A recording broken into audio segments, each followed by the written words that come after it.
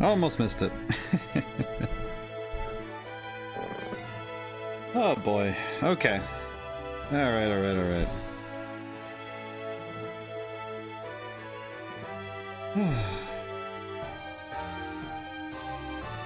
I feel sort of ready, maybe. I feel about as ready as I could be for this, I will not lie. Alrighty. For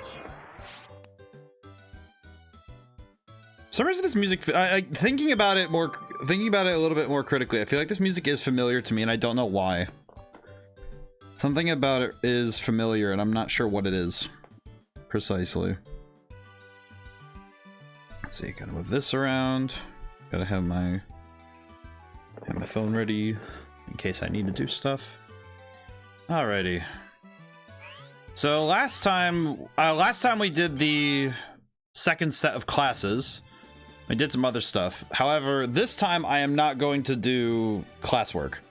This stream is not classwork. I will do classwork before, if I'm gonna do classwork anymore with this game, I think it's like with the library stuff. I think I'm gonna specifically save it for after we've cleared the cups. Because the gym leaders, I think, is gonna be when we need more refreshers.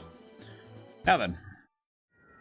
At least the challenge cups, for me at least, there's no stress because it's just, okay, cool. I just need to win battles with the team they give me, which is arguably easier for me for some reason. Because I feel like it takes away the pressure of me having to plan. It's just, okay, choose the right 3, do your best. Okay, 2 fire types. Ground ice type. So probably, wait, what does Slow King have? Water gun, toxic, psychic, zap. Oh, yeah, that sounds about right. Why does it have sunny day? What the heck? God, I did almost forget though that the movesets they give these guys can be special. We'll put it that way. Toxic, strength, sandstorm, rollout, stop, attract, fire blast. Good God, this is awkward. This is an awkward team, I must say. I think I can make it work though. Part of me wants to bring Slow King because at the very least, type advantage wise, he'll be okay. The only thing you can't fight is Sunflora, which for Sunflora, I think I'll bring Sneasel because I don't think there's anything a Sunflora can bring that would hurt Sneasel because it's dark ice type, so I don't think it'll have anything that can damage it.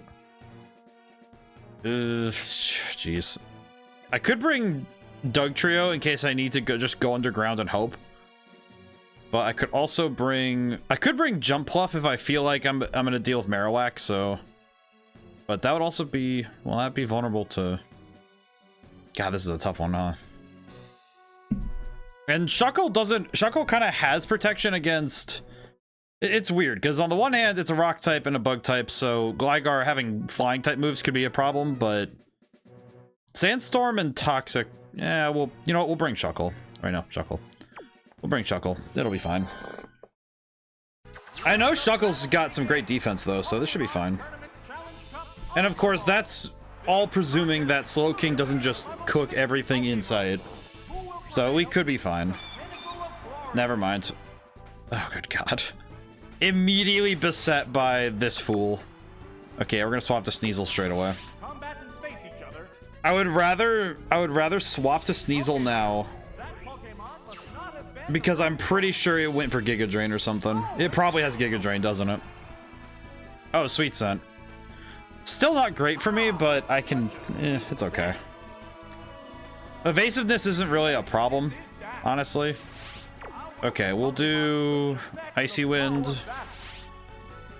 think what I'm gonna do is Icy Wind, and then we'll see how that does.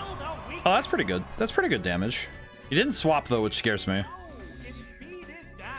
Hyper Beam. Okay, well that's not great for me. Ow. Oh, look at Sneasel. He looks so cool. I think I'm just gonna hit him with the Icy Wind again. Depending on how much this does, I could probably go for Feint Attack for just stab damage, but I don't know. Doesn't really matter. I guess it doesn't matter because I don't think Feint Attack is even strong. I don't think it's any stronger. I guess we'll just keep spamming. We'll just keep spamming Icy Wind and hope for the best, I guess. Oh god. Hyper Beam. So this thing is just a Hyper Beam spamming monstrosity. Not a fan of that. Not a fan of that. I'll just use Feint Attack and finish it up. That'll be fine. There's no chance of missing with Feint Attack, so that's good. Okay, depending on what his next Pokemon is, I might use Icy Wind just to slow it down. Because I know Sneasel, swapping out from Sneasel is going to be a bad move either way. Pilot's Line. Okay. I think I'm faster anyway, so I could go for Swagger and try to just slow him down. This could work, actually. Wait a minute, this could work. As long as he doesn't hit me, I'm fine. Please hit yourself. Thank you. That, you know, I will say, I am surprised that worked. Oh boy. I'm gonna try and lower his accuracy so that even if he gets through, he won't hit me for much. I could just, I guess I could just spend this time lowering his stats so that if he lands a fatal hit, if he does land a fatal hit, then Sneasel will be a clean swap. Which will be fine. But also, it's kind of funny. This is probably the silliest thing I've seen. I forget how hard it is for this to go through. Horn Attack. Is it gonna hit? Oh, it did hit. Okay. Sneasel's down. That's fine. Sneasel did a great job. I am actually pretty surprised that Sneasel did as well as he did. So I'll take that. That was pretty good. That was a good run for that boy. Alright, now Slowking can come back out and do his job. So that's great. Hit him with the water gun. At least it's still stab bonus. Like, water gun is... Yeah, there we go. See, that's not too bad. Okay. Had to torturously knock down that poor boy, though. I feel kind of bad. I do feel a little bad for being that mean to him, but... Oh, well, what can you do? Quilava. Okay. I don't think Quilava will have anything that can scare me, but I'm gonna go for Psychic first just for setup. Well, he has Fire Blast, so yeah, I was correct. I was pretty correct, though, that wasn't gonna do much. That's okay. I know Slowking's the one that has higher special stat, because that's the one that, from what I remember, raising a Slowbro myself and not getting a Slowking, I found out that Slowking, because Slowbro is the one with more physical defense, and Slowking is the one with higher special defense. And I think some of that might be because Slowbro just had high physical defense, but... And Slowking was new when the special stat was invented, so making them have a distinguishment was important. But I don't know. I do not remember.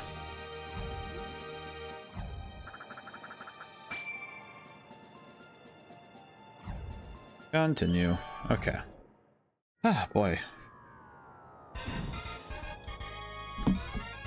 These battles aren't... I guess the nice thing is that they're not getting like exceptionally tough. It's just, okay, yeah, I have to be more aware when I'm entering battle. I have to be cognizant and aware of what I'm doing. Certainly not a bad thing.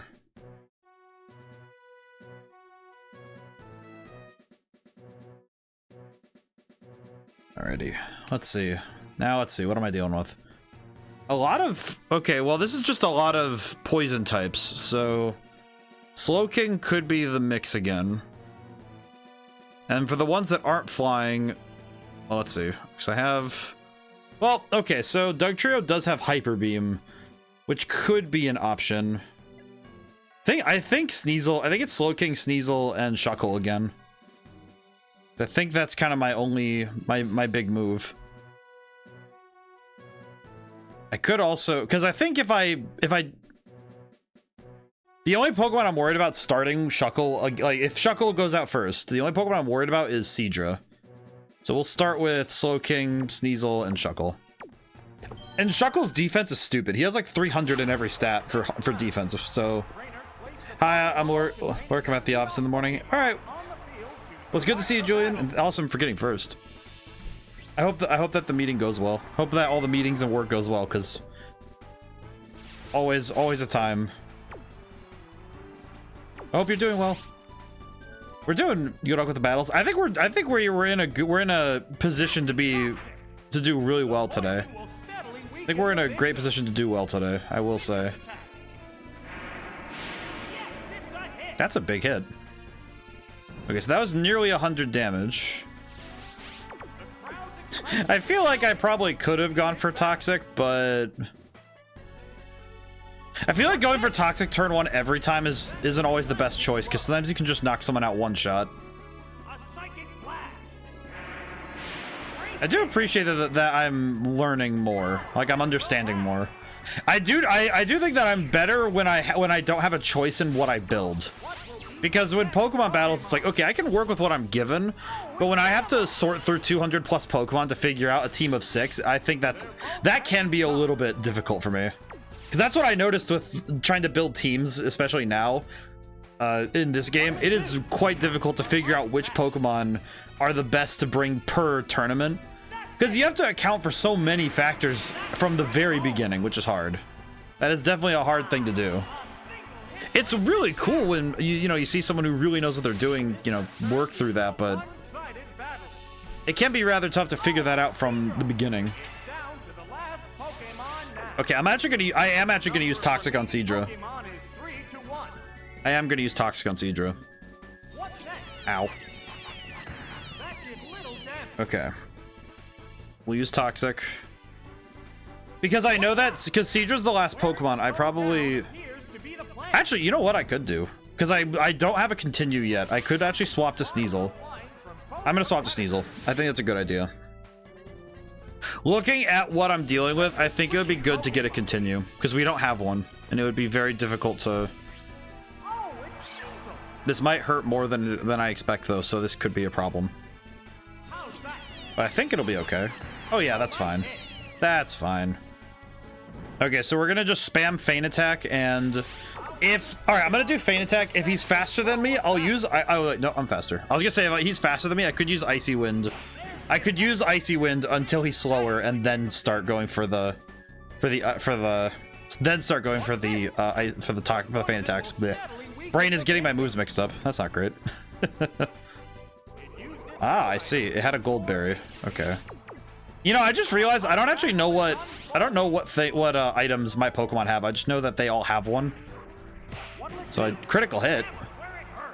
Well, holy crap. Never mind. Fight's over. Yeah, these tournaments make my job easier because all I have to do is win. That's kind of the nice thing about the Challenge Cup, is that the Challenge Cup is it's more about actual skill than team composition. Because I'm just given a set of 6. I don't have any control over what I get. I can just kind of... I'm pretty sure there is probably a tactic where you just load in battle after battle, just hoping you get the right team, but since I don't know enough to even try that, I can just try for it and see what happens. Oh, this team's gonna be hard. Okay. Actually, wait, no, it's not. I can just use Sneasel. Because these are all weak to... The only thing that they have that's not weak to ice is a Sneasel of their own. So I can lead with Sneasel. Wait, oops, wait. Reselect. Let's do Sneasel and... Let's see, flying types, huh? I probably want to grab Shuckle, all things considered, but... Question, what does Ponyta have again? Okay, wait, actually, I should check. What do they all have? Hardstone, Goldberry, Black Glasses. Did the fox fight a Pokeball? I found an entire arena. My man. How's it going, Jabberwocky? We have the means. We have found the means by which we may challenge. We may challenge everything. Let's see. I think this team will work. How's it going today, though? We've been playing Pokemon Stadium 2 for a while now, and I'm still not better at this game. I feel like my ability to play Pokemon has gotten better, and simultaneously, I'm still not sure if I know what I'm doing. It's like my knowledge of Pokemon, I don't know if it's gotten better or if it's like quantum mechanics, where the more I've learned, the less I understand. But well, I think I've gotten better at battling overall, though. I think.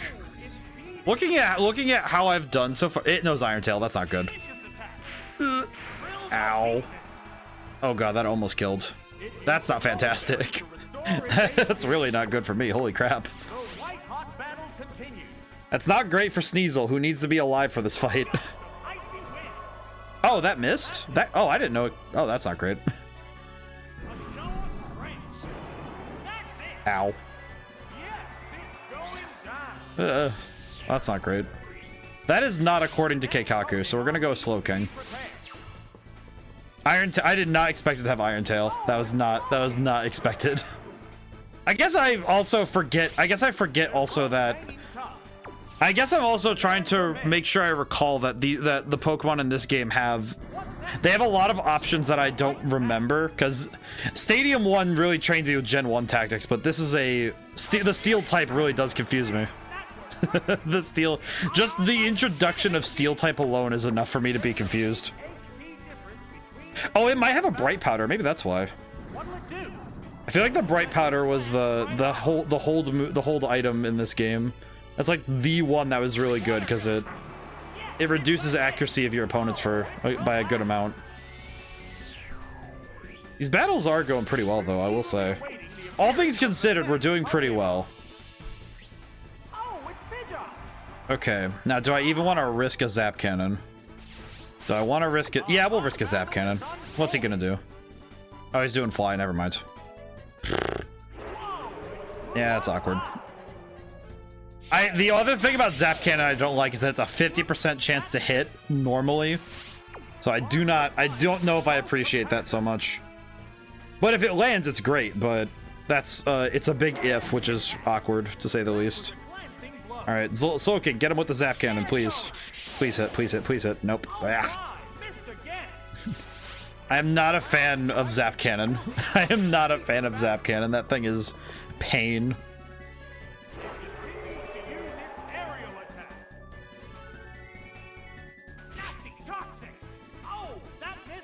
Okay, I think if I go for Zap Cannon again, it'll land this time, maybe. Unfortunately, I kind of need Zap Cannon to... Nope, never mind. Ugh. That's fine. I mean, it's not great, but I can make it work, unfortunately. All right, Shuckle, do your thing. This is definitely the part of the tournament where I can feel the weakness of this team, where not being able to choose Pokemon to deal with specific threats would be a problem, but because this flying type lady is going to give me trouble now, and I can already tell that.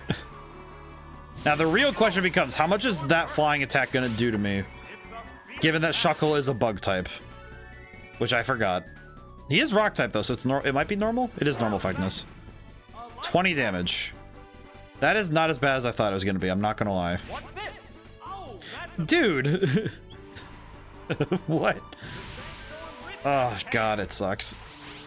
I'm kind of wishing I brought Doug Trio now, just so I could dig so I can avoid their flying.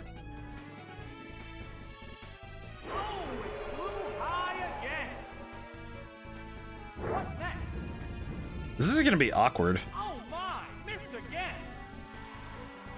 I do wonder if it has an item that is...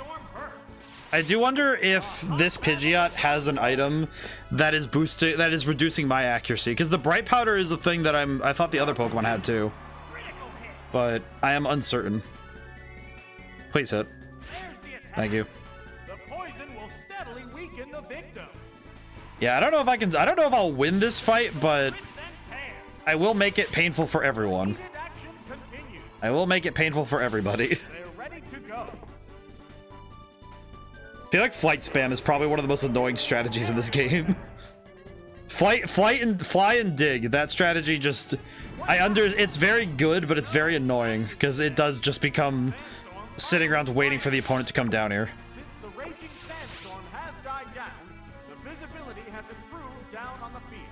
Oh, it might... You know what? It might well be that I use Sandstorm. That's probably what it was.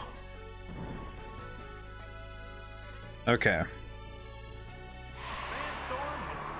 Well, with Sandstorm up again, looking at it.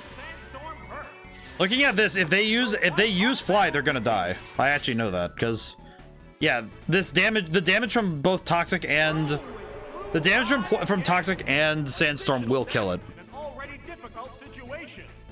This works out. That's fine. Perish. That somehow worked. How is everybody today? Hope everyone's doing well. I've had my plans for the week kind of shifted around a little bit, so the follow-thon is still good, but I am pretty much just like I'm adjusting my plans a little bit so I can figure things out. That's super effective. Ooh. Well, that's awkward. I think what sucks about this is I know I die if he lands another steel wing. So I'm probably gonna have to use that continue I just got, which that's sad. I'm trying to think what to do strategy-wise to deal with this. Because I don't think starting with Shuckle is the answer, but it could be. I think starting with Shuckle might be an answer, but it's not a great one. It's not a wait, no, that wouldn't work either, because Gligar, if they lead with Gligar again, then I could get cooked. Continue. Alright. Let's try that one again. I need to think. I need to think critically about what we're dealing with there. Because they have a Sneasel, that's the problem. They have a Sneasel, which means that I can't just throw out, like, Jump Puff or Doug Trio and hope for the best. I could go for Ponyta, maybe? That's awkward. This is a very confusing fight to go into, because I'm not quite sure what to do.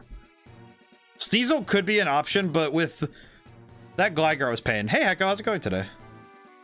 That Gligar kind of cooked Sneasel, so I don't really know if that's a good idea to lead. At least I don't think. I think what we'll do... Well, they're physical attackers, so... Let's see. Wait, his special defense is higher than his physical defense? That's how Doug Trio works, really? I don't know why, but that doesn't make sense to me. I can't put my finger on why that doesn't make sense. It just doesn't. You know what I mean? Like, it feels wrong. I could go for Jump Pluff, maybe, but it's all flying types. And Ponyta has Fire Blast, so how about Slowking, Ponyta, Sneasel? Because I think if I have Sneasel for the later fights, I might be okay. I might be able to make that work. Alright, Slowking, you got it, buddy.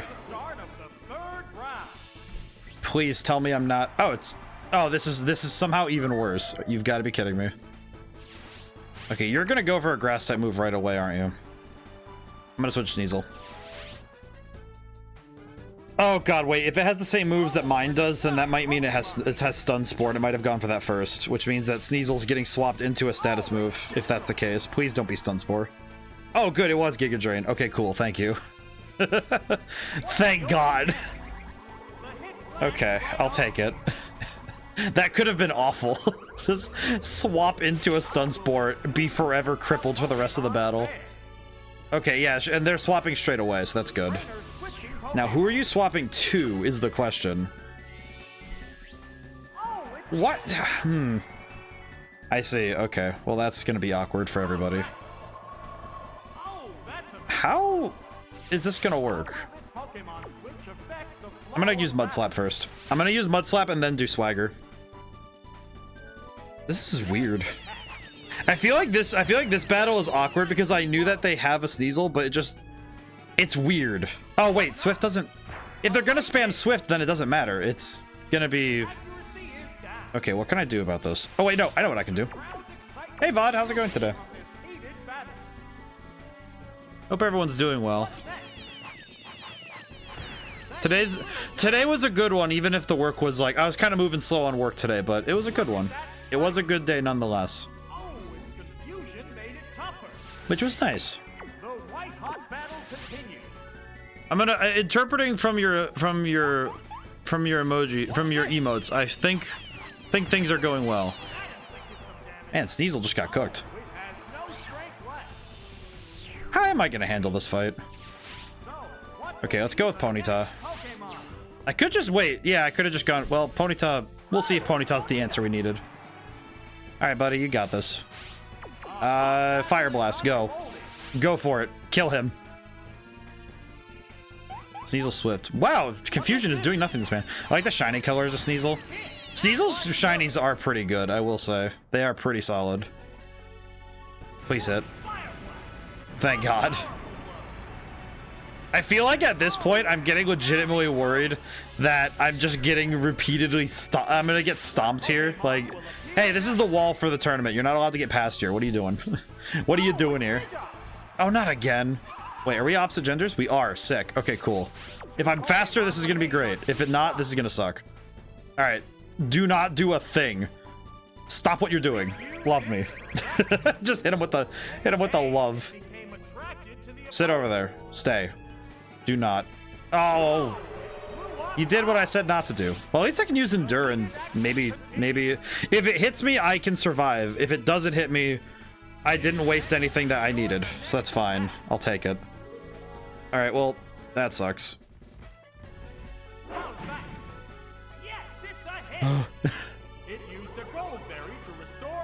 getting really scared by this fight. Fire Blast. It doesn't matter. As long if I hit, I hit. If I don't hit, still sucks. Please hit. Thank God. Oh, and it was a burn. Sick. Okay, cool. That's really good, actually. Okay, I need to preserve my Fire Blast uses, so I'm going to use Stomp for the rest of this. Sick burn there, Ponyta. Ponyta just ratioed Pidgeot in battle. Real-time ratio. That's impressive.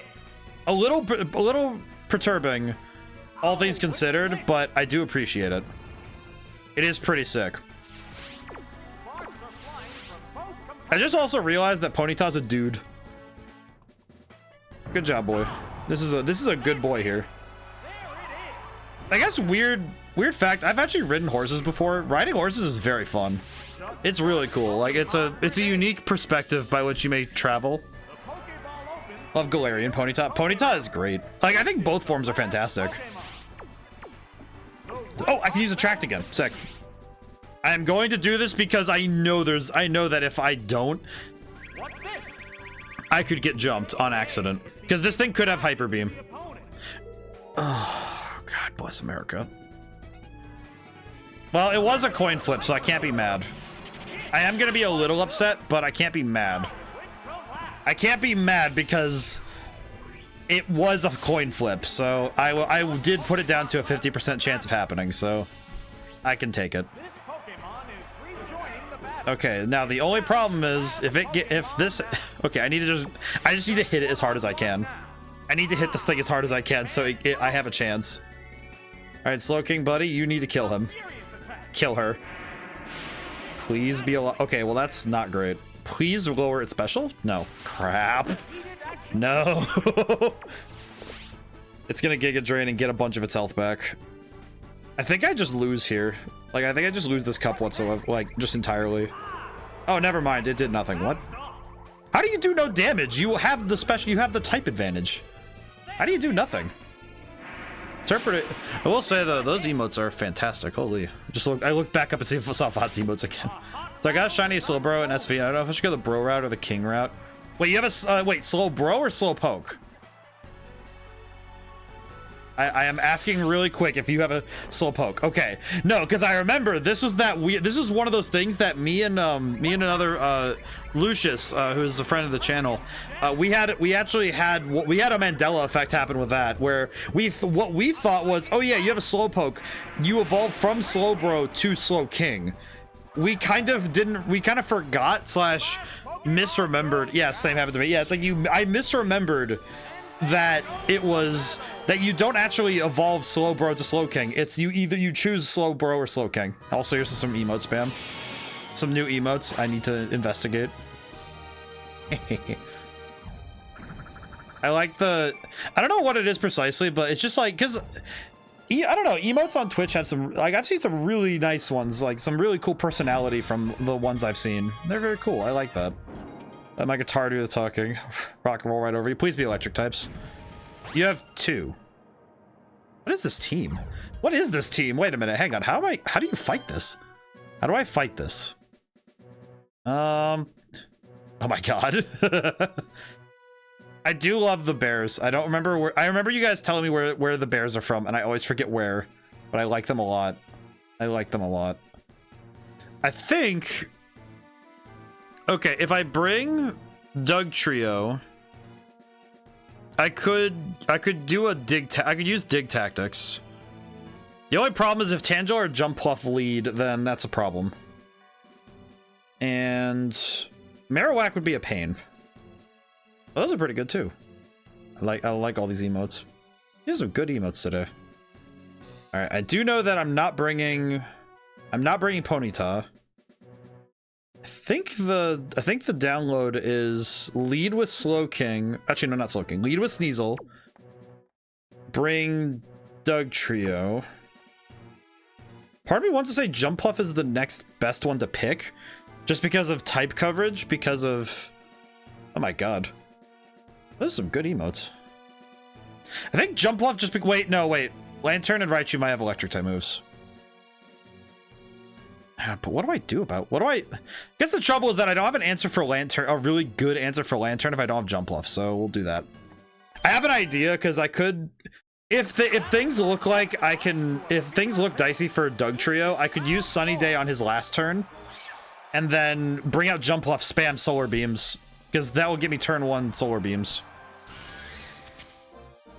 Okay, he's probably going to go for Thunder Wave or Thunder, so I can switch to Doug Trio. I know the clean swap. And what if he goes for Iron Tail? What if he just went for Iron Tail? Because I know that Raichu can learn that move. I just realized that. Please no. Oh, it's Thunder Wave. Okay, good. I was right. Thank God. My goodness. How many emotes do you have available? Oh wait, no, I recognize those. Those are propers. I recognize. I saw some of those. Some of those are proper Darlings, I think. All right, if he just swapped to Jumpluff, this is gonna suck. Please don't swap to Jumpluff. Okay, well it's Tangela, which is arguably a bit worse, but we're gonna see. All right, wait, no, this will suck if I go first. This sucks if I go first. If I go second, I'm fine. Shit. That's not good. That's really not good. Yeah, that's Giga Drain. That's not good at all. That sucks. Ow. Ow. Crap. Okay, we need to swap. I also got the pair. I'm gonna swap to Jumpluff. I think I have an idea for this. It's just not great. That's some good stuff there, Echo. I love those ones. Those would be fantastic. Both just laughing and judging. Reasonable. Reasonable and understood, given contexts. Okay, that was pretty good. Now the question becomes, what do I do now? I'm gonna go for Hyper Beam. Whether he swaps or not, Hyper Beam's gonna do a lot of damage. Oh yeah, the broken text, the broken picture file. Oh my god, that did nothing. You've got to be kidding me. Can I just say that I don't really know how I'm gonna make this work? This feels like the boy. That's rough, buddy. Oh, and now it's gonna Hyper Beam back at me, just like, yeah, this is how you do a Hyper Beam, idiot. Oh, good god, man. Okay, I think my job here, because we have a swap, I'm gonna swap to Sneasel.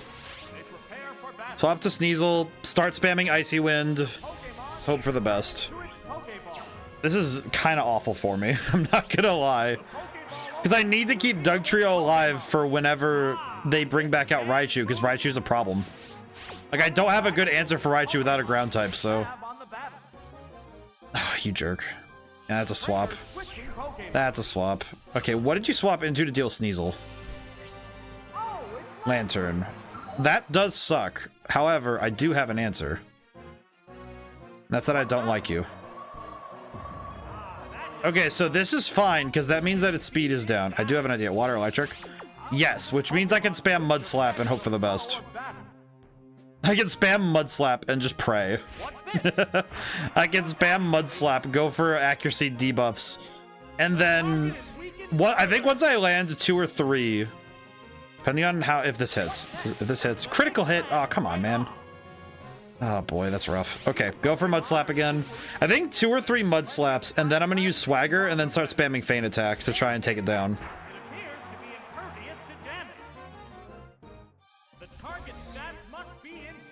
Okay, so that's 2. Is that gonna hit? That's still a hit. Holy crap. Good God. Yeah, we'll do 3. Do 3, then Swagger, and then start spamming Feint Attack. That's a crit. Oh snap, I got gifted a sub. Oh, did you?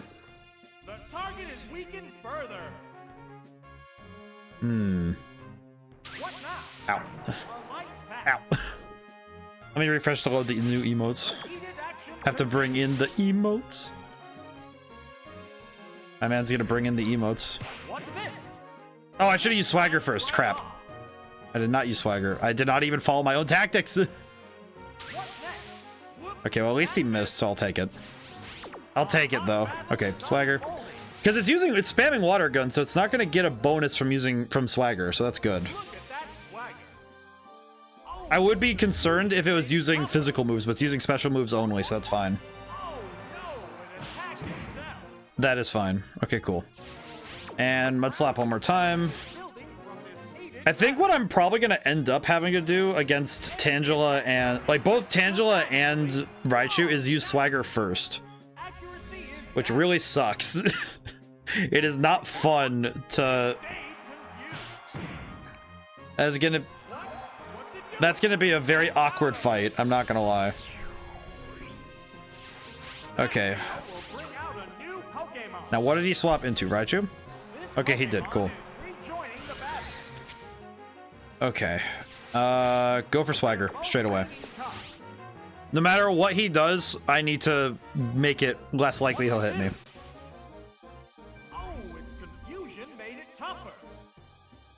Oh, that's not good. That could kill, please don't. Ow. Ow. Well, that sucks. Sneasel! Okay.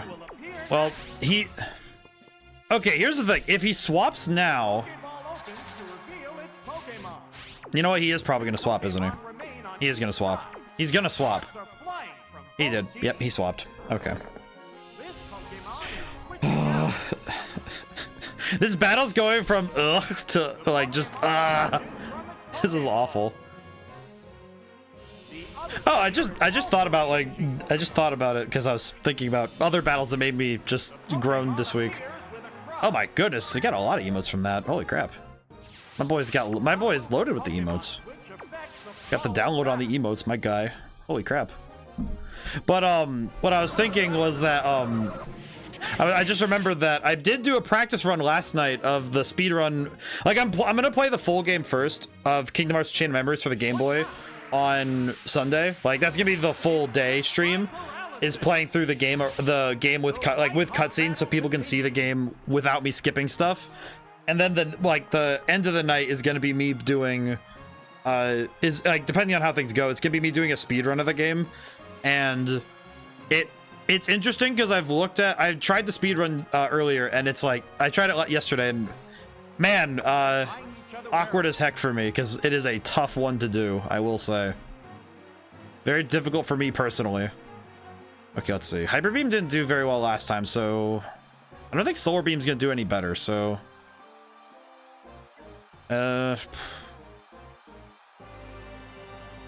You know what? I'm just gonna do Solar Beam and see what happens. At this point, there's nothing to lose from going for it. There is nothing I lose for going for it.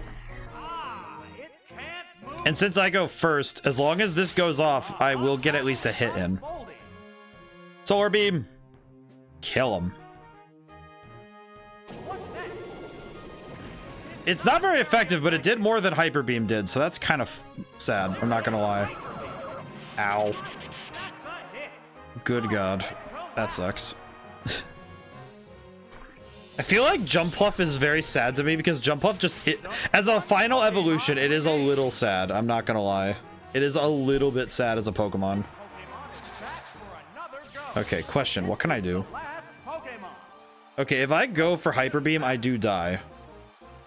I'm pretty sure I just explode if I go for Hyper Beam. However, if I go for Dig, I'm gonna die anyway, because that... I might as well just go for the most intense YOLO strat possible. Hit him.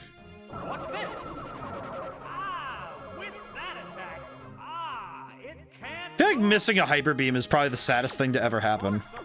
It's like the saddest thing you can do is miss with Hyper Beam. It feels the saddest thing possible is missing with Hyper Beam. Wait, what? Why was I? Wait, what? What? Why was I? Wait, why? Wait, how come I got to leave? How come I just got to dip? I used Hyper Beam. Oh, wait, is it because I missed? I don't... I don't get. At least I dodged. I'll take the dodge, but I don't think he's gonna... Yeah, he's not paralyzed. The game would definitely not allow me to get that. I don't think it would have let me keep that W. Ah, well. It was a good run. It was a good run. Okay. I will say with this tournament in specific, I feel like it's worse because it might just be better to lose and try again team-wise, but... Ugh, that sucks. Oh well, what are you gonna do? Cannot do a thing about that one. That's okay, though. That's gonna be a tough one to do, because it is random. Okay, question. I did make a team. I did some research. I read up on some stuff. I specifically also just literally sat and read stuff in the game, which was very helpful for me because I was able to at least figure out a team for the Poke Cup for the Pokeball tournament. I was at least able to make a team. I made this team. Now, whether this team is gonna work well or not, I have no idea. He's the same artist who made these emotes. That's really good. Holy crap. That's excellent. So I made this team. I have no idea if this is gonna go well or not, but I think it'll work out. You have bug Pokemon? Well, that's unfortunate for you, buddy. Because I have a legendary dog. Okay, question. What do you do again? Fire. All right, you spam Fire Blast. Got it. That's your life. I understand. All right. Go for it. Let's get started. Pokemon Tournament Poke Cup Pokemon. Some good emotes, though. We're here for battles between Pokemon with a total level of 155 or less for each team. What kind of battles will the Pokemon... I just realized they said up to 155 on each team. And I just had the realization that means that I'm going to run into Pokemon that are above level 50, which is going to be annoying. Hopefully Entei just really... Oh, good God. Every Fire Blast I miss makes my soul hurt a little bit more. It just makes my soul hurt. At least we get to have Entei, and Entei is really cool looking. Look how cool he is. Yeah, there we go. I do like Entei a lot. I think one of my first Pokemon cards was an Entei. I had an Entei EX. I still have it. It's an old card. I think it got power crept like the next year, but good God if I don't love that card. It is very nice. It's very shiny too. It's one of those ones that has like the little spots of glitter where it's like very shiny and like little stars. It's really nice. It also feels really awful that I'm just spamming Fire Blast on this dude's collection of bugs. I'm just deleting his collection of bugs. Feels a little awful, but also it's kind of funny. It is kind of funny. Battles are going well though, so I think I have the download on this one. Maybe. Hopefully.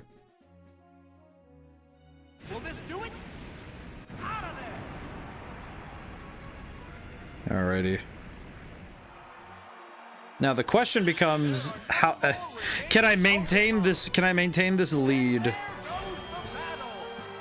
Can I maintain this lead as we go? That's kind of the hope. The hope is, can I maintain this sort of lead early? I guess these things happen. I guess they do, kiddo.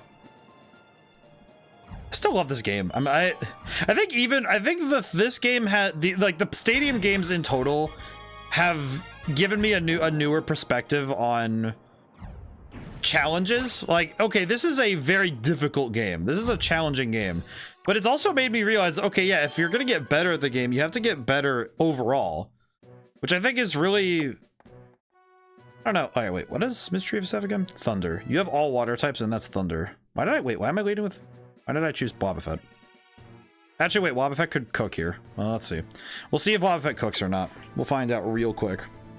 I guess Hitmonlee, because he's the safest option. But yeah, I think this game has made me appreciate it, though, how much it's pushing my ability to play the games, which I think is nice.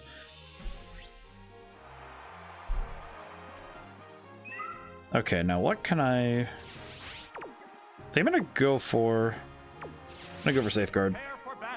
It's using Belly Drum. That's not great. That feels like it's gonna hurt. That feels like whatever he's about to do to me is gonna hurt a lot.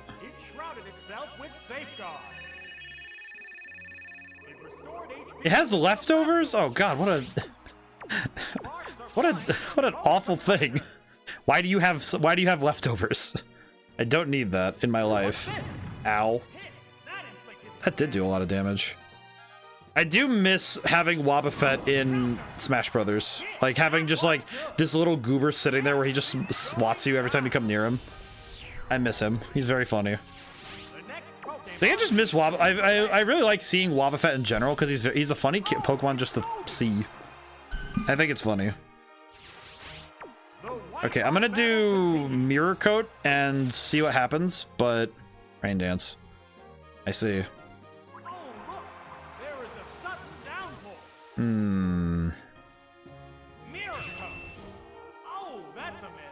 It used... Okay, so it used... They used Rain Dance. I probably could use Mirror Coat. It's funny that female Wobbuffet have lipstick on. It's very funny. I think it's just funny because that's the only... Oh god, that is dangerous as heck. Why are you using Horn Drill? I think I'm gonna swap in Mischievous because I think Mischievous is faster. And also with the Rain Dance up, I could get instant thunders, which would be nice. Please. And oh wait, Horn Drill also would be negated because it's a ghost type. This could save me. It's weird in my head that I'm thinking about. I just had the recollection that I don't use... the only time I use Mischievous by itself nowadays is very expressly if... I use it expressly if I'm playing a game that doesn't have Mismagius. Because Mismagius, it's like, alright, well, why not just wait to evolve it? But when it couldn't evolve, it's like, oh yeah, that's right.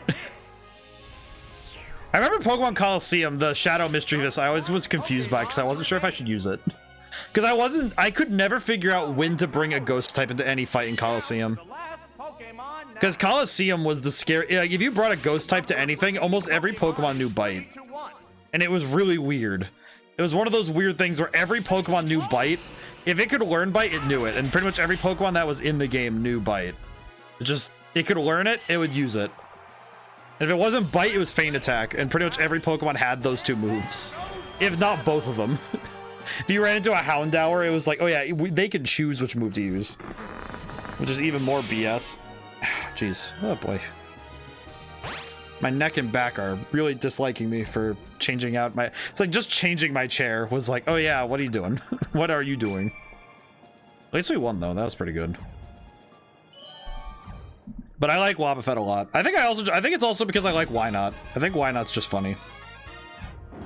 I think Why Not's very funny. Let's see, Battle 3. That's a lot of rock types. And it's a lot of rock and ground types. I probably could just... If I were a gym leader, I'd be a ghost type Pokemon. Ghost type leader. I don't know if I could choose a specific type. I feel like I would end up being... I don't know. Thinking about it. I feel like if I were to choose a single type, it'd probably be... I would probably say either dark or fire type, I'm not gonna lie. And that's mostly because it either means that my ace would be Ninetales or Houndoom. Or just, you know, like I could have Houndoom and Ninetales if I was in a fire type gym. I feel like I feel like a fire type gym would be fun.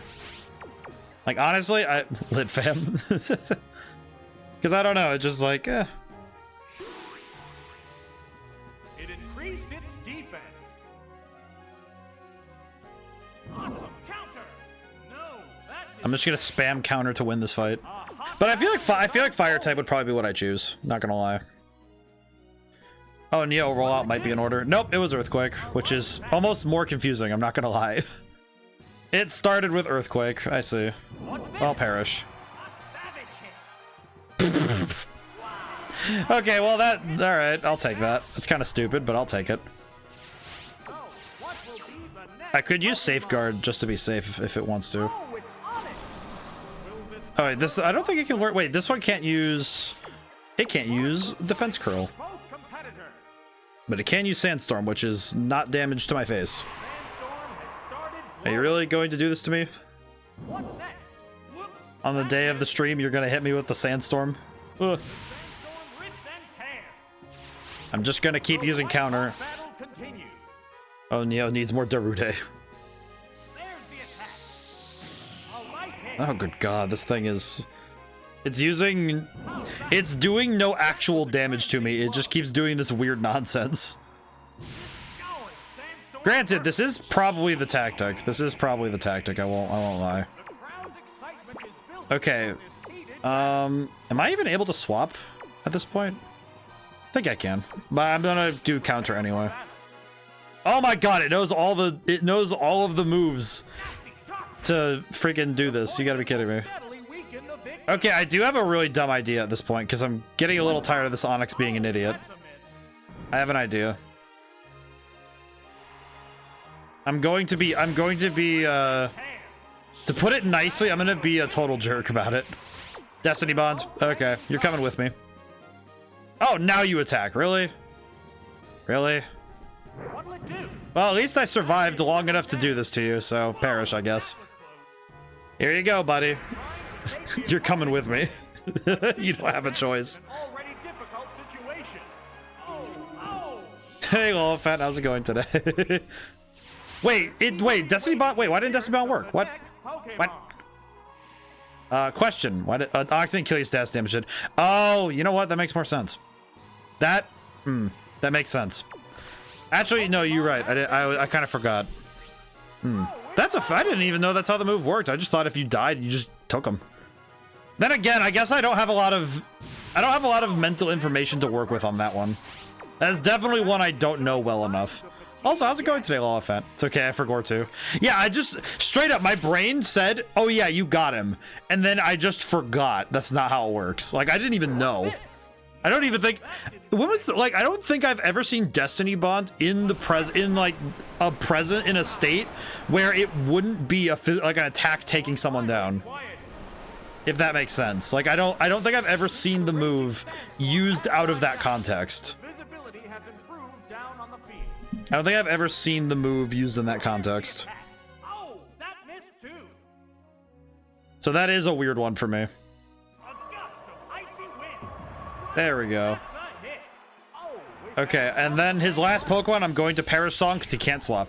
I'd like Lapras to make a return. I liked that Lapras was in Sword and Shield. It was actually on in my Elite Four team. Like the team I beat the Elite Four with, that was what I brought. Because, all right, Perish Song, Perish. Oh no, Perish Song. This is awful. I'm just going to delete this man. I have signed the death note. I like Lapras a lot though.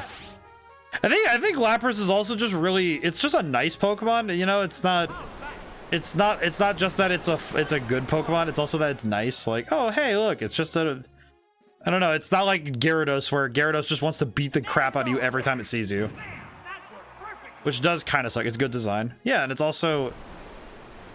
good design, and it also just genuinely feels like I feel like something about Lapras specifically where it's like, oh yeah, it feels like the kind of Pokemon that if it saw you in the ocean, it would like come up and say hi. You know, it'd be like curious. It wouldn't be horrendously, you know, it wouldn't be horrible to be around.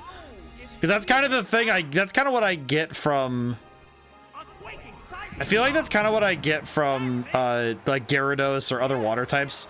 It's like, yeah, it's cool, it's nice and all, it's cool and all, but I don't know. I just think every now and then I like a Pokemon that doesn't look like it's ready to decimate the planet whenever it shows up, you know?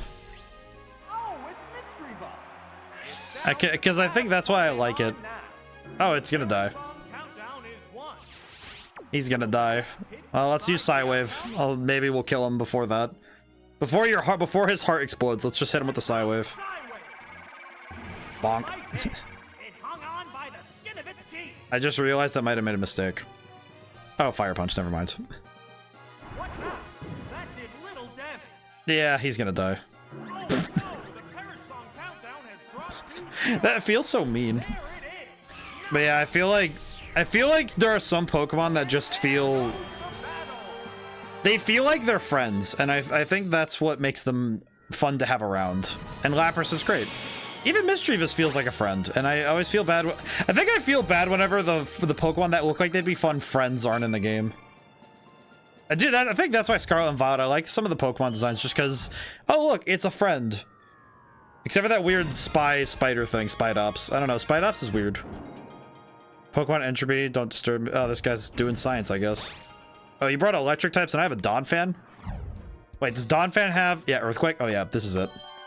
This is the strat. This is the stand. Donphan, kill these people. Oh boy. We're doing really good though, so I am excited that this is going well. Oh boy. I think I have it down pretty well how to beat this guy. Oh, you're gonna use Glare? Oh, come on, man. An intimidating glare. Oh, at least it missed. That's fine. Ansec is kind of a weird name. That's actually kind of a cool name. Wait, no, now I say it again. Ansec. Ansec is kind of interesting. I don't know. Maybe I should use that for like a snake deity. I don't know. I'm gonna write that down actually. I don't know why. Something about that name is actually making my brain go, that's actually not an awful name.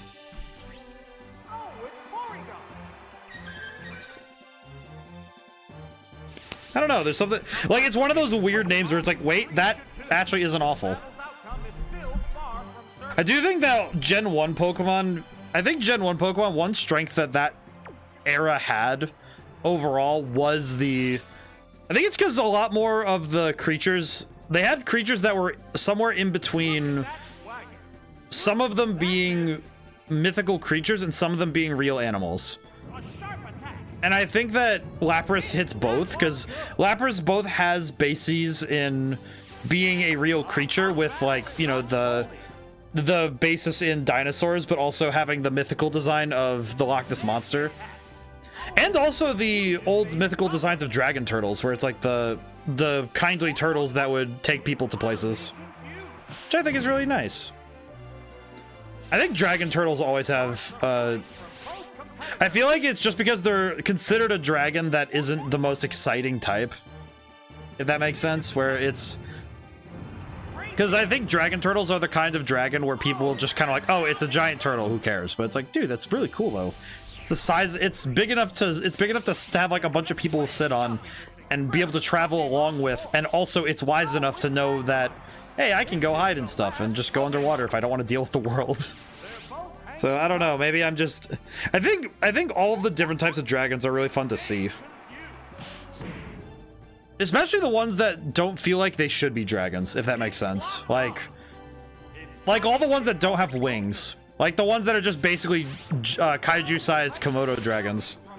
Where they're just giant lizards that show up and mess things up. And that's a crit. Alright, fight's over.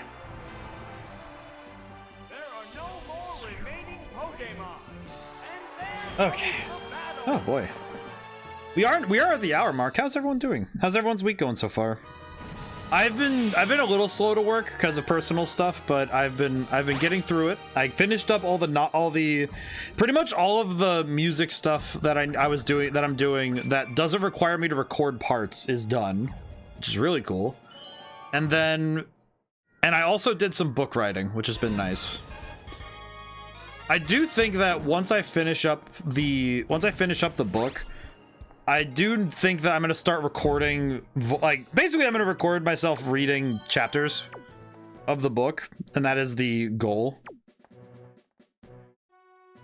And I think I'm gonna bring Entei.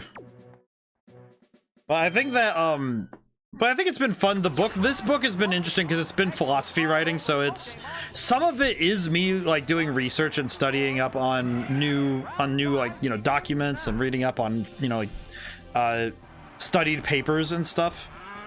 And it's been really cool, but it's also, and some of it's also just been me introspecting and taking a look at, you know, taking a look inside and thinking about things, and some of it has also been me trying to condense what I've said on stream and further go down the rabbit hole, some of the rabbit holes that we've discussed on stream, which has also been really fun because it's been something that I can just kind of talk through, and that's really cool.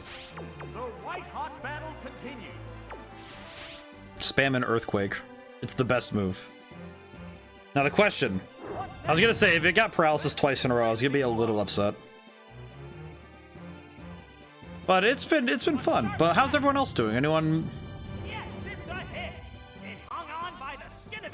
got anything big coming up? So I have a weird idea. I'm gonna use Sandstorm and then, ow, that sucks. Oh, that's rough. Okay, I'm gonna go for Earthquake again, but I don't think I'll survive. Oh, that's just sad. Donphan was doing good. He was doing work. Probably should have led with Hitmonlee, honestly, but actually, come to think of it, if I led with Hitmonlee and he got paralyzed, that would have been worse.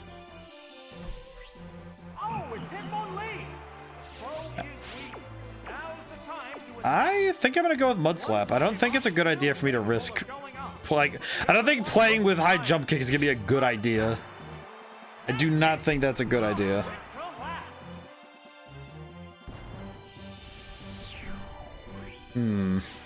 But yeah, work week has been good. I did do, as I said earlier, I did practice the I did do a bit of practice for the speed run, and I think I might need to run it one more time on Friday or something. I might need to run it during the day on Friday because I feel like I don't know well enough. I feel like I just don't know it well enough to be able to do it consistently, especially trying to do it within 4 hours. I think that is going to be a major ask of me. At least for me, at least thinking about it, you know, it's like, okay,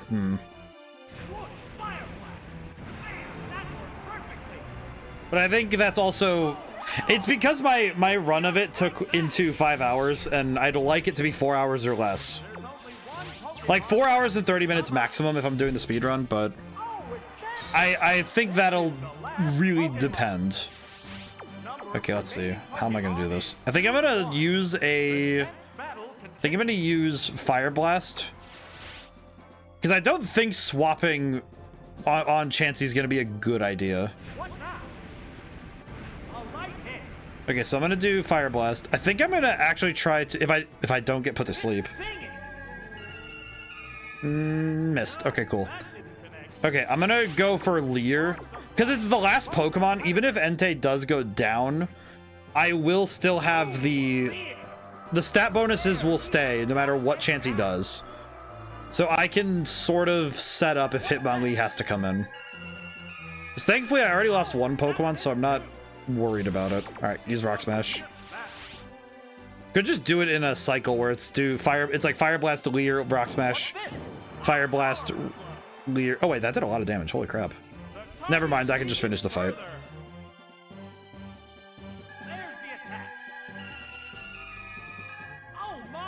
I don't know what's going on with this thing missing all of its things, but I'm gonna be okay with it, but it's weird. It feels very weird to see it miss that many things in a row. That was very bizarre. I do not understand. I definitely do not understand what just happened, but I will take it.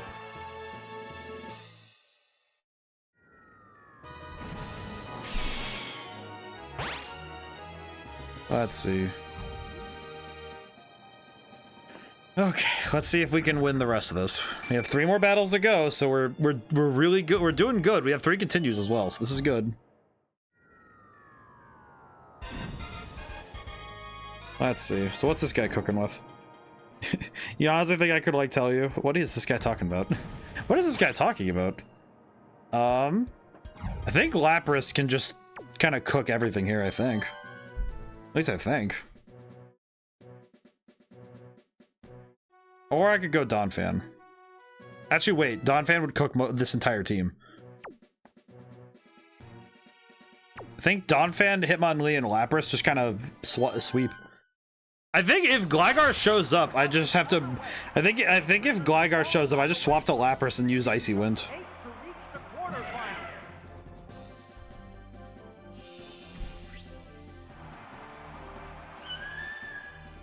Let's see what happens. It's time for the rubber match. Let's go. Both get ready to go. What is he doing? Here's the first move. He used Thief. Item was stolen. God dang it. Okay, well that's fine. Perish. There's the attack. A heavy hit. This battle's... I feel like this one is not gonna be too bad. It's just... I'm recognizing though that... I'm recognizing very quickly that some of these fights, if I'm not paying attention, I could cause myself issues. More than anything, I feel like I could cause myself issues because if I'm not being careful. Yes, it's going down. That KO will bring out a new Pokemon. Alrighty, here we go. Oh, it's Houndour. Okay, well, I'm just gonna keep doing this. Feel bad for Houndour, but oh well. There it goes. I do think game design wise, I had a thought about the nature of this game, and I think something that this game does that a lot of RPGs just don't have the means to do is that Pokemon in specific is in the unique space where you could make like a stadium style game wouldn't really work with most other RPG like series in general, right? This is the last Pokemon. Like just straight up, I don't think there's any other... I can't really reasonably think of any other series at all that could actually make this format work. Because Pokemon's the only one that maybe Chrono Trigger. Maybe? The trouble is that Chrono Trigger is isn't Chrono Trigger a standalone game? Because I think the trouble is that if we look at... I guess the trouble is that when you're looking at how a lot of RPGs are formatted, it's that you have a party, right? And because you have a party, you don't really have the means to just like, okay, we're gonna give you a random party with this game's mechanics, and you have to make them, and you just have them fight in this arena, and it's only the battles of this game. A lot of RPGs just don't support that format because a lot of them aren't. It's not about gathering more characters and more enemy and more like you're not gathering more characters. Whereas Pokemon's a unique RPG because you're constantly switching out party members if you think about it that way. And not only are you constantly switching out party members, you're swapping out entire teams because the whole point is to catch hundreds of different party members. You have hundreds of potential party members. And I don't think there's many series in general that could ever do that. All right, I think Mischievous. What about Suikoden? I have not played Suikoden. I know that Contrary Motion plays it a fair bit. I really need to ask if that, like, I wonder if that would work. I need to look into that. When you recruit up to 108 characters. I guess by that logic, similarly, you could do something like you could do that with Fire Emblem, I guess, as well. But then again, I guess the trouble is how many games do characters carry over? Because that is sort of... I guess that's the thing that Pokemon can do that other RPGs also can't do. It's another factor is that there's not a lot of times where characters can genuinely carry over. I guess now with what they did with the new Fire Emblem stuff, they could, sort of. It's a bit awkward, isn't it? Thunder, what the heck is this man doing? Ow. Okay, well, let's return that in kind, shall we? Wow, that sucks. We're gonna swap to Hitmonlee and spam high jump kick because I don't know what else to do. I guess the key thing is if you have a large sum of wait, I just realized Fire Emblem actually did do that. I just remembered Fire Emblem did do the thing I just mentioned. Where it's like, oh yeah, they can just pull characters from anywhere in the series. How about some Suikoden for a gameplay? I might have to. I have to look up where I can acquire. Because I need to see where I can acquire it, not gonna lie. I do not know where to get it. So I'll have to look up what game. I'll also have to look up what game to start with someday. I got you, fam. I do know though that it has to, let's see, we have to finish Tunic. We have this game and Battle Revolution to do. I know at the minimum, the only thing I know for sure next year, the only thing I know I want to do is, because I always start an Atlas game at the beginning of a year, it'll be released at Steam at some point. Oh, that's pretty cool. Also, man, Hitmonlee, really? You serious with this? Holy crap. Well, that sucks. I think I'm gonna go Wobbuffet because I don't think anyone else is gonna survive.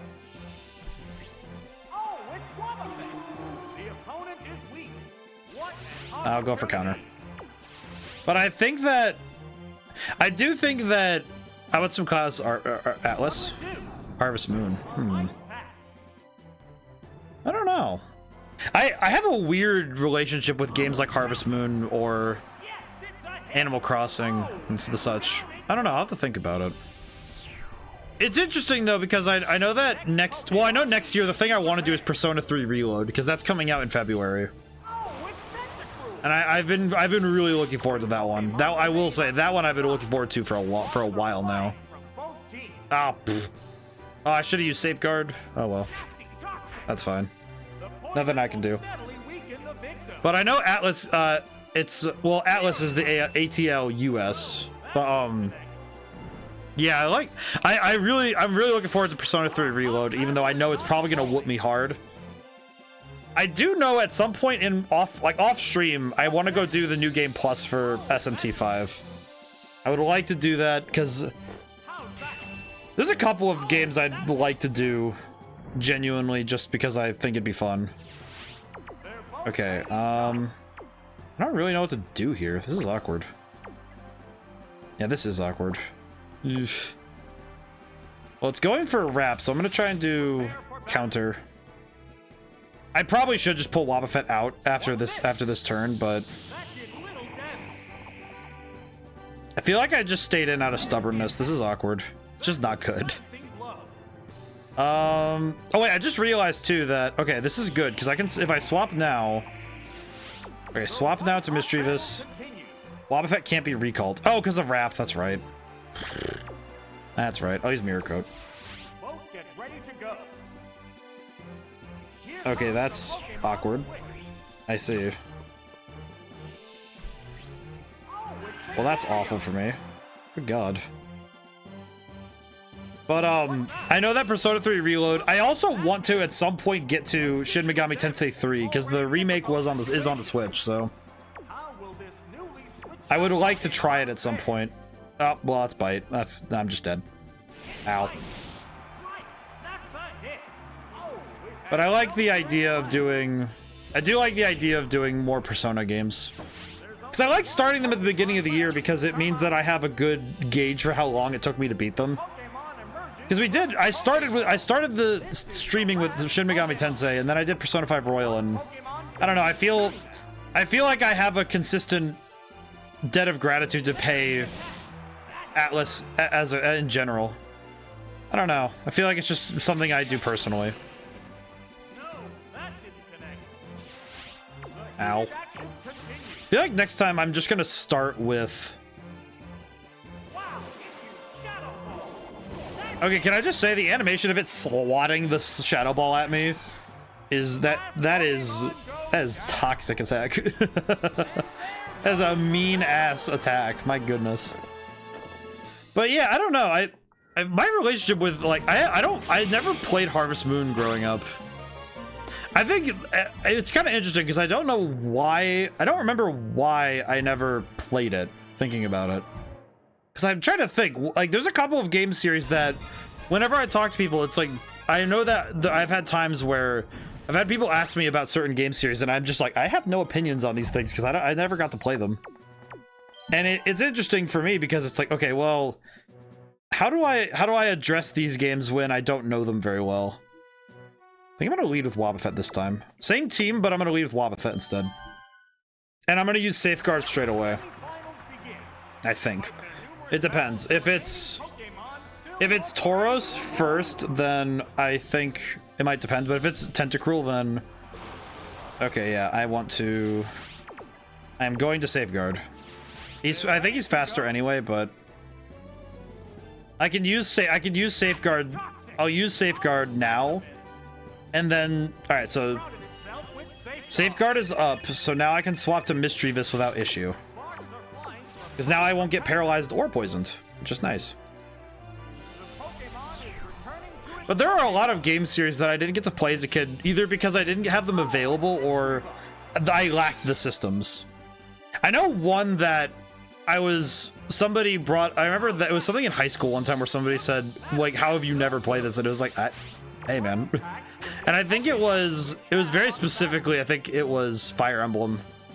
I know that was one of them. There was a couple of series I never played. I mean, similarly, there was also stuff like Halo after a certain point, because I didn't have an Xbox until I was in, I'd like to say the end of middle school, because I didn't get a 360. I got a 360. I didn't get to play the original. But why is it spamming rap? Does it have no other moves? Oh, right, because Safeguard's up, it can't do anything. Oh my god. Mischievous, just land the stupid move. Oh no. This is just sad.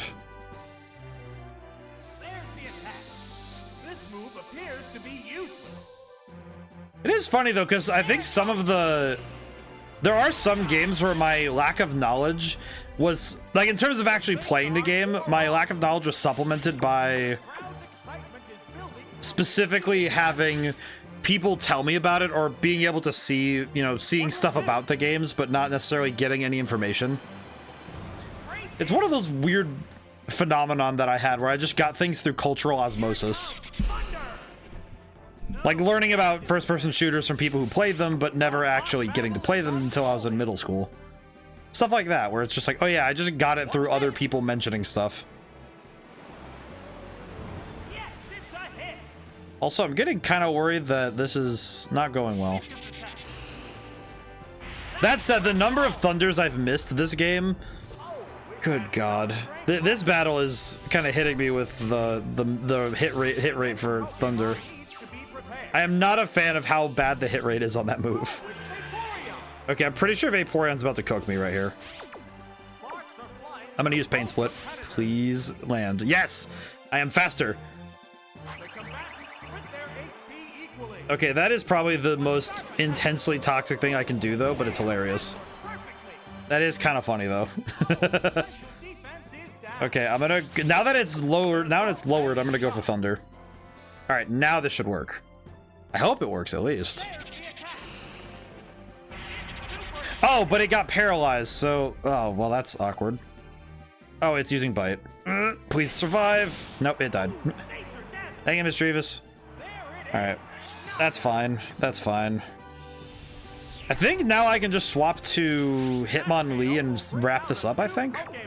At least I think. I don't know if that's a good idea. Now that he's in, I actually am really regretting my decisions. But let's use high jump kick. Here comes the jump kick. Oh, for the love of God, man. I feel like every time I ever miss this move... Good God. Every time I miss high jump kick, my brain hurts a lot. Just like, really, dude? It's a target that's not moving and you missed. Then again, I guess I can't make fun of something of like a Pokemon for missing a move where something's not moving, because I sometimes miss targets when I'm playing first-person shooters because my brain says they're supposed to be still moving. Because I try to lead shots, so if something stops moving suddenly, I get confused because I'm like, wait, you just stopped moving, what? It's like, huh? Kind of watch it stop, it's like, oh, okay. I think that is a one. Oh, it is a one-shot, holy crap. Okay, well, we won the fight, so I'll take it. I'll take it.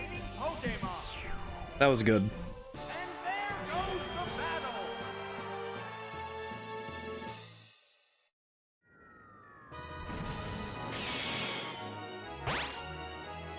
Okay, now the real question is, how's this gonna go?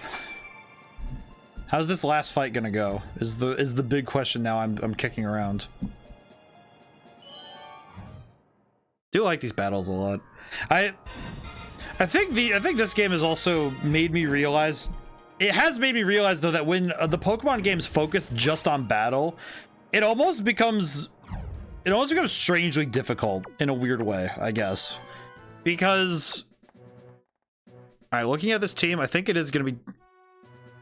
You know what? Actually, I have an idea.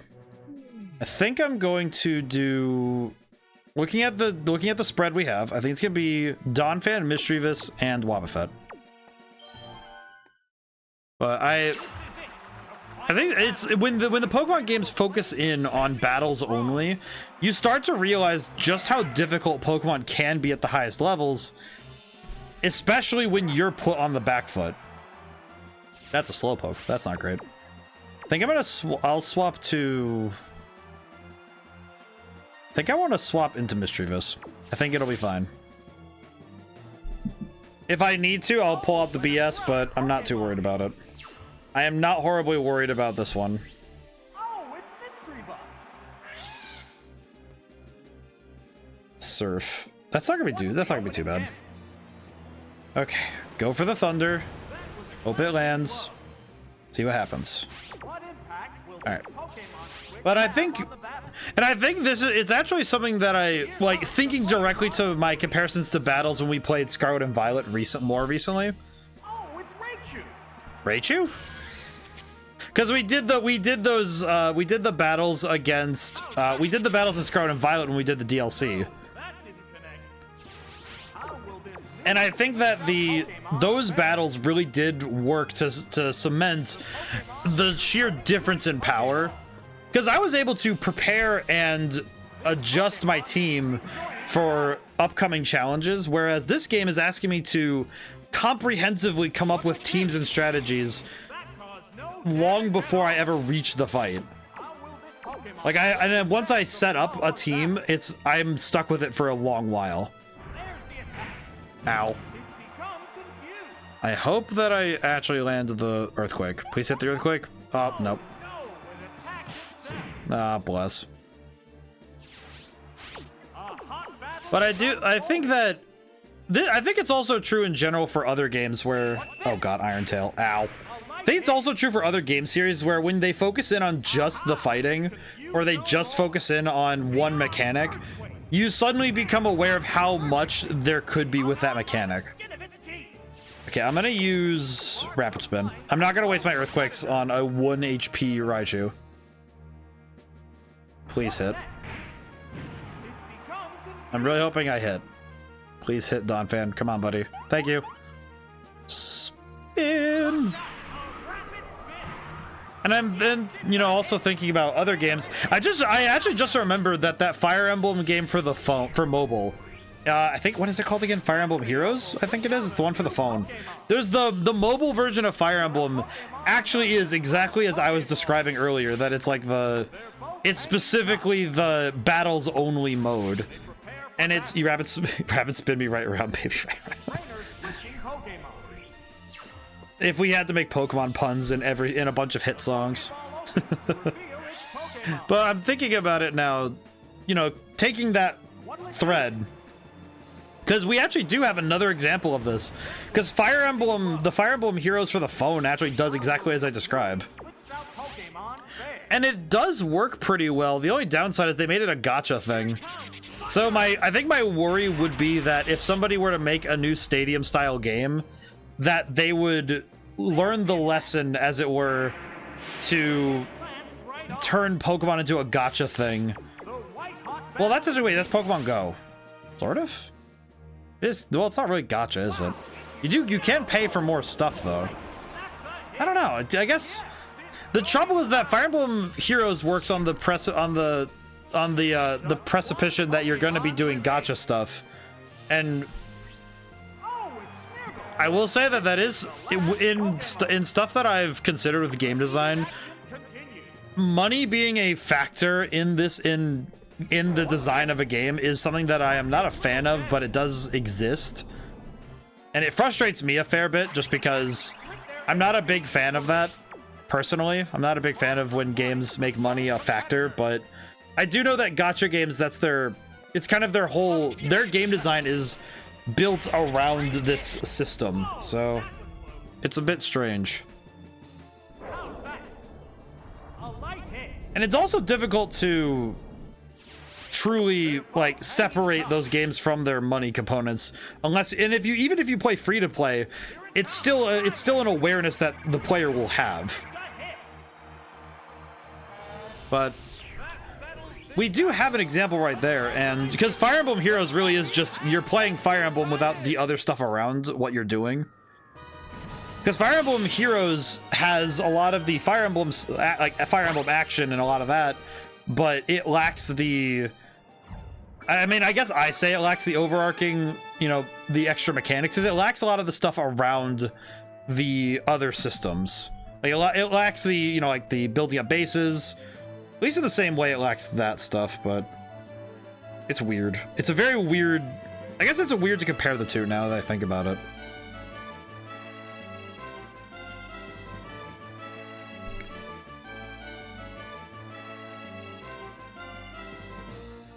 Okay. Oh, hey, this one has a Nintendo 64 symbol on it.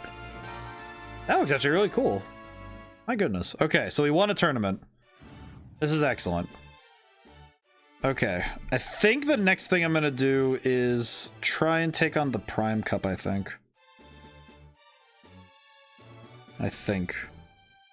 I did, however, take some time and make a team for this earlier. I spent some time reading some stuff.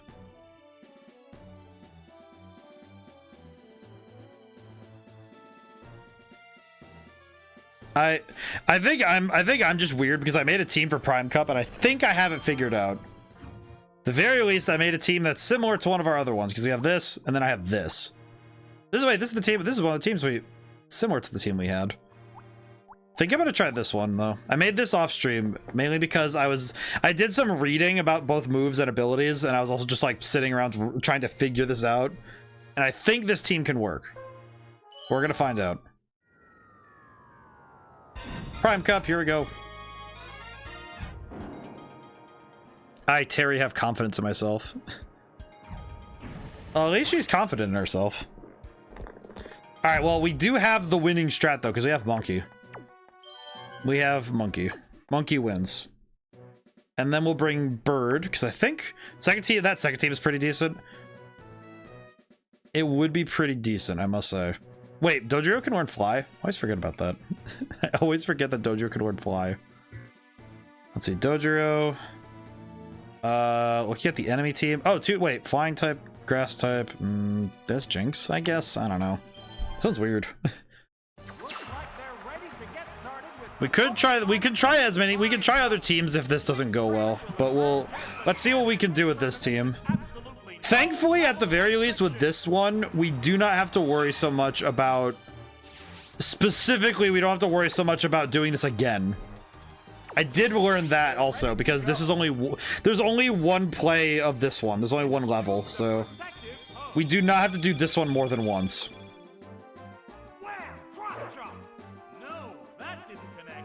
Go for cross chop again. Just spam cross chop. Go for it, Primeape. Delete this man. A critical and super effective. Holy crap. Instant knockout. I do think that depending on how this goes, we might need to take a look at our teams and see which ones we can use and which ones we should get rid of.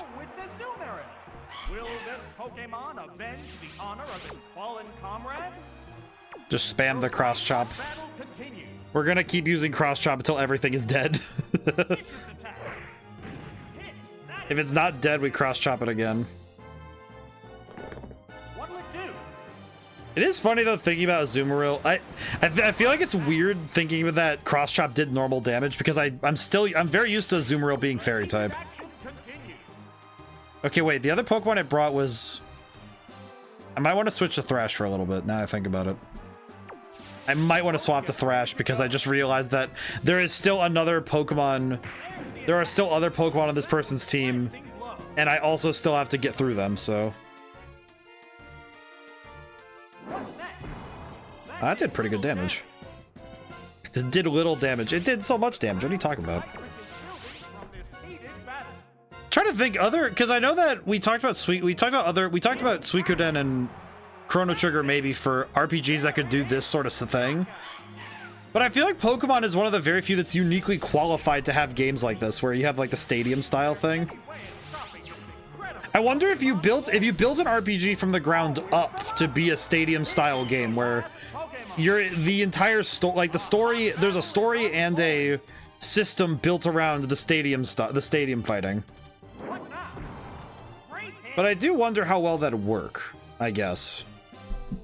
It's one of those things where I'm not sure how well it'd work.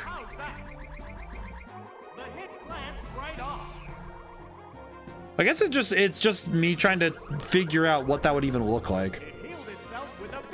Okay, I'm gonna swap so we get to continue. So I'm gonna do... I think Dodrio's the go-to on this one. Because I can use Fly and just evade some hits. This is probably one of the few times I've ever had Dodrio on my team. Look at the dude. Oh, it's a gal. Still good. I really like Dodrio in the new Pokemon Snap game. I don't know, there's something really funny about just watching this... watching Dodrio zooming around is very funny. But I think it's because I actually really like ostriches. I don't know, ostriches are really fun. They're fun, they're cool birds. Or birds of that, of the same cut. Of the same genus, I guess it would be. Because like emus and cassowaries, they do scare me, but I do think they're very cool. They are very neat to see. Okay, try attack, go. That's pretty good. Hey, there's a win. I will say I've been thinking a lot about there's a game that it showed up in my there was like a video that showed up in my recommended feed because I had watched a bit of a playthrough from somebody on it because it was, and I watched a lore video because I was curious, and I found the game very fascinating, if highly morbid. I don't know if I like, legitimately probably never gonna stream it. Don't even know if I'd ever actually play it myself unless like if there's a sale or whatever. Game I'm talking about is Fear and Hunger. For those of weak constitutions, do not look up that game. However, it is highly fascinating story-wise because in my mind it's similar to Berserk in the nature of it's exceptionally dark.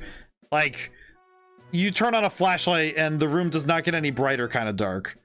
And I feel like that's something both commendable and perturbing, to put it plainly. But it's got a lot to say in terms of the human spirit, and I thought that was very interesting. Let's see. I think Slowking's... Wait, what does Slowking have? I actually don't know what Slowking even does. Psychic, Water Gun... Blech. Can use Disable at least, so that's good.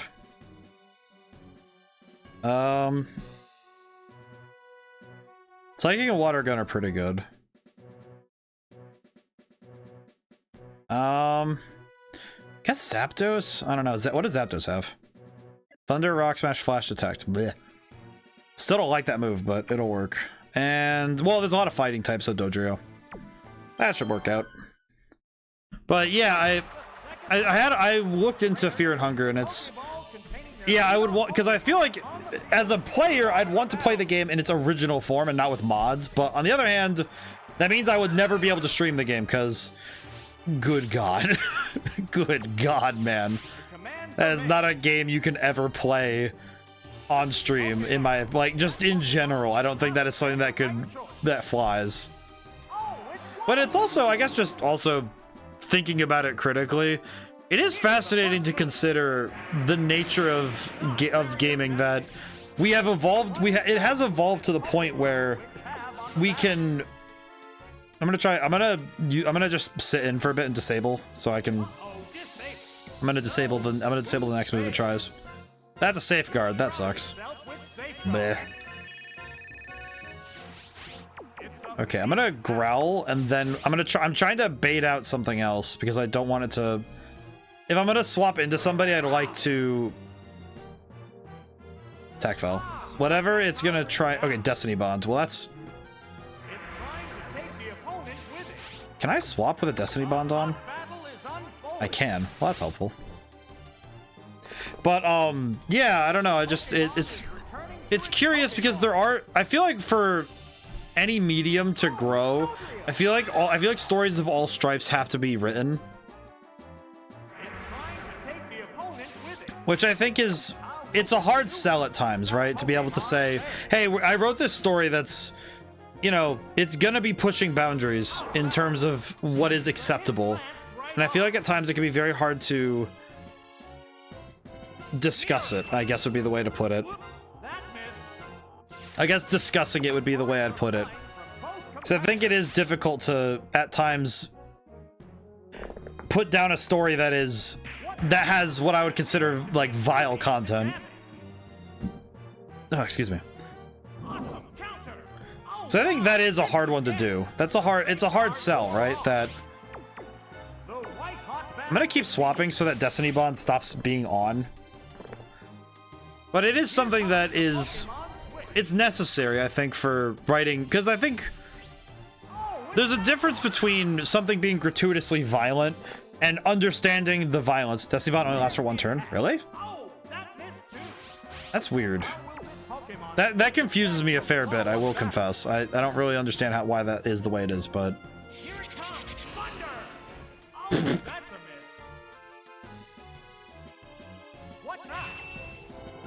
I feel like I keep swapping. I feel like this is just, yeah, this is gonna take a lot longer if I keep swapping though, so I need to just hit him.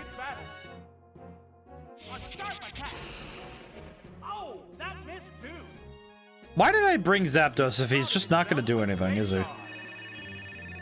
Okay, I'm gonna swap to Dodrio and just hope for the best, because at this point, this Wobbuffet has done nothing.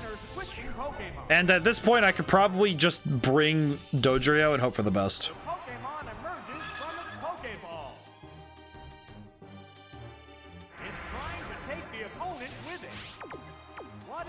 I'm gonna use Pursuit then, because I know Pursuit's not gonna do a lot of damage.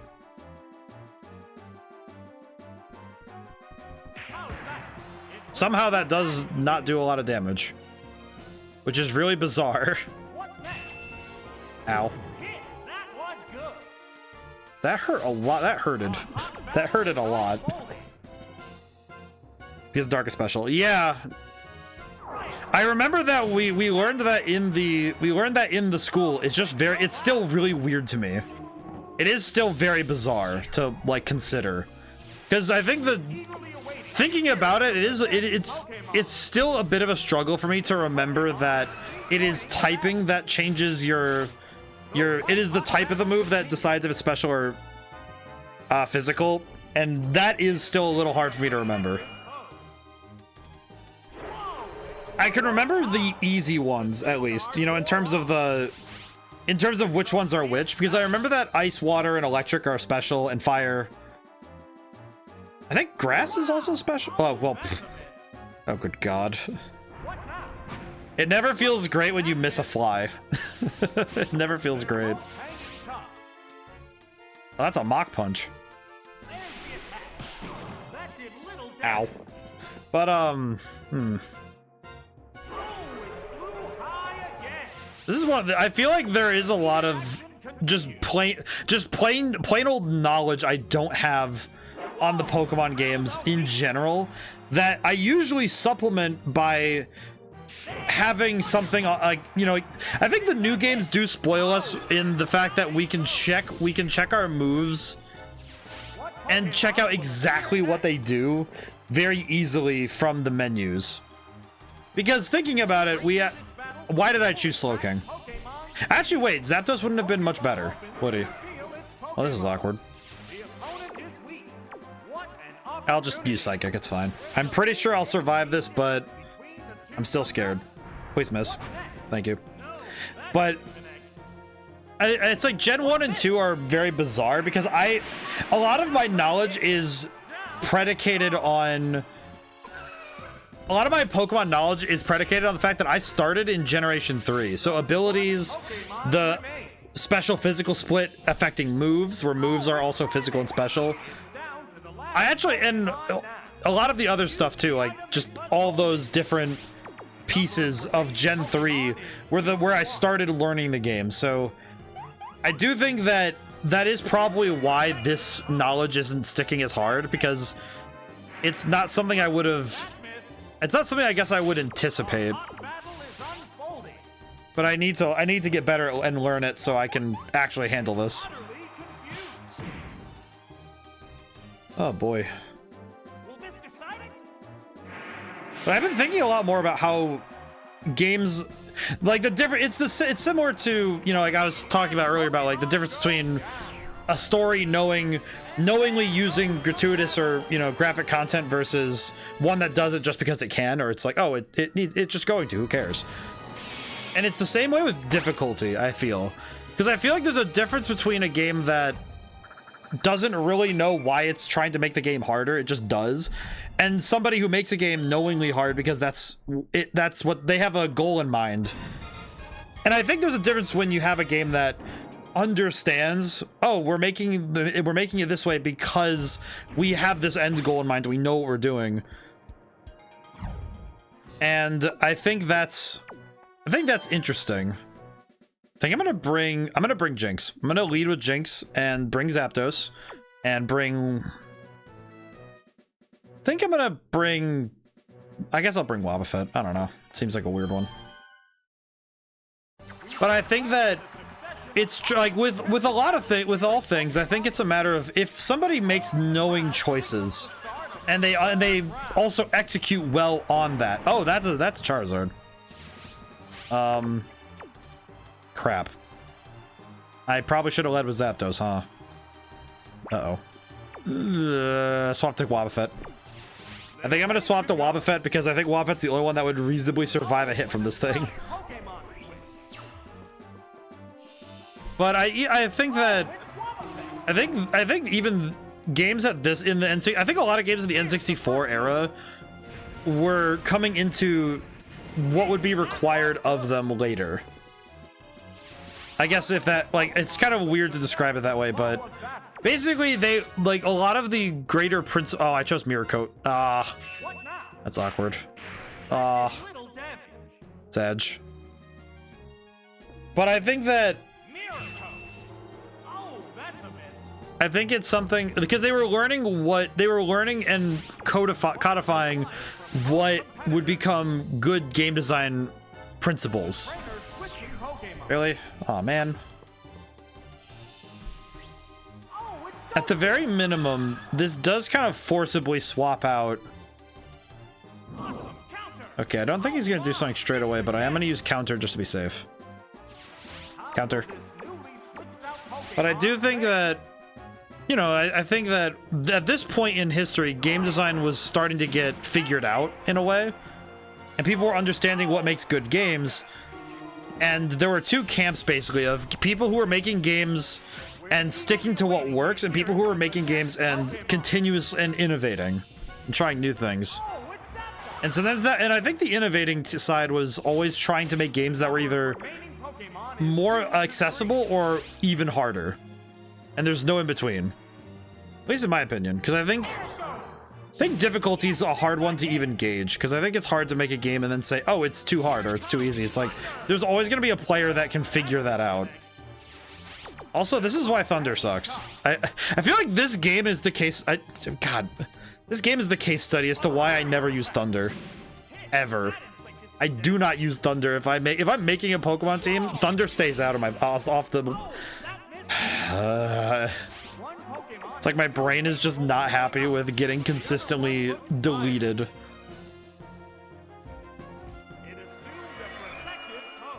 I think it just bothers me because Thunder is so just, it's frustrating. It's frustrating to me because I know that I know that it does a lot of damage, but to me, a move that is so inconsistent is just, it's worthless. It bothers me. I feel bad saying it that way because that is really mean of me to say. However, if a move can consistently whiff 5 times in a row, that is not a good move, ever. That is just not worth it. There's never a situation where it's worth it that you can risk the entire game, like an entire battle, on a single strike that is more than likely going to whiff. Like, to me, that just is not a good idea. I think that's my problem with Thunder, Fire Blast, and Blizzard, is that you're predicating, okay, I can one-shot him if it lands, and you're kind of just presuming it will, which is just a horrible idea strategically. Because strategically, if you're making choices that are that can guarantee that can fail, it's like, okay, that's a poor decision.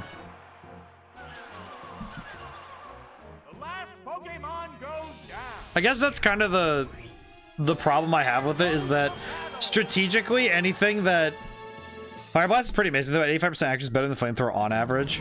See, the trouble though comes in that 15%. And that's where I've noticed that I think this game has, especially because we're battling so often, I think that's why I notice the flaws in using those moves more often. Because Fire Blast and Thunder, as I recall, they have the same accuracy, correct? Because it is both 85. If I'm recalling accurately, I believe it is the same accuracy. If I'm recalling. Thunder's 70. What is Blizzard? Can you double check Blizzard for me? Or like, do you know Blizzard off the top of your head? Because I would like to compare the three. Hydro Pump is 80 and Blizzard is 70. Is it weird that, like, I guess Fire Blast is the best of the bunch, and even still I don't trust it. I think I'm gonna do the same team but different order. So it'll be Zapdos, Jinx, and Wobbuffet. What did I? Yeah, I did bring Wobbuffet. I think the trouble though for me still is if my move, because in Pokemon the trouble with Pokemon, you get one move a turn. So it's similar to, in that way, a game of chess. If you're making moves that don't actually advance your game state, as it were, that is not a efficient move, and that is a wasteful move. And the trouble is that, like, Fire Blast, Thunder, Hydro Pump, Blizzard, all 4 of those moves, and there's a bunch of other moves that fit this criteria, where you're put to a dice roll whether or not the move you just chose will work. And it's like, you might get a one-shot knockout. Like, if I knock out Charizard right here, then yeah, we'll see it. We'll probably see it, but because Thunder's great. Thunder's great damage-wise. Yeah, see, like, instant knockout. It's amazing. But the trouble is that it's in those situations where you miss, where you suddenly have not just lost a turn, but you have lost precious life. You've lost hit points. And when your health points go down, that is a resource that more often than not you can't reclaim. Just like losing pieces in a chess game, where this is a resource that you have drained out that you cannot regain, which means that you are going to end up inadvertently putting yourself in a worse position. And I guess the trouble is that strategically, it depends on if you're willing to take that gamble. And I will say, having seen my own gameplay in the last week, just in other games and in this game even, just thinking about it, I actually have realized I play chronically safe. Like, if I know a move will land, I will prefer that move far more often than I will prefer a move that has low accuracy and high damage. And that does mean that I might not beat an opponent fast enough to, win the fight. But I also know that accuracy isn't the thing I'm worried about, which is why I prefer that. But I also recognize it's a personal preference, but it is also, to me, it's kind of like, strategy-wise, it can be dangerous. Because I think it is a bit of a dangerous game to play, where you're going to constantly gamble with your ability to get something out of your turn at all. It is a bit worrying.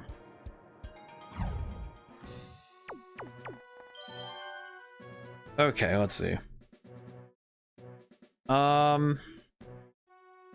Let's see, there's two let's see.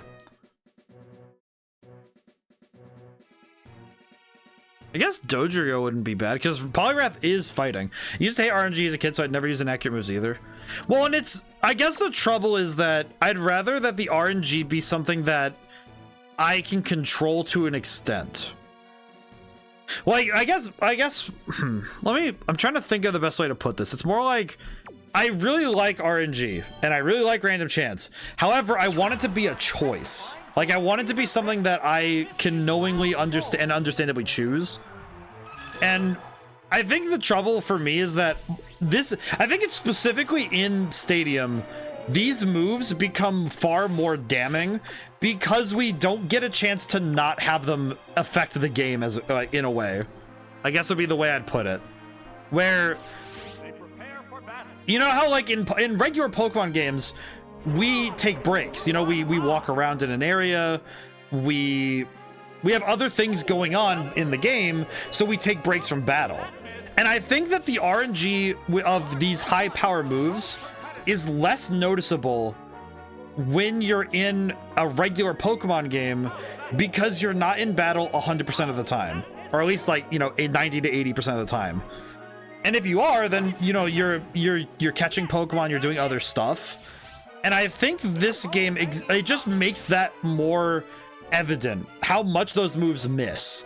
Because you, like, sometimes it's the only move you have available, and also sometimes, when it is the only move you have available, you're constantly using it, so it's more often you see it. And I think that's why I have this frustration with the move. And I don't even think it's the move's fault, because 80% is still good.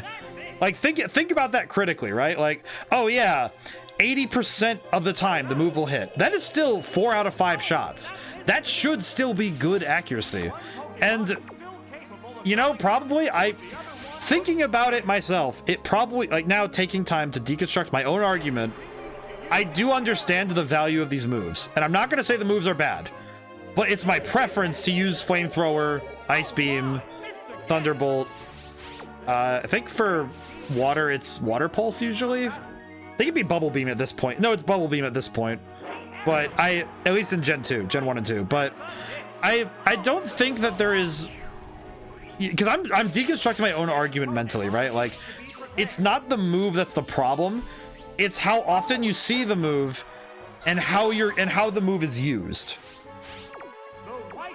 And I think in this game's case, the trouble is that because we don't have much of a way to escape it, because a lot of Pokemon that are really good have to use these moves, it can be a little hard for me at times to ignore that glaring accuracy deficit, because we get to see it more often because we don't have that time where we just do something else, which I probably should start interspersing in these tournaments, because I do think I would probably have a better strategic mind if I was specifically taking time to go play, like go do mini games or something for a little bit and then come back to battling, because it would extend my brain's ability to handle strategy. So I should probably do that this stream.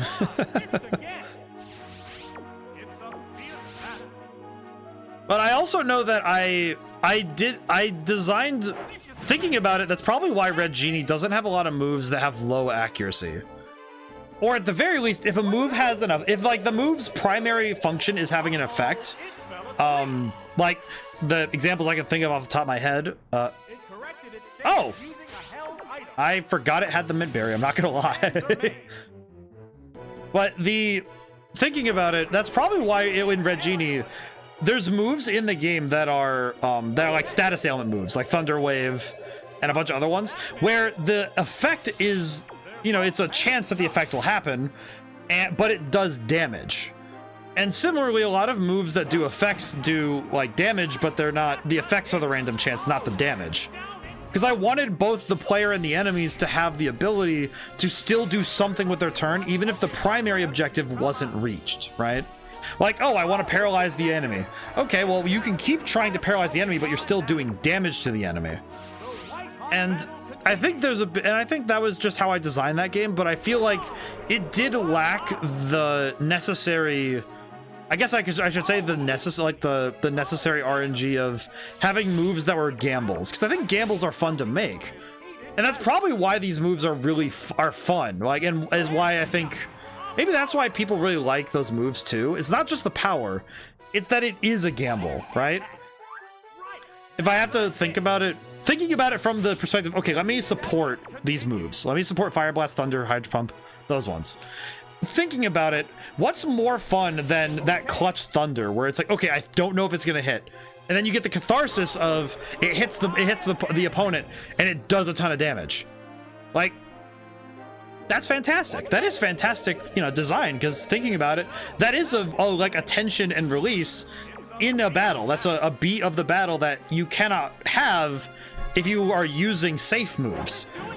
Like, you're just kind of hoping for the damage to be good, but you're not also on the edge of your seat of, is it gonna work? And I think that is really strong. That is strong in terms of both the story that comes from the game, that emergent storytelling of you're in this heated battle with the trainer and you're hoping that this one move, this gamble will work. And it's great storytelling, isn't it? I'm reconsidering my stance now. I'm not gonna lie. Did I just talk myself out of disliking these moves? How did I do that? How did I just pulled the Socratic method / actually good persuasion on how did I persuade myself? How did I do this to myself? You know what though? This is great. Let's see. This team is very weird. Most of these Pokemon are water type. This is a weird one. I think I want to do Jinx. I think I want Jinx. Well, wait. Okay, so 4 of these are weak to ice type in some way, at least normal effectiveness, if not super effective. And 2 of them are water types, like water ice. So just Jinx, Zapdos, and then bring Wobbuffet in case we need it. I guess this is a weird one. But thinking about it now, like reconsidering my own stance on it, I can see though I can see the merit in these moves, but I do think even if my preference is for the safe moves, I understand now the strategic importance of having moves like this, but also just the storytelling aspect of it too. Like I said, I think there's legitimate storytelling merit to having a gamble, right? Because like think about how many times in stories and, you know, like anime and stuff that, oh, we're gonna use this really risky move, and then you get to see that turnaround, and that's really cool, and it's a lot of fun, isn't it? I am beginning to reconsider my position. I think also just, you know, like thinking about it. Oh, Viceroy, you got second today. How's it going? How's it going, my good man? Thinking about it though, I'm like, because I'm thinking about the storytelling ramifications of such moves. Because I guess I said the term, I should probably explain it. That hasn't happened in a long while. Getting second. It has been.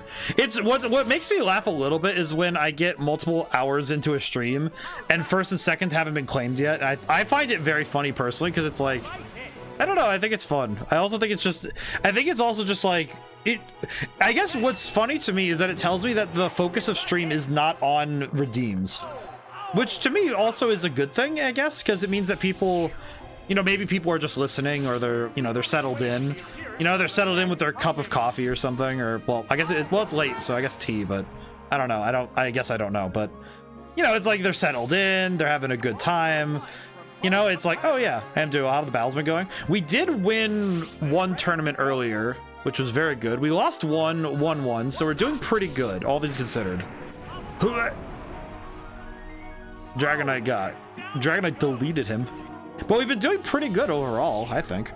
I think overall the battles have been far more coherent. We've definitely been doing better this time. I think my battling skill has definitely gotten better. Okay, let's go for that ice punch. I don't forget, I've also been considering my own battling strategy a little bit more, which has been nice. But I mentioned the term earlier, and I thought I'd talk about it a little more, because I said something about emergent storytelling, and I feel like emergent storytelling it's the thing that makes every video game player an author, and they don't know it. It's like this, it turns them into a storyteller, and I think it's one of those things that I really love hearing about. In my opinion, in my opinion, it's one of my favorite things. It's so emergent storytelling is basically the unique story that happens when the player is going through a game, or when somebody's going through a particular event. Because even though the game itself is the same every time, say oh yeah, the general story and arc of Pokemon is the same. Like, you go through the same gyms, you go through the same, generally you're gonna hit the same battles and trainers, but the unique way in which you yourself, the player, go through those experiences creates a unique story that is wholly unique and specific to your playthrough. And those are the stories that we tell on, we tell our friends, when we were kids, we told our everyone at school. And those are the stories that are it's like they're the ones that we get the most passionate about, because we not only were the protagonists of the story, but we're also telling the story because we got to live through it, and we have those details locked in our brain. And those are really fun. And I think those stories are really strong. And they're really fun too, because you can tell when somebody was really passionate about it, right? Like, somebody was playing, when somebody tells me about D&D, right? And they're like, oh yeah, we did this, and they're saying it with we, and you could tell that they weren't just playing a game. They were there. They were immersed. They were in it. And they were excited. They're still excited about it. And I love that. And getting to share that, that feeling, that passion, that's wonderful. I love that. That's great. It's like, I love that. That's great stuff. Like, having somebody, my brother told me, he'd tell me stories about when he's playing through my game, and it's, similar, that same type, that same storytelling, and it's fun. Let's see. I think this one I want to bring Primeape. There is a flying type though, which I'm probably gonna want to bring Zapdos for. Bring Zapdos, and we'll bring, I guess, Slowking for the anchor. You know what's funny? This whole 3v3 thing in Pokemon feels kind of like playing Marvel vs. Capcom, because you have the 3 characters. Because you have the lead, the support, and the anchor. This is interesting. But yeah, but emergent storytelling is really important. To me, it's very important with video game design, because you want to leave room for your players to be able to make that story. Like, there has to be parts of the story that are that the player must be the one at the helm, you know what I mean? Because you want the player to be the one leading that charge. Also, I just realized, if I'm still confused when this swagger goes off and I hit myself, that is what is that, 3 times effective damage, I think? That is 3 times damage. Please do not, oh god, no. That did half my health in damage from a single hit to my own face. Oh god, that's gonna kill, isn't it? I have a horrible feeling this is gonna kill. It almost did. Primeape, please. Primeape, please hit, please hit, please hit. Nope, he's dead. Oh no, that's awful.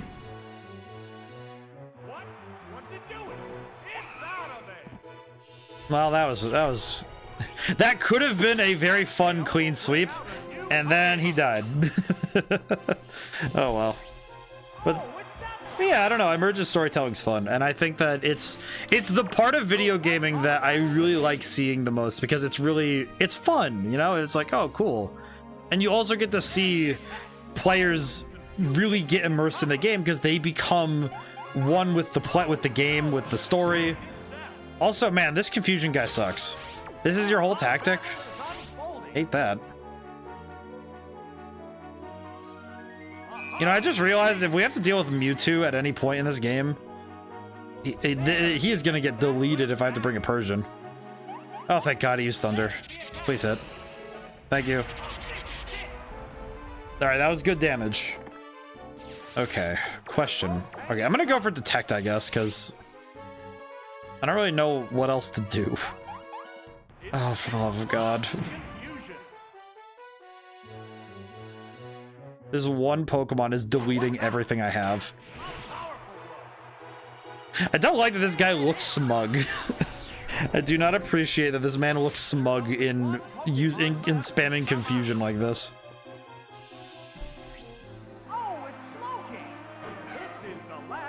You know what? I probably could have brought Misdreavus and gotten the same results.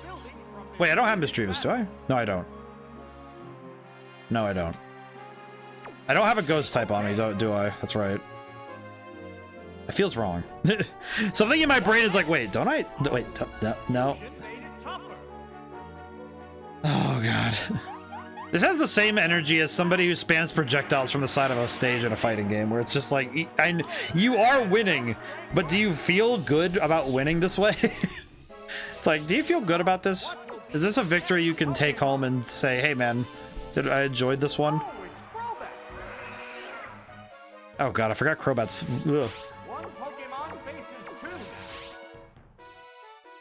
But yeah, I think with emergent storytelling, like Minecraft is the best example of when you have a game that is like the story is the play. Like that game is expressly the story is made by the player, which is still really cool to see though, because you have a game that makes it so that the storytelling is on the players taking action.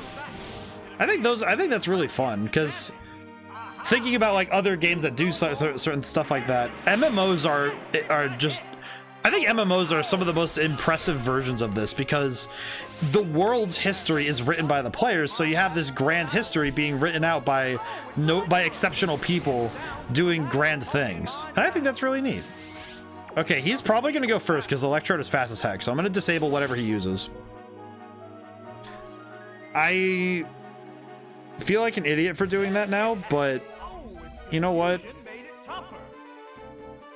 If he can't use Swagger again, I'd be okay with it, but ow. Okay, since I'm already confused, I probably should, if he uses Thunder. Oh, Zap Cannon, that's arguably worse.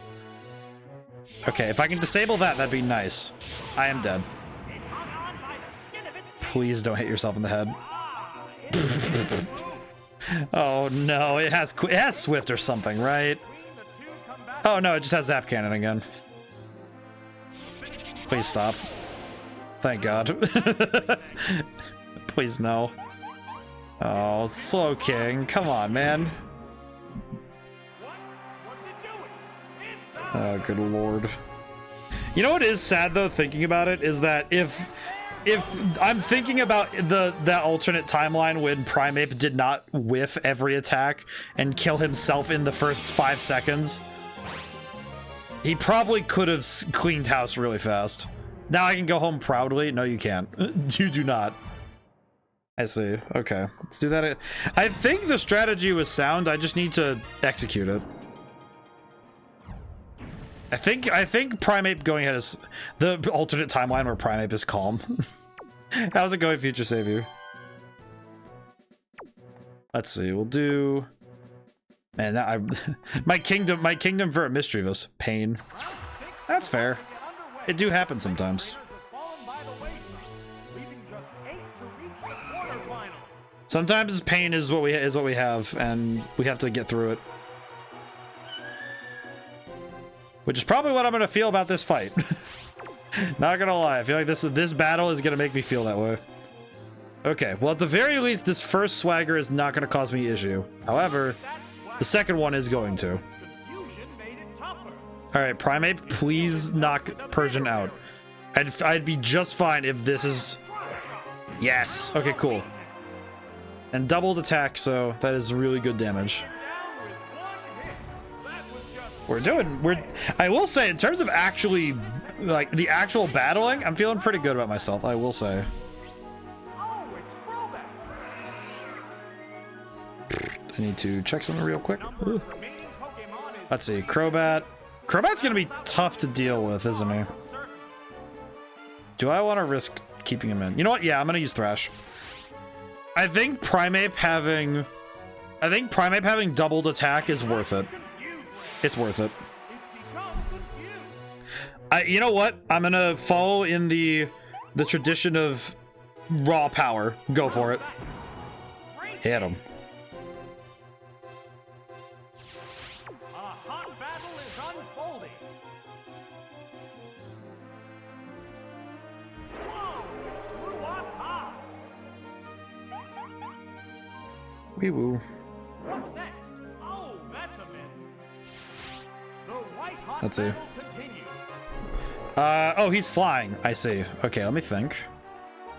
Now I swap to Zapdos. They're ready to go. Now I swap to Zapdos, which will let me dodge the super effective attack. And also get rid of confusion, so I don't have to worry so much. I think Zapdos is still faster than Crobat, I think. What now? Oh, that was weak. I think Zapdos is faster, but Pokemon switch affects the flow of I could use Detect first and just dodge whatever he tries. Whatever he tries to do, I can dodge it. Yep. There we go. Whoops, that missed. Excellent. That was very good. Building from this heat Oh, god damn it. Just thinking about it, just like, man. You know what this kind of feels like? This feels like that one guy in Stadium 1 who would spam paralysis, then do one-shot kill moves. He feels like that, where his whole goal is to confuse you, because there's a lot of confusion moves in this game in specific. Pokemon left to come out. Oh, it's That's an Electrode. down to the last Pokemon. Okay, so Sparks are flying for both competitors. I'm gonna use Detect. If I can waste out a turn, that would be nice. I did not get to waste out a turn. That's unfortunate.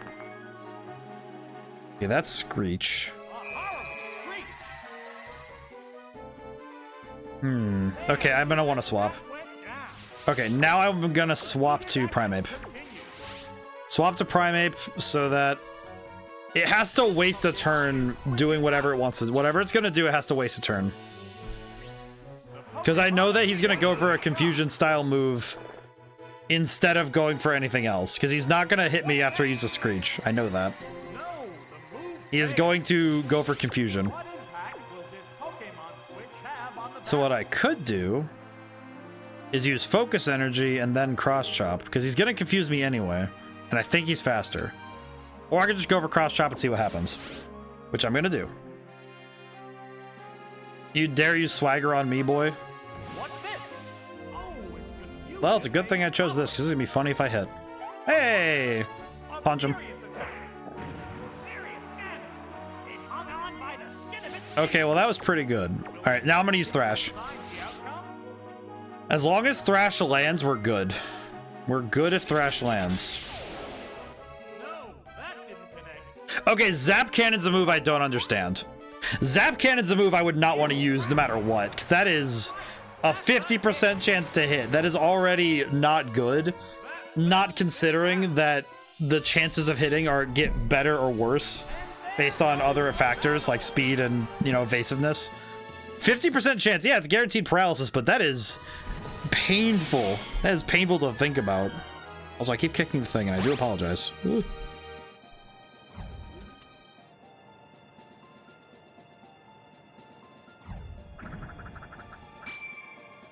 Let's see. Okay, check the thing. Okay, so we have 2 continues on Battle 7. It is Battle 7. Do you play any winter sports? Oh boy. Ah, let's see. First off, hydration, which I'm gonna drink some water real quick.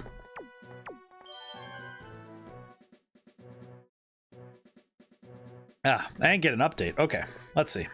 So update-wise, let's see. I have been working on a new album of music, which this week I specifically finished up all of the non-recording stuff because I'm actually recording instruments now for this album, which is a very new process for me, and it's been To be honest, it's been a little difficult. I am not very used to recording instruments myself. When it comes to doing this, so the production workflow is a little different. But it's been really cool. It's a cover album that'll be out. I think, if I'm being honest, it's probably going to be out. It depending on when it finishes up, it's probably going to be out either the end of this year or the beginning of next year. Just being honest, like if I finish all the recordings and I hand them all off to get like reviewed, because I have some people who are gonna do. I know some people who are gonna check them out and do some stuff like be like, hey, is this good? And be like, yeah, sure.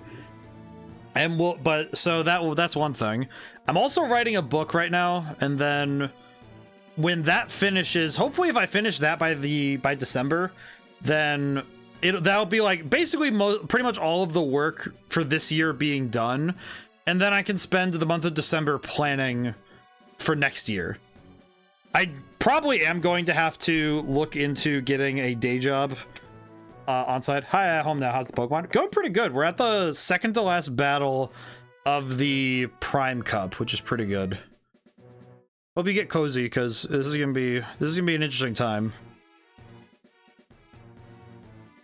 Let's see. I think for the fight we're getting into, oh god, a lot of these guys are ice types. This is awkward. I think we're gonna go with. I am gonna lead with Dodrio though, because I think that's gonna work out, and then we'll bring Zapdos and Wobbuffet to clean up. But yeah, the work-wise, I'm looking at what we have. Like in terms of streaming, if I think about the rest of the year, we have the Fall-a-thon on Sunday, which is kind of like the big event stream.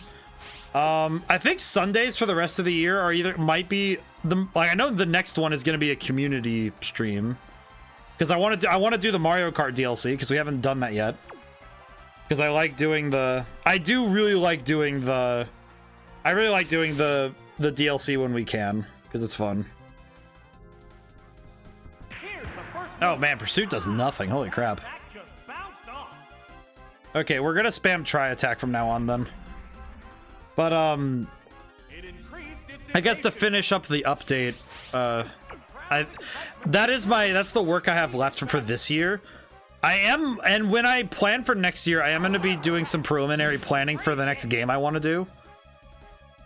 And I do think I am set on doing, as much as I want to do a sequel to Red Genie, I think that the prudent move for me to make would be to make my horror game next. I think that will be the move that I do. And I have a working title, but I'm not going to reveal it just yet. I think I'll wait until, we're into the when I'm in development. I think that'll be a thing I talk about. I am also considering next year, part of my streaming schedule, like once a month, I'm going to plan ahead for.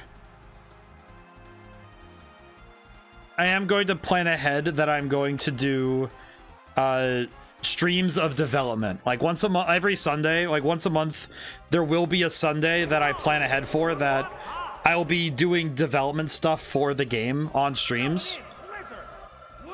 So that is something I am planning next year, is that game development I will have Sundays. There will be one Sunday stream a month where I will try to work it in according to what we play, but there will be a stream at least once a month next year, every month, that will be me working on the game on stream. I don't really know how I'll do music and stuff. I might just put my own music on shuffle in the background, just like make a playlist or something, and then just play music in the background. What kind of game is it gonna be? A lot of horror games with 3D, right? Well, I actually thought that it would be an interesting move to make an RPG Maker horror game, because I have noticed that I do know that it might be a interesting nostalgic move strategically, and also I've worked in RPG Maker enough now that I think it'd be nice to expand my understanding of the system. So I think that'll be what I do. I have considered doing 3D. I have considered doing something with like Godot or another doing something with an open source engine. But because I think Unreal is going to be something I have to specifically take a lot of time to study and like research, because I worked in Unity for a very long time, so Unreal would be a big jump for me. And I'd also want to make sure I get the proper licensing, because in RPG Maker have jump scares. Yes, it can, pretty easily actually. And because I actually did a couple in Red Genie. There are a few. So I actually have receipts on that one. I can do some stuff with that. But yeah, it's one of those things though where I think RPG Maker can still have a lot of bang, especially in the atmosphere, I think. And some of it might have to come down to me having to practice a fair bit, but we'll see. And that's something I think that will be cool, is working on the game on stream and stuff will be really cool, because it'll let me specifically show off like, okay, yeah, this is what I'm thinking of doing, and here's what I figured out and planned, and then being able to get direct feedback and having people say, okay, well, how is this going to work? Is it getting direct feedback is going to be good. I think especially with because the format I want to go for with the horror game I have in mind is that rather than tell one story for like, I would say, because most horror games are relatively a short experience, like a 6 to 8 hour, like, I'd say 6 to 8 hour experience with like in total, if you're not rushing through, maybe 4 to 5 with some games. What's my favorite horror game? I'd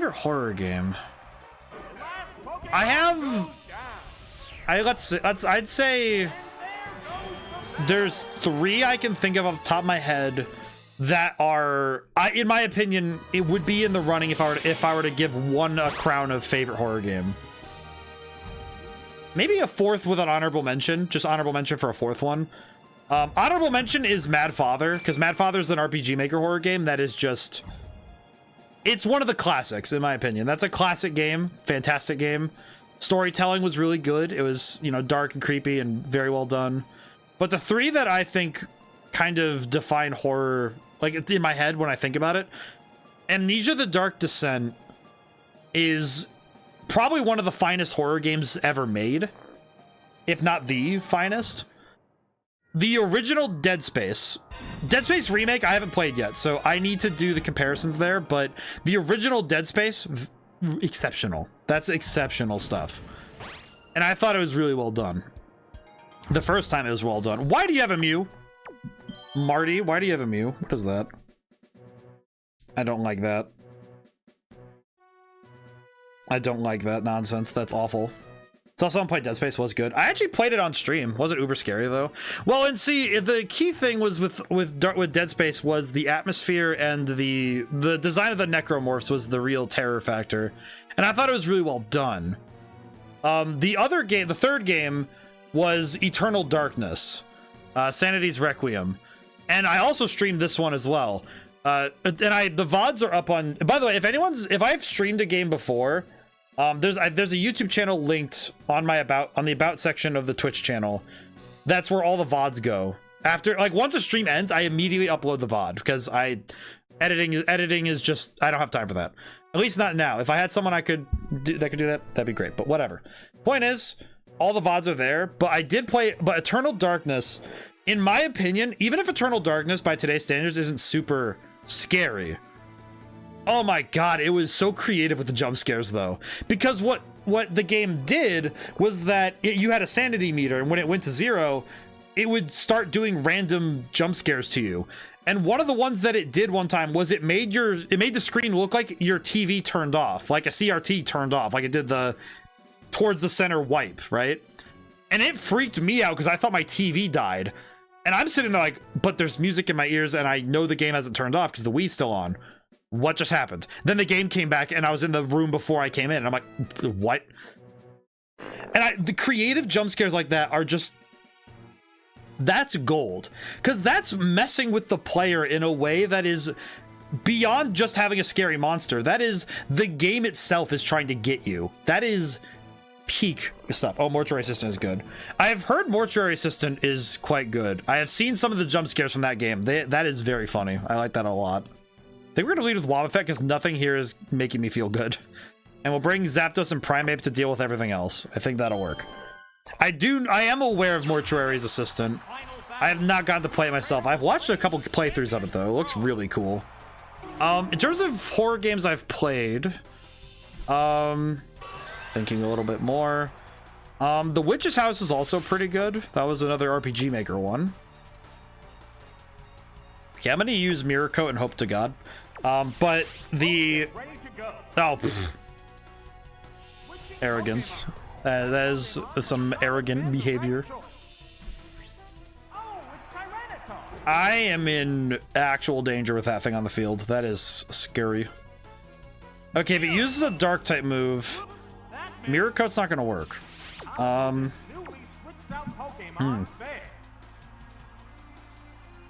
think I want to swap to Primeape. But thinking about it, other horror games that I've played, well, the Amnesia games in general have been pretty good. I think A Machine for Pigs wasn't really all that scary, and and the bunker for me, I liked the bunker a lot. I was not as big a fan of it being as stressful as it was, because I think the trouble is that the game had no reprieve, which was hard for me to handle, in my opinion. I think it was just tough to. It was hard to handle. Okay, this is not going to do a lot of damage, but it will do damage. That was a critical hit. That was pretty good. Okay, I need to keep playing this game of cat and mouse with Mew. Let's see. I'm trying to think of other examples. Because there are other games I can think of.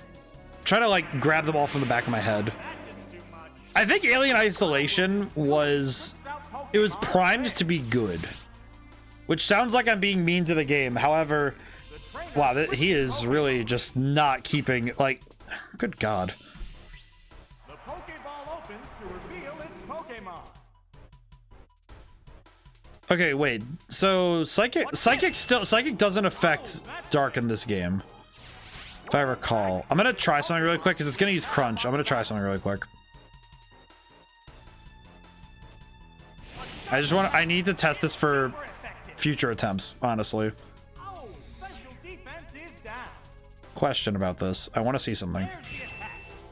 Doesn't affect Tyranitar. Good to know. Good. That means I can do this, and it'll be funny.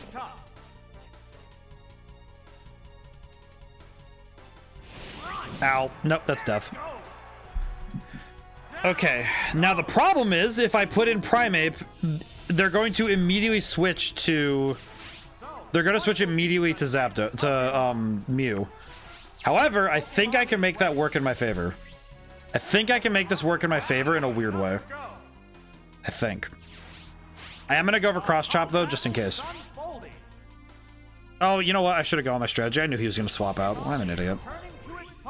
Okay, we're going to go for Cross Chop, but at this point, I just need Mew to die, so... I should have done my strategy. I was going to use Focus Energy. And then start going for it. Yeah, I need to switch to Zapdos. Mew is going to cook me no matter what I do, which is unfortunate. But I think horror games... I've played a lot of different horror games, and I like the ones where there is a chance to fight monsters, but... I think the best horror is horror is created when there's a gap in power. Like, fear is created by a gap in power. In video games, it's the easiest way to create fear in a player is a gap in power. And that gap has to be large enough that the player recognizes the danger they're in. Which is a hard thing to directly, it's hard to directly understand that relationship, but I think the best way to say it is, like, the best example of it I have on tap is Silent Hill 2's Pyramid Head, where there is no way to deal with the threat besides fleeing. Also, this battle is making me upset. This battle sucks. I do not like Mew. Whenever I see a Mew on the enemy team, I am not happy. This thing bothers me to no end. And I know it's because I don't like that Mew is... I think I'm also just not liking that this dude basically was cheesing me out by constant swapping, so that's just frustrating. Alright, I need to go for Thrash. Pretty sure Primeape just dies though, but this is awkward. Oh, he said this is it. Oh, I lost. Yeah, he said this is it. I knew I lost. But because in horror, the key is that, at least to me, that I think that it's less scary when you can do something about the problem, which is important. Okay, question. How many continues do I have? 2. Still doing this anyway. Do not care. Doing it anyway. You know, let's just hope we don't need to use that, but keep it on tap. Alrighty. Because be back later, meeting probably Alliance pair programming session. Ah, I see. Well, I hope it goes well. Okay, I think he's gonna lead with Mew no matter what I do, so I could probably go with... If he has Tyranitar, he's gonna swap anyway, so...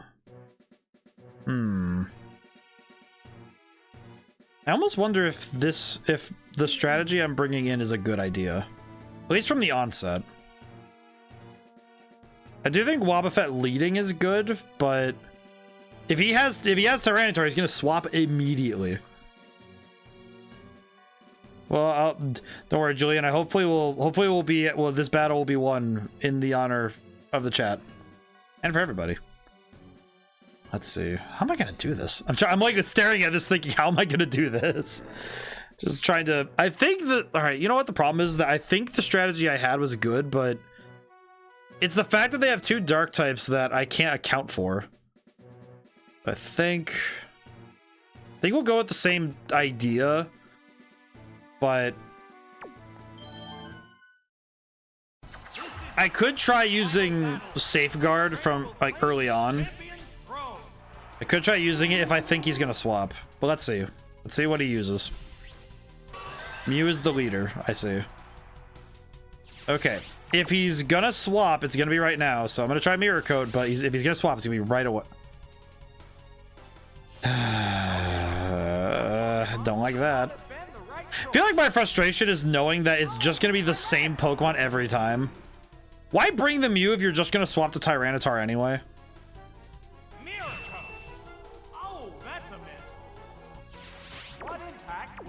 Okay, I'm gonna try something really quick.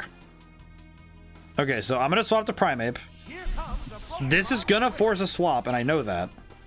I'm gonna try something because at this point I don't think I have any other reason to try to try. That sounds awful, but it's like I don't really know what else to do.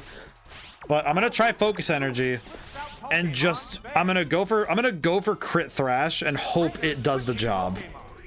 It probably won't. However, at this point, I have very few options, and I have few good ones, so... At this point, I have very few good options, and I have the reset button on hand, so... Unfortunately, I have very little reason to not just mess around. I have no reason to not just mess around. Never mind, he's dead.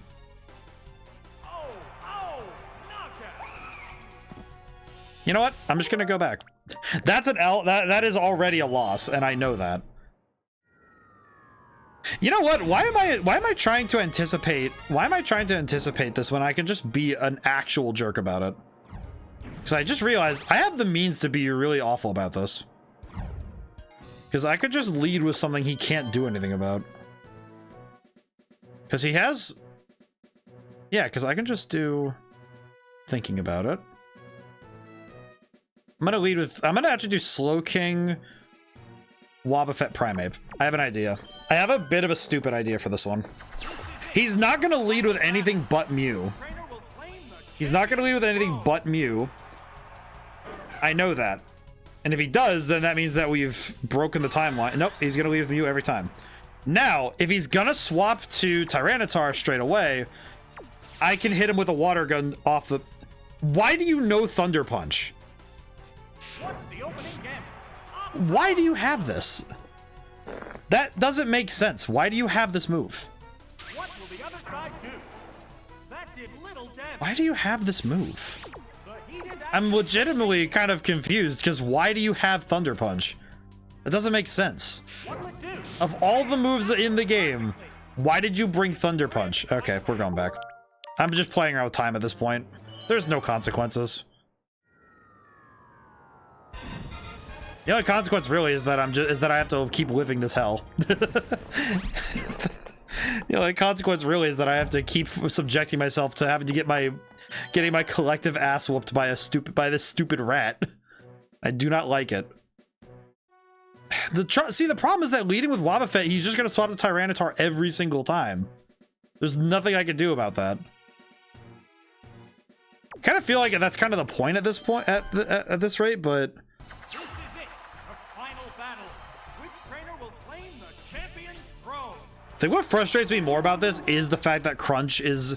If Crunch was a physical move, this would not be as big a problem. But because Crunch is a special type move, this is frustrating. And I know it. It bothers me because I know what it could be if it wasn't for this problem. Pokemon. That Pokemon must not have been the If it wasn't for the fact that Oh, it's Umbreon. Hi, Umbreon. I actually haven't seen Umbreon this entire time, now that I think about it. The other trainer is also changing Pokemon. But I think that's what frustrates, in my opinion, is that I know that the opponent is going to keep swapping every single time I try to do something. Tab on the battle. Yeah, there it is. It's a revolving door of Pokemon. Good God. There's a hint of agony in my soul right now Go. because of this ding-dong. What's next? Oh, that was weak. Okay, that did very little, and now I'm going to swap back to Wobbuffet. Unfair. What confuses me is why is it that they insist on swapping so often, though? Pokeball. This Pokemon is rejoining the battle. What now? Also, the fact that this thing is named Mewster, again, bothers me to no end, because I know that this thing is... Affect the flow of This thing battle. sucks. I do not like this thing. Okay, I'm gonna try swapping to Pokemon. Zapdos. Because I think he swapped back to Umbreon again. With Zapdos. I have an idea for this. Yep, he swapped. And I didn't swap to Primeape, so I think I can keep Umbreon in this time. There he is. Ball opens to reveal its Pokemon. Okay, now I think I have a chance to land a Thunder that could do a lot of damage. This Pokemon Alright, with kill him. tab on the battle. Yep, alright, he stayed in. So that means I have a chance to knock this boy out. Whoop, that missed. Good lord. And a Confuse Ray. Flash of confusion. That makes me feel really confident. From confused. Why does this guy have so much dialogue? He keeps saying, looking good. It's like, oh, shut up, you. Heated battle. Please. Nope. Nope. Oh no, it attacked itself. You know, if I was a bit more petty, I'd have made a suspend point right here. A light Like, right before I even made the call to attack, I would have made a suspend point there. And just kept retrying it until I got what I wanted. how's that? There we go. Not great, but better. We'll work with it. What is frustrating, though, is that if they did bring Starmie, I'm probably going to not have Zapdos available for it, which sucks. Both get ready to go. Please hit. It stays confused. Oh boy, this is the game messing with me again. I'm not going to say it's doing... I'm not saying it's doing it on purpose. I'm not going to be that petty, but also, my god. The heated action continues. Nope, actually, you know what? I do have to stay in, because if I swap now, this is going to suck. Okay, I'm going to go for Detect, though, because if I lose Confusion... I didn't. Okay, we got Detect off, though, so I can dodge that. It assumed a Hopefully that wastes out a turn to... This Confusion has gone on... Wait, that's been 3 turns now. Are you serious? that's a miss. That's awful. It's a For Confusion, this is awful. aha. It's confused no Okay, more. please at least Paralyze. Nope. That was good. My god, the damage sucks on this. For I guess that's because that's right, because Umbreon has high special defense. That's right. Yes, it's a hit. That does kind of suck for me. I won't lie. Which Pokemon will join Okay. the battle now? This Pokemon I'm gonna go for Thrash because at this point there's nothing else I can do. Reasonably, honestly, there's very little I can do. Oh, he didn't swap. Really?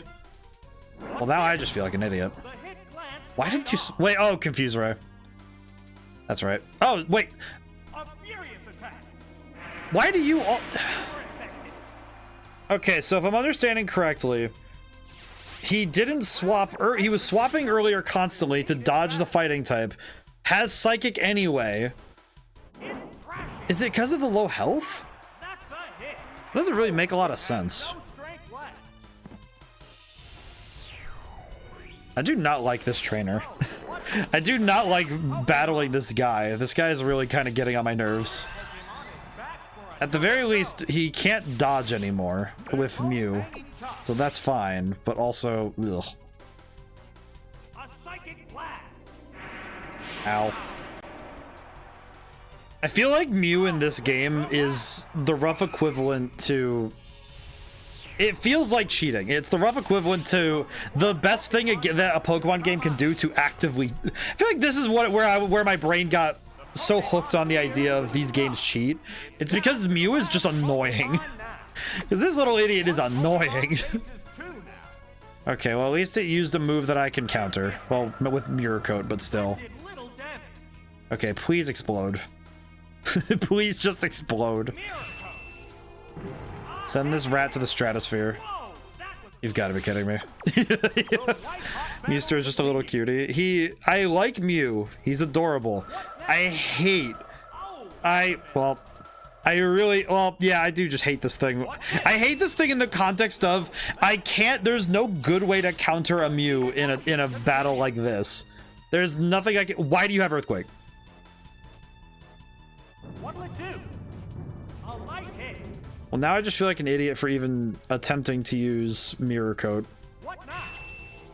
Oh, that missed too. Okay, well, Flying from both competitors. why did I do Mirror Coat again? I thought he was gonna do like something else, but now he's just spamming this. Are you serious? A light match. Oh, god damn it. I think I lost this on the virtue of I just didn't expect him to use to spam Earthquake. Also, okay, so this thing has Earthquake and Thunder Punch. This thing was basically, so it has Thunder Punch, Earthquake, Psychic, Blizzard. It has counters for every single Pokemon type that can deal with it. There are no more remaining Pokémon. So let's see. If I'm thinking about this critically, it has Blizzard to deal with flying types. It has Earthquake to deal with any dig spam or just anything on the ground. Back we go. Back we go.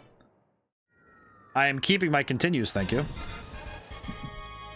But so it has counters to and a stab move. It has counters and a stab move, and essentially can handle every single opponent except for a dark type Pokemon, maybe. And that's if you chose a dark type like freaking. Actually, no, wait. Yeah, you had to have chosen Umbreon or something, because every other dark type is weak to ground or. Yeah, actually weak to ground because ice and fire. I don't know what I chose. Let's see. I think leading with Wobbuffet's still a good move, but I'm getting really pissed off trying to even do this, so it's not working.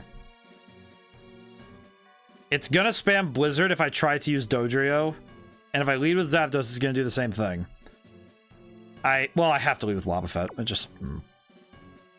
Okay, this time though, I think I am gonna try Dodrio and Primeape instead, because I'd like to have a neutral switch if I need to get away from friggin' Ding Dong. Okay, so he is now swapped to Mew. He's gonna swap immediately to a dark type if he has one, so I'm gonna swap to Primeape. There he goes. I feel like it bothers me more that he starts with Mew out on the field and then immediately swaps anyway. Like, clearly Mew isn't even the strategy he wants to pursue. He wants to whittle down your team and then have Mew sweep you down, which is arguably far more damning a tactic. How will this newly switched out Pokemon fare? Yeah, he's not even... And yet another Pokemon switch. The Pokemon appears with a cry. Just gonna keep doing this. There's the attack. Oh, a blow to the weak spot. Okay, well, we got a crit, so that's good. How will this Pokemon Swap to Wobbuffet. the flow of battle? Here comes the Pokemon. Because he's gonna use Psychic again. This Pokemon is rejoining the battle. I actually feel like what I could do this time is I could use Safeguard. I could use Safeguard and then swap. Yeah, so do this, use Safeguard. I think I am actually going to do it this way because I think this is good. The trainer's switching Because I Pokemon. think what's going to happen is he's going to do this. I'm going to use Safeguard and then I'm going to swap to Primeape again. Emerges from its Pokeball. Because now I have Safeguard up, so for a couple turns, status ailments aren't a problem. Routed itself with Safeguard. Which should be good, in theory at least. How will this Okay, wait, Pokemon, now swap to Primeape again. The constant swapping is kind of getting to me though, because it's just constant at this point. The Pokemon do not stay for more than a turn at maximum.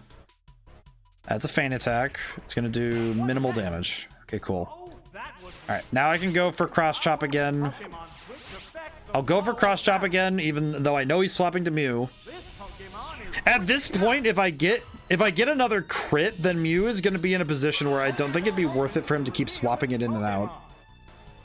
But we'll see. what now? Not very effective, but still damage. We do need to just get... We need to get Mew out of the way. No matter what, Mew needs to be out of the way. Here comes the Pokemon switch. Okay. The Pokemon appears with a cry. He's gonna do Psychic. He's gonna swap again. What'll it do? Yeah, because he's gonna swap again, which I genuinely don't understand why he keeps swapping. Pokemon fair. I feel like at this point, I don't know what Wobbuffet does specifically that makes him swap so suddenly. Pokemon I guess is the way I'd put it. battle. Because Umbreon is immune to Wobbuffet.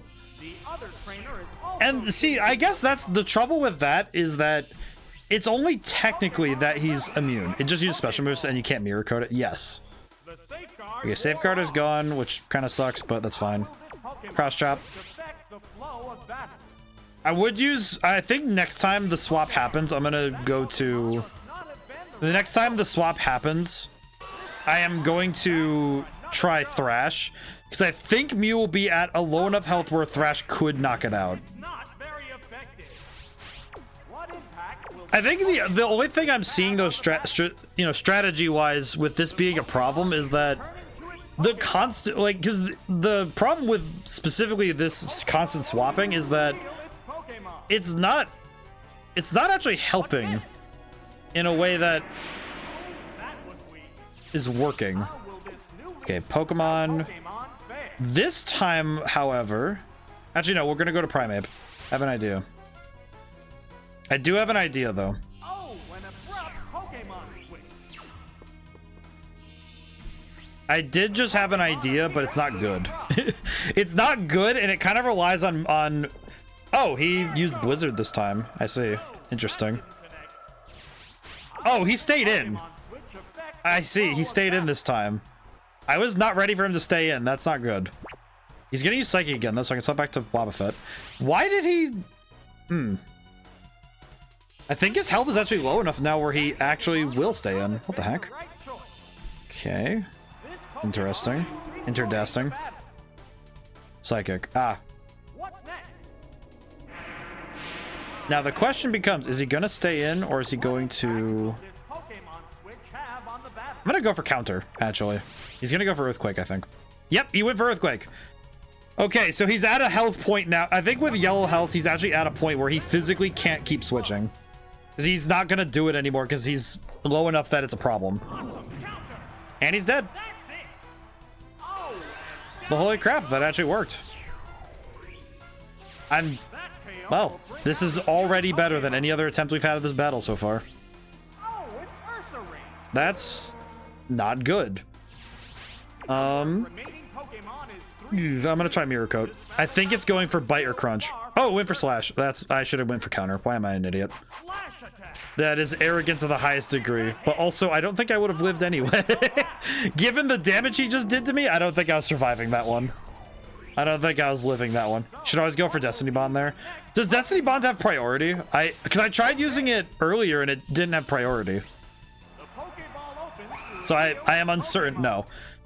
Yeah, the trouble was that I wasn't faster anyway, so that's a little awkward. So I have to use it in advance. Oh, I see. Yeah, that makes sense. Oh, what's this? That makes sense. Boom. Okay, so I get one use of Cross Chop and I might be able to win. I might be able to win this fight. Instead of waiting until you're 1 HP from death, you try using it post-mortem. Yeah. I definitely think Destiny Bond is one of those things that I don't understand fully because I don't use moves like that. I think Destiny Bond's one of those ones where I think it's the only reason I don't use it often is because I just never have Pokemon that have it. Are there any Pokemon nowadays that even have the move anymore? There's the attack. Thinking about it, I just thought about that again. Are there any Pokemon that have it? Because I actually don't know. It's a fierce battle. I actually have no idea. For battle. Okay, now if I survive one more Psychic, I can get one more hit off, which would be nice. That's right off. And then we're just going to be in the fly spam, which is going to suck, but it's fine. A psychic It's fine. Ow. That perfectly.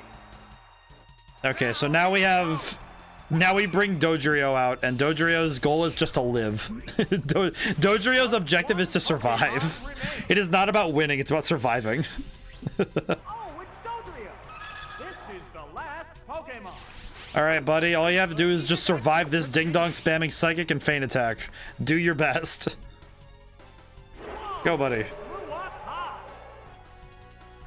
But, How's that? I definitely, because actually thinking about it, how many Pokemon have Destiny Bond? Because I almost never remember seeing the move in general, let alone ever getting a chance to use it. I know that there was, what was it? There was some Pokemon in Coliseum that had it, but I don't think I ever got to use it. A light hit. The white hot battle continues. I think I'm going to use Fly twice, and then just go for Tri-Attack when I can. Aerial attack. I think that's the tactic. Whoop, that missed. They're both hanging tough. A lot of Ghost States probably have it, but other than that's very rare. I know sometimes it's also if the move exists in the game in general, because thinking about it, I don't think Destiny Bond was in Scarlet and Violet. If I'm remembering correctly, I think Perish Song was in Sword and Shield, maybe? Cards are flying from both competitors. I do know that it's weird. I know that the move pools that are available changes with pretty much every game. So it is one of those things where it's really dependent on what is going on in the game. I think it was Miss Drevis that had it in Coliseum, because I think Miss Drevis had it, if I recall. It's weird. It's one of those things where because I don't remember, I have very little idea. Okay, we're gonna end with Tri-Attack, because I think that should be enough. It's a physical attack, so it goes around special defense. Hooray! Sorry, buddy. Aw. Love Umbreon, though. I do love Umbreon a lot, though. Umbreon's great. Oh, thank God. Okay.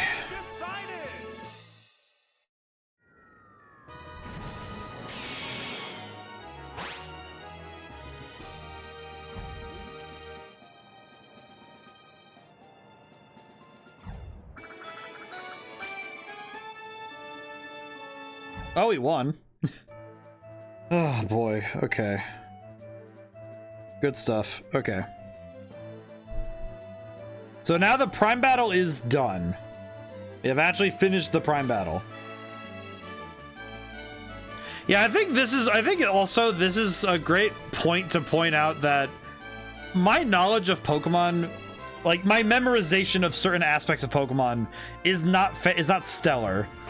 Because most of the time I rely on the game itself to remind me and tell me what's available to me. Okay, so now if I recall correctly, we have 2 of these and 3 of these left. So we have 5 more cups to do, and then we have we still have to do the gym leaders, which, kind of thinking about it, we probably could just get to the gym leaders and just go have fun.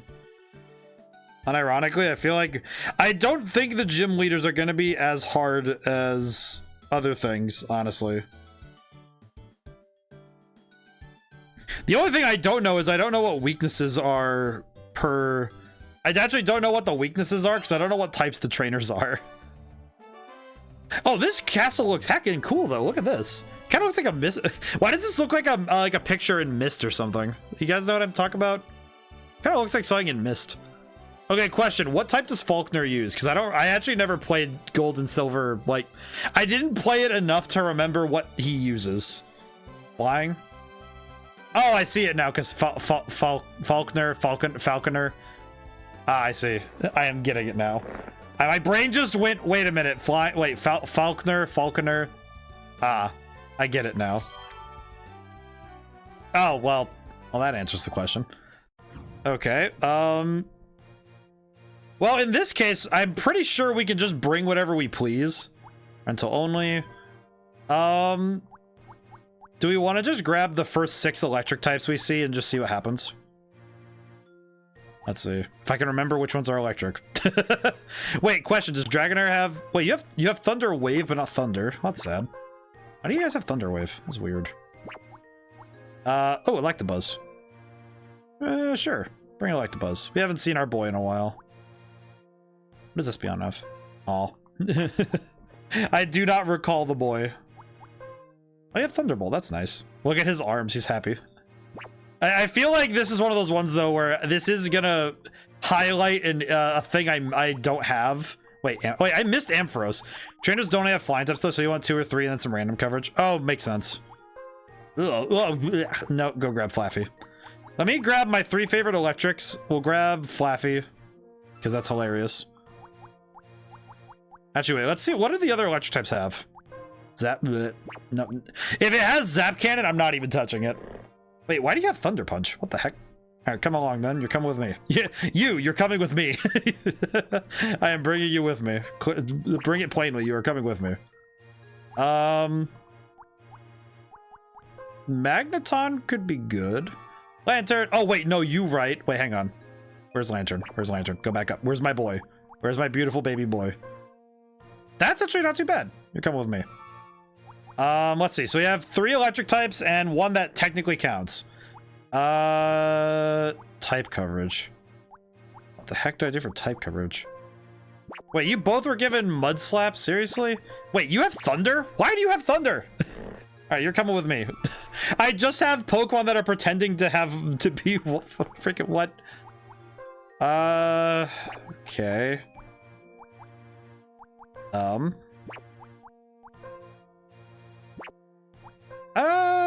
Sure. Yeah, we'll just take a crack at it. It'll be fine. I'm sure it'll be fine. The worst that can happen is I lose, and that's fine. Have you ever dreamed of flying? Once, and it really scared the crap out of me because I flew into space. I basically, like, Superman'd my way into the... into another galaxy. It was sick, but very confusing. Oh, this is all flying types? Pfft, child's play. We're gonna do Electabuzz. Actually, wait. No, wait. Lantern. Electabuzz. Kadabra. Excellent. We bring you this Ooh. live from the Gym Leader Castle. Whoa. Overcome the waiting trainers and conquer the castle. Wait, this arena is awesome, though. Wait a minute. Look how cool this place is.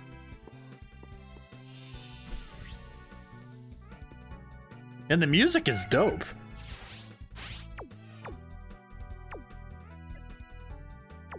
Oh, this is the battle music for that. I recognize it now. Because they use this music in Smash Brothers Melee. God, look at that. That animation is so funny. I love the boy. Ba, ba, ba, ba. That bassist is going nuts. Oh, and down I love the basses so much because the bass is doubling the melody. Oh, that's actually really sick. Join the battle now. Yeah, I know one thing I have become a big fan of when it comes to soundtracks is when people make the bass lines into something that's not just the bass, like holding the chord down, like it's not just hitting eighth notes. Because I think you can tell when a bass line is boring versus when the bass line is having fun. Because a funky bass line is way more fun. Oh, I had a paralyzed cure berry. That's funny.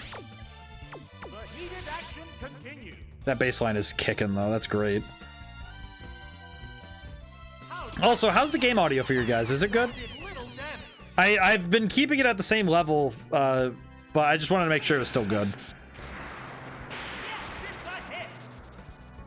It's a hit. I like this a lot though. This is going very well.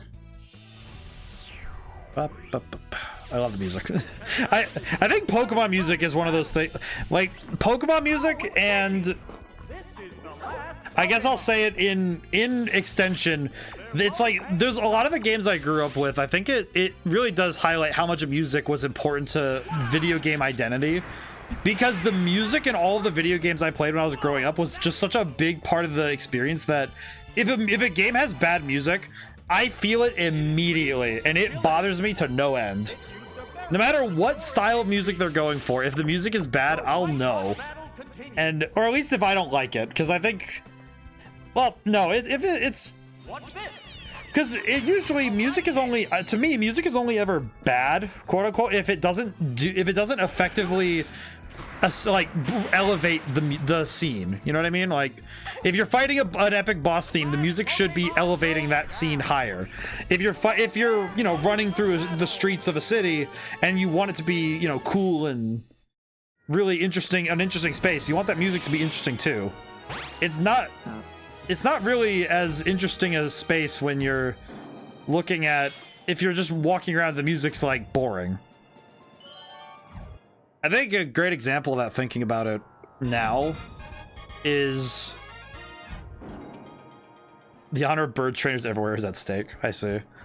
I'm thinking about it now. I think the example I can have of music that did not do it for me, that just did not elevate the experience whatsoever, is, oh god, you know, I just realized when I say this, I'm probably gonna have somebody later, either in the future or right now, pretty much call me, they're gonna immediately go, what do you mean?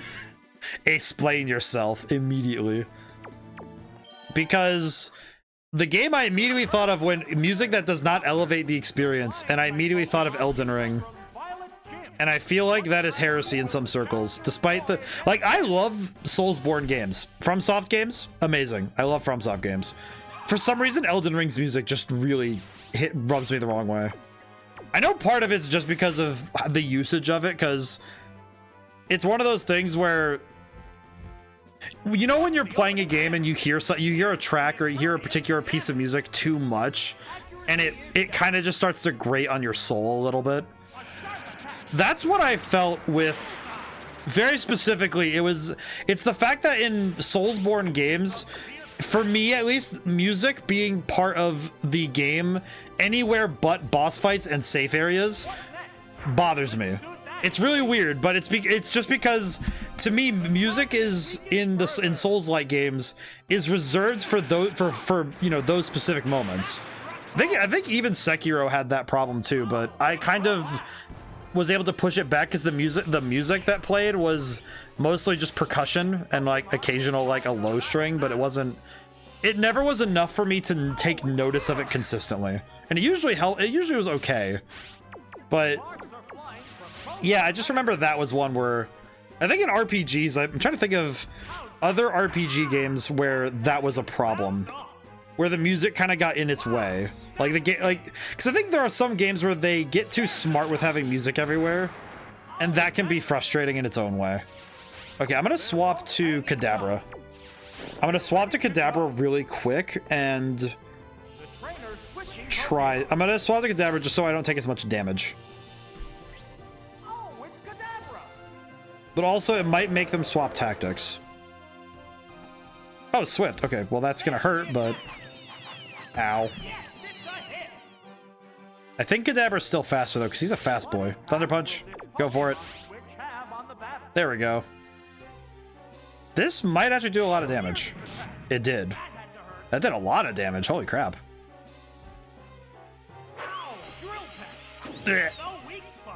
Okay, well, that's good, because... one, I don't have continues, but also... I kind of just wanted to make it so that no matter what happens, I can get back to Lantern and have my accuracy back to normal, which is good. Because now I can just have my stats back up, which is good.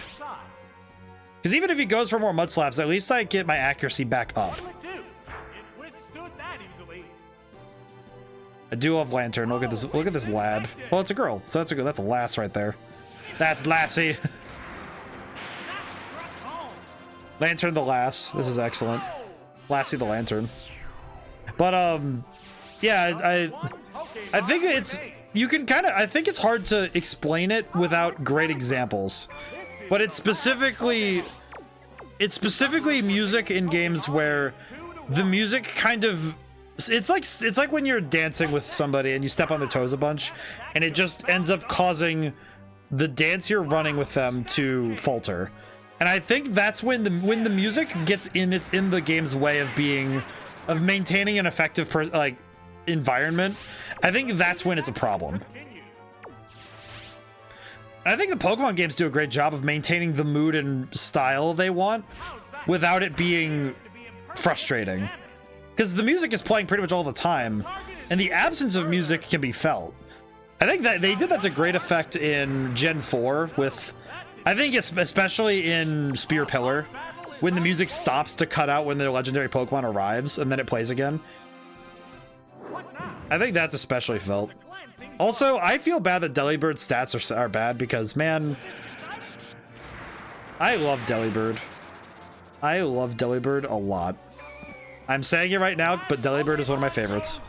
I do know some of that's because Pokemon Channel, if you ever played Pokemon Channel when you were a kid, you had such a bias to like Delibird, because Delibird was actually delivering your new stuff in game. You know, it's like, oh, if you ordered a new TV, you ordered the freaking you ordered the plushie of Squirtle.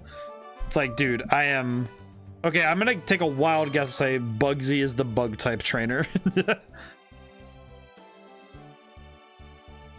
Alrighty. Let's see.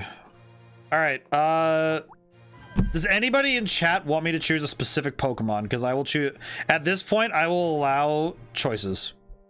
I will allow choices right now. In my mind, I do kind of want to bring... I want to bring Charizard, but... Because I think that's the... I don't want to say the easy pick, but I feel like he's like definitely like the go-to for this one. He has Fire Punch? That's kind of neat. I think Charizard's the big pick for this one, I think. But does anybody have any ideas for stuff like I think I'll choose the first fire type. The first two people who want to choose the next two fire types can choose them, because I will literally take anything. Entei. Just Entei. Grab... Oh, that would be actually really funny, is have like Entei... What would it be? Entei, Moltres, and... Are there any other fire... Wait. There's Entei... There's Moltres, and then there's... How many fire types do we got? I always forget Mad Cargo's Gen 2. I don't know why. It does not belong in Gen 2 to me. I don't know what it is. You don't belong here. I don't know what... Wait, he'd actually be great in this one. Holy crap. He would be fantastic. I'll think about that. Any takers? I won't wait too long, but... Because we do gotta keep going. But I will take requests on this one. I think I am gonna grab... Wait, Porygon 2. I haven't seen Porygon 2 this whole time. Like, he's not great, but I want him. Quagsire. Oh, look at the boy. I miss this boy. I miss him a lot. I miss this lad a fair bit.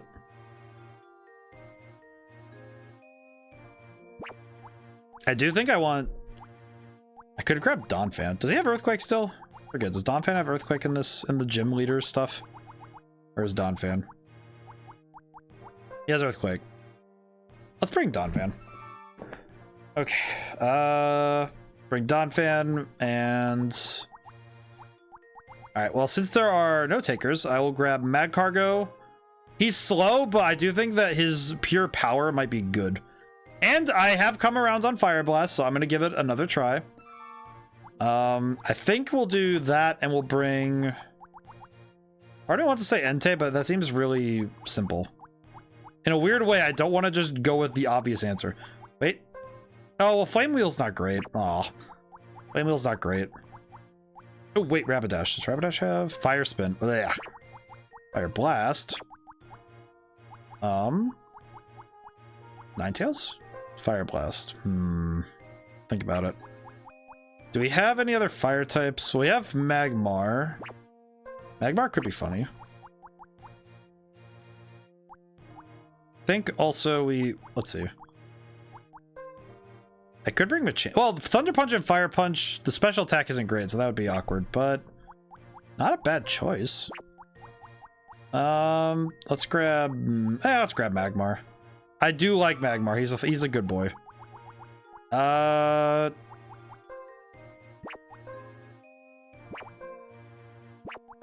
feel like having a fighting type would be a good idea. Let's bring Hitmonchan. We do not get to use Hitmonchan very often. We'll bring our boy. He's good. Oh wait, no, Hitmontop. Let's bring Hitmontop because he has triple kick. He has triple kick, and that'll be funny. We'll bring it for funny. Okay. And then, I could bring just like, I don't know, freaking. Let's bring Kingdra. Sure. I don't know. At this point, we can just bring whatever we please. How come these gym leader battles are so much like? I don't want to, I don't want to count chickens before they hatch. However, why is this leagues easier than the cup fights? Because these have been like, I've been able to at least keep up with this stuff. Charizard, Magcargo, Magmar. Excellent. I probably should have brought something to. Oh, see, look at these gyms. Oh my god, I love this. Look at this gym. It looks awesome. I probably should have brought something in case he brought that Geodude. But I'll be fine.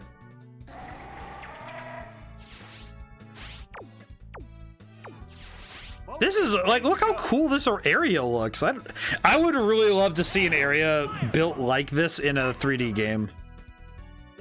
I will say I have had that thought a couple times if I'm not going to do a horror game that's in RPG Maker, or well, I think I'm doing this game. I'm going to do an RPG Maker game first. And then I think I'm going to do a 3D game. I think my third game will be 3D because I think that'll work better for me. Okay, I didn't bring anybody who's good for dealing with this, so a bit of a yikes, but I'm gonna make it work. Rock throw. How much is that gonna do to me? I wonder. Ow. Ugh. Okay, yeah, that sucks. That really sucks. I really should have brought I brought those other Pokemon for a reason. I should have brought them along. Okay, well, that's fine because Geodude is. That's fine. Charizard did good. And because Geodude is burned, I'm not so worried right now. Let's go with Magmar, because Magmar is faster, I think. But I have had the thought that if I'm going to make a 3D horror game or any 3D game, I would like to stick to graphics like this because maybe it's a bit of me being a bit selfish, but I feel like it would be because I can make art. I think I could make art of this level of fidelity with pretty good effectiveness myself, I think, but because I think that low poly work would be okay for me. I don't think I'd really want to make I don't know if I'd want to work on high fidelity stuff, but maybe that's just me. I don't know. I mean, even the 3D model I made of my fox, I'm kind of like, we'll go with something a little less intensive. But I think that's because my main goal when I'm making any video game is that I want it to be able to run even if I don't make it for like Mac and Linux and stuff, and I don't make it for literal other systems, I want it to be able to run on as many computers as possible. You know, like I don't want my games to be locked off to somebody because they literally cannot run the game. Because that's something I've seen people talk about with some games, you know, like even just thinking, you know, great example of, you know, any game that's 80 gigs and then has, you know, it asks you to be at 60 frames a second and requires a really nice GPU. Well, that's it just kind of locks out people from playing the game. And I feel like that's something I'd rather avoid as much as possible. Okay, let's see. There is a Pikachu and 2 normal types. I think this one I'll bring Donphan just in case we need him. But we'll bring... Well, let's... You know what? I'm going to lead with Magcargo, and then go Donphan, and then go Charizard, I guess. Charizard will be the anchor.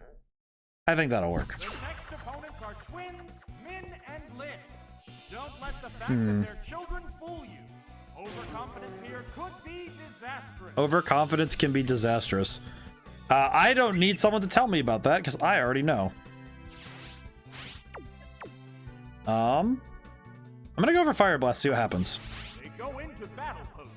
I did just realize that... It's using its charm. I did just realize something very silly about this, is that I probably should have brought Hitmonchan because I didn't bring my fighting type again.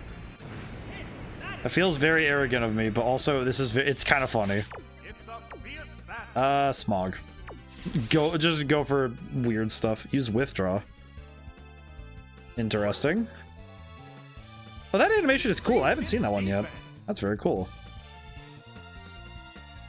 I feel like there are some animations that it's surprising when you get to see them for the first time. Go for Rock Slide, I guess. This is probably one of the few... what? Please don't hit. Please don't hit. Please don't... Sorry, Magcargo, you did not get to play ball. You did not get the ball. I'm sorry, buddy. Aw. You know, I feel bad because I wanted to bring Magcargo because nobody ever uses Magcargo or Slugma. Nobody ever uses them, and it makes me sad. Like, nobody uses them unless they're forced to, and that makes me a little sad because they're good Pokemon. Like, yeah, they're not the strongest, but their defenses are good. And they're fun. Look at the little lads. They're great. No, it's using Bide. Okay, well, that's fine. I don't know. I feel like that's the same way I feel about Delibird and like Spinda. There's always at least a couple Pokemon where I feel bad for them because people just like, oh, this Pokemon, I'm not gonna use it. It's like, but look at him, he's great. Because there's some Pokemon, I think if I'm remembering correctly about Scarlet and Violet, I think that Pokemon for Scarlet and Violet is Squawkabilly and what was it, Burbadir? It's the one that I got mad at that one time because it kept dropping rocks on me. Like, I got mad, and I also had a hard time catching it. I remember trying to catch a Burbadir, and it kept just getting out of the ball for no reason.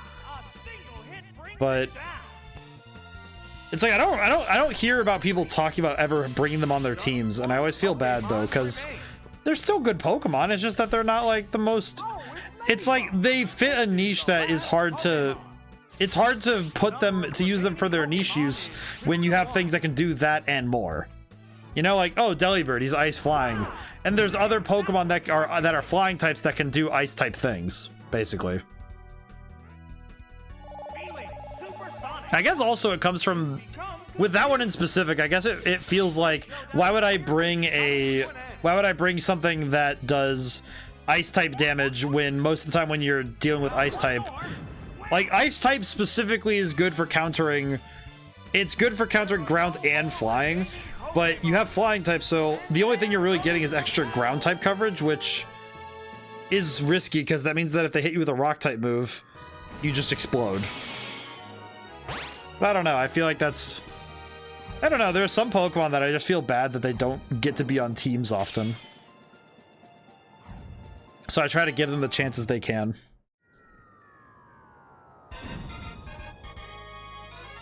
Alrighty, let's see. You probably don't know very much about bug Pokemon. Why do you have a Pupitar?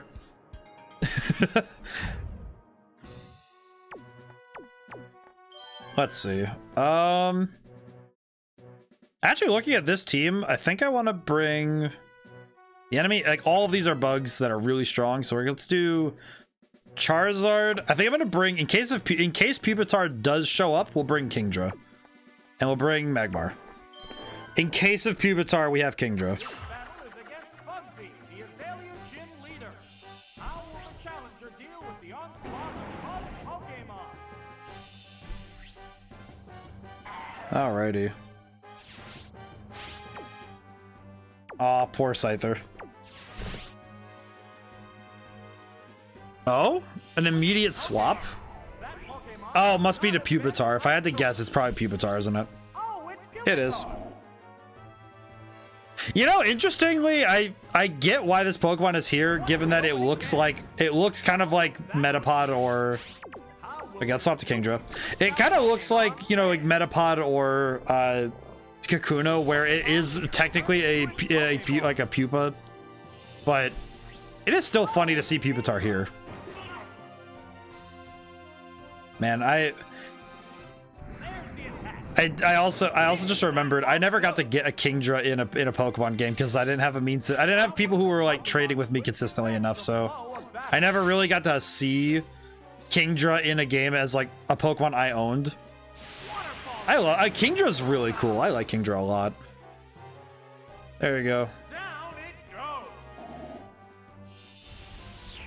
She's just like, this can't be happening. Oh, it did, and it will. This Pokemon is rejoining the battle.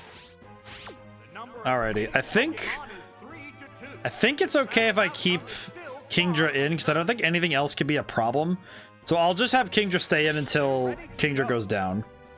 I think that would be the wise decision. Ow.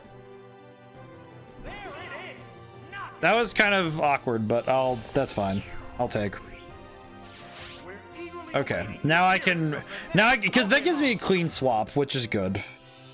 I think the clean swap is always worth going for if I can help it in these battles, but... Okay, so thankfully the Gen 1 problem of the Stadium 1 problem is not present here. That's good. That would have kind of sucked. Scyther's wing attack. That's very funny wording. I don't know why I didn't notice that. Wing attack. It's saying the word attack twice that sounds funny. Again, also this environment. This is the kind of thing though that I think is really fun, is when they clearly had fun with the environments in this game. Like all of the stadiums have been really cool. I can really appreciate that. And they took it a step further from Stadium 1, where instead of just having like a themed platform and some like minor background stuff, it's like this one's like, oh yeah, no, they have like the whole thing is themed to the trainer. And that's really neat. I think that's really cool. Especially with how the background elements are more themed to the trainer. Yeah, there we go. We did it. Amazing job.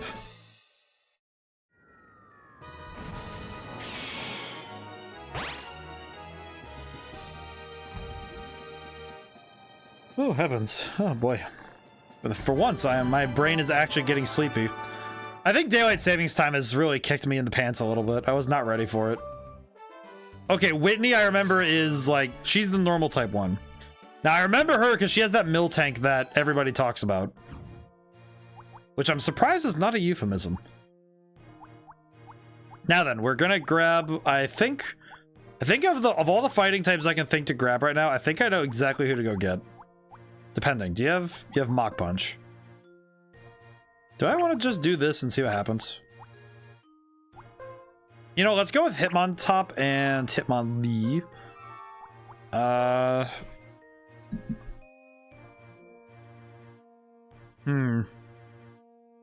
You know what? Let me grab Machamp really quick so I have all of my... Yeah, because he has Submission, Fire Punch, Thunder Punch, so that's good type coverage. We can, in case we need it. Then we need 3 other Pokemon, which I think we should grab to handle other problems. think we'll do... I think Donphan's a good choice, I think. At least I think Donphan's a good choice. And... oh, wait. Yep, I got Donphan. And then... I don't know. I'm trying to think. Maybe Gligar? Sort of. That's a little awkward. Let's see. Golem. He's got Magnitude. That's not too bad. Quick rollout. Not too bad. Let's see. I think... wait, Houndour has... how's the stat difference, though? You know, I'm gonna go with... I kind of want to go with Houndour. I want to go with Houndour. Let's go with Houndour. And actually, wait, no. Yeah, no. You know what? Let's look. Let's shop around. I should look. Any other Pokemon I could bring? Oh, Persian. What's Persian got? Light. Okay. Pidgeot. Sort of.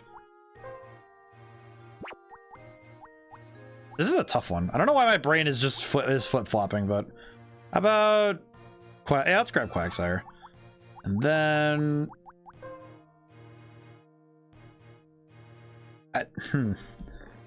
Again, I think Quillfish is one of those Pokemon that fits the criteria of nobody talks about Quillfish.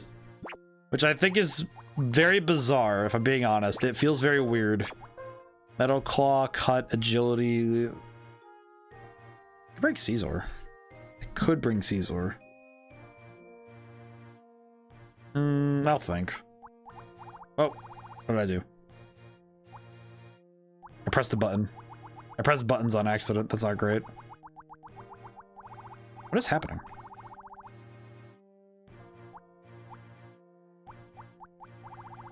Oh, I think I must have... I might have clicked the stick or something. That's weird. Oh, you know what? I haven't used Fearow yet. How about we do that? Alright, there we go. Let's go with it. Run it. Did you beat Bugsy? I don't really like bug Pokemon. Well, funny that she actually references that fight, though. That's funny. How about, let's see. Teddiursa. Yeah, okay. Let's do Hitmontop. I guess Machamp and Quagsire. There we go. This'll work. I was taking a sip of water. What is that stained glass window? Wait a minute, let me see that again.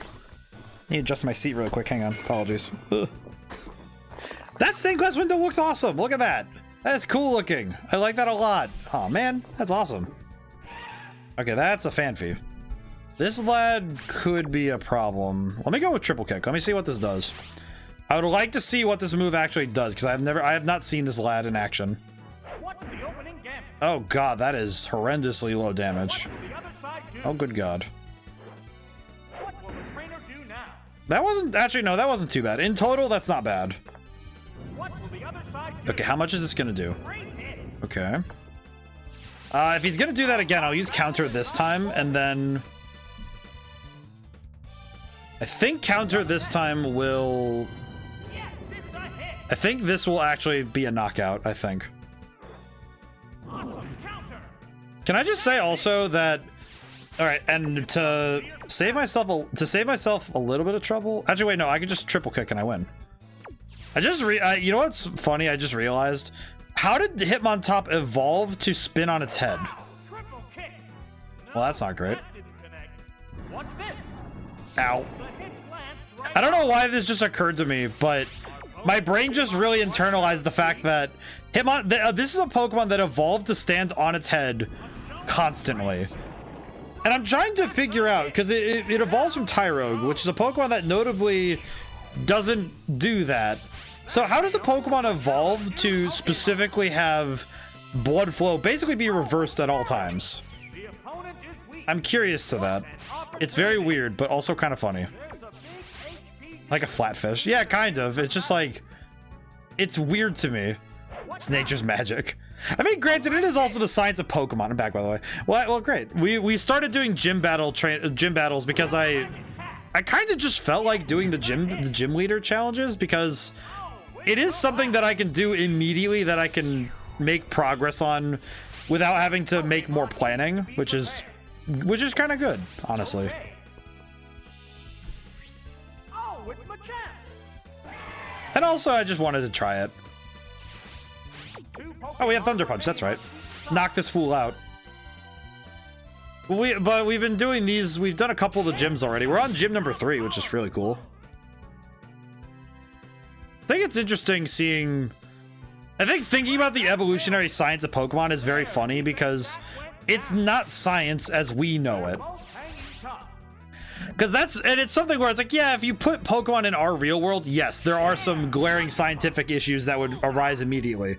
However, it's already established that Pokemon exist on rules that aren't beholden to our nature, so it's perfectly fine if they do weird stuff.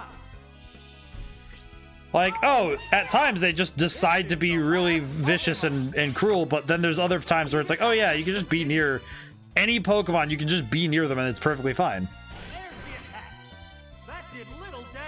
Like, I think the example I can think of with that is that in Pokemon Coliseum, Pokemon can be very dangerous and risky to have around in, you know, like without proper training.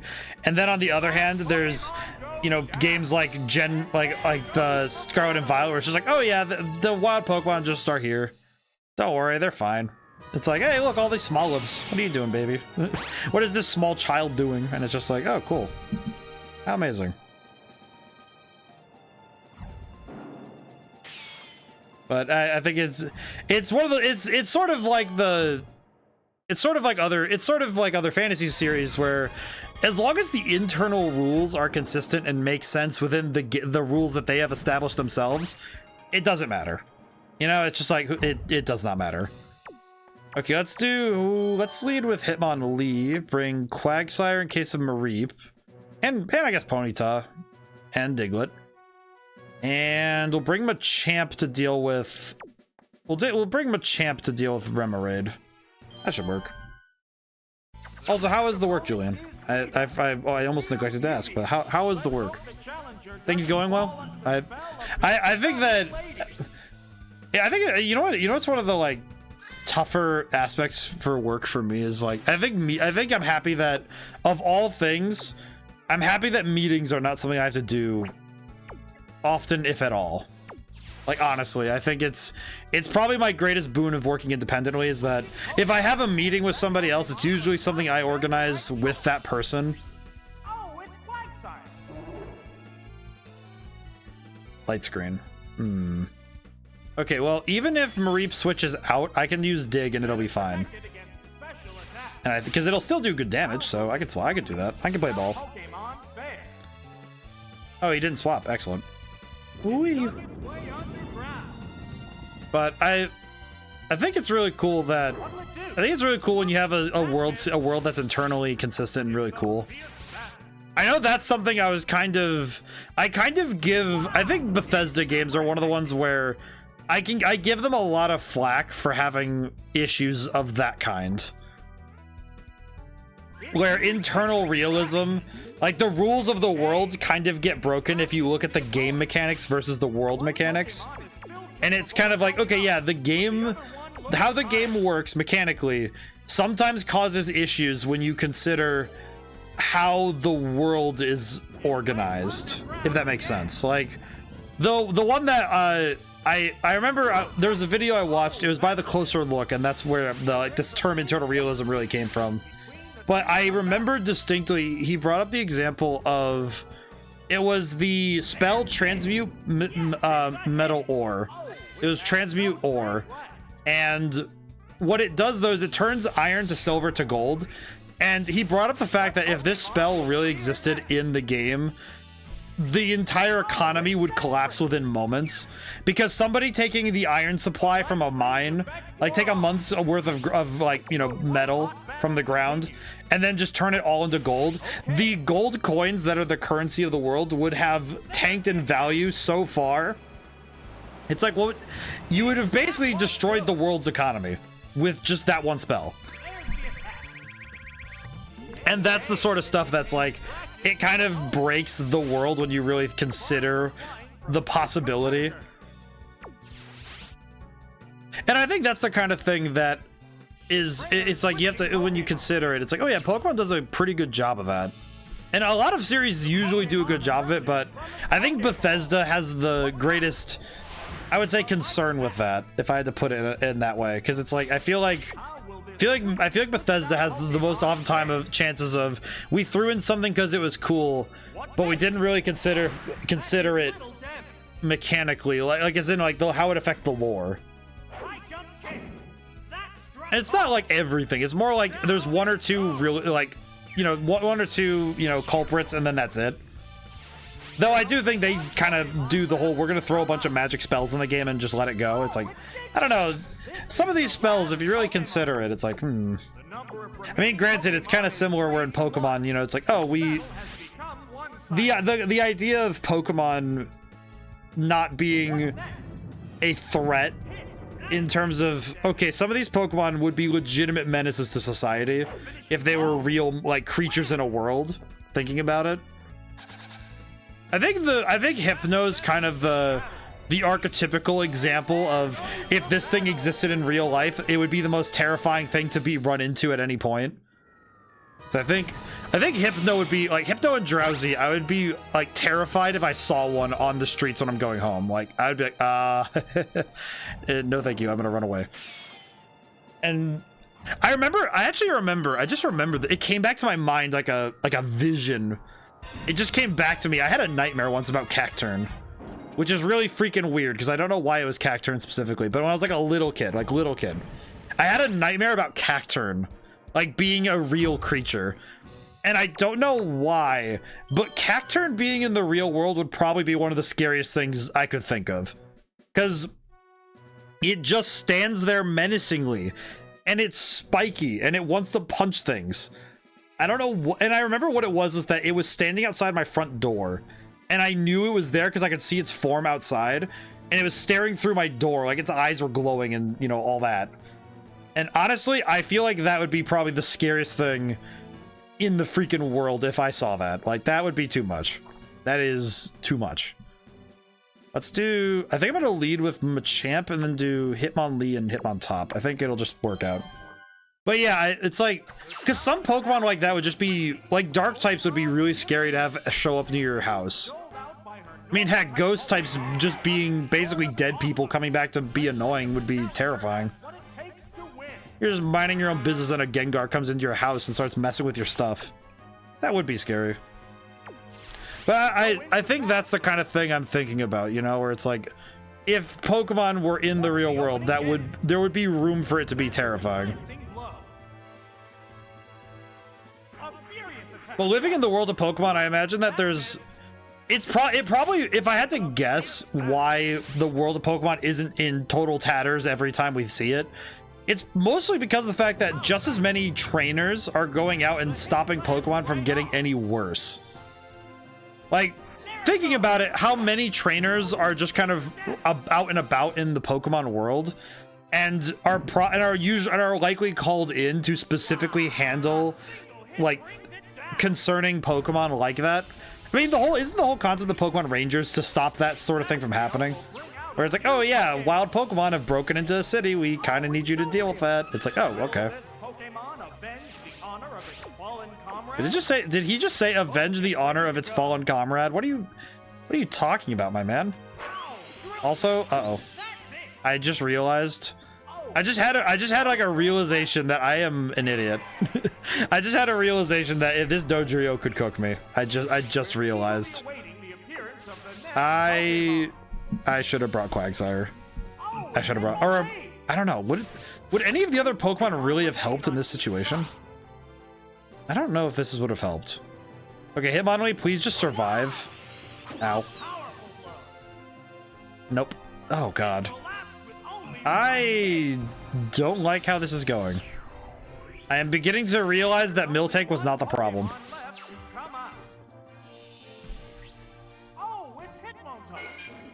Okay, well this is awkward. Not gonna lie, this is awkward. Okay, I'm gonna go for counter. If I survive this, then then counter should put him down. Ow. Please. Okay, cool. Yeah, he's dead. There we go. Good job, Hitmontop. Okay. 12 HP in a dream. I guess I have to make it work. This isn't good. This isn't good. Oh, it's Stantler. I think Stantler wins this. I actually think Stantler's gonna win this. I don't know why, but One-on-one now. I'm kind of scared he's faster. He is and he has Psychic. A psychic blast. Okay, that didn't work out very well. You know what? Just like the real game, as I recall, Whitney is a problem. Okay, what did I do wrong? Well, first off, I didn't bring any Pokemon to counter that said problem. I guess Dodrio wasn't really... I guess I wasn't really expecting Dodrio to be a problem. Huh. I don't really have a good counter to Dodrio, do I? Let me go back. Let me reset my team, actually. Okay, I should probably have a good answer to that. Like an actual legitimate answer to a flying type.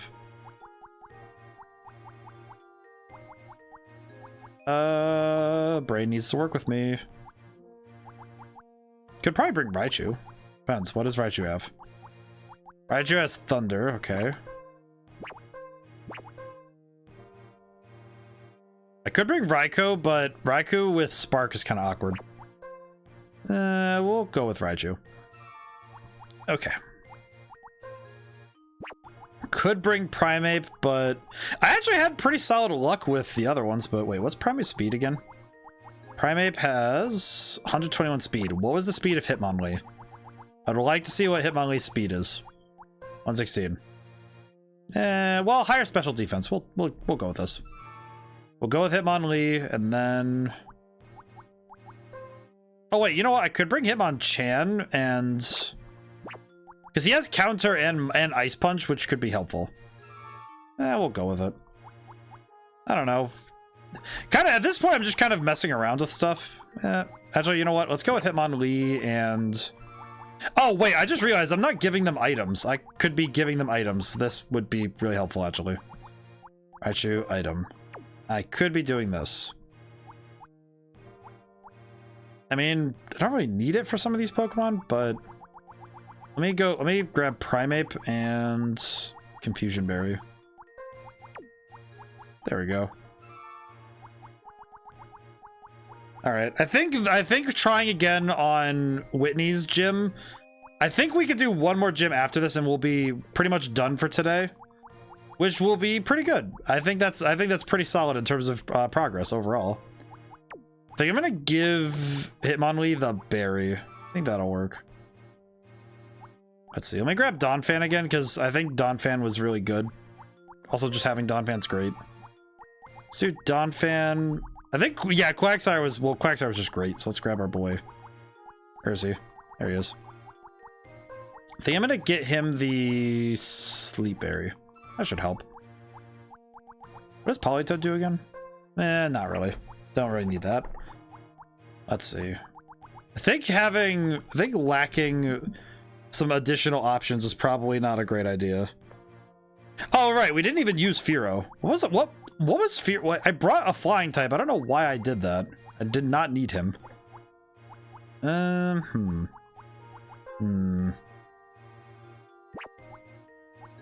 Let's see. That last fight was a lot of problem children. Probably want to bring... What the heck? Oh, because he... Oh, Nightmare, I see.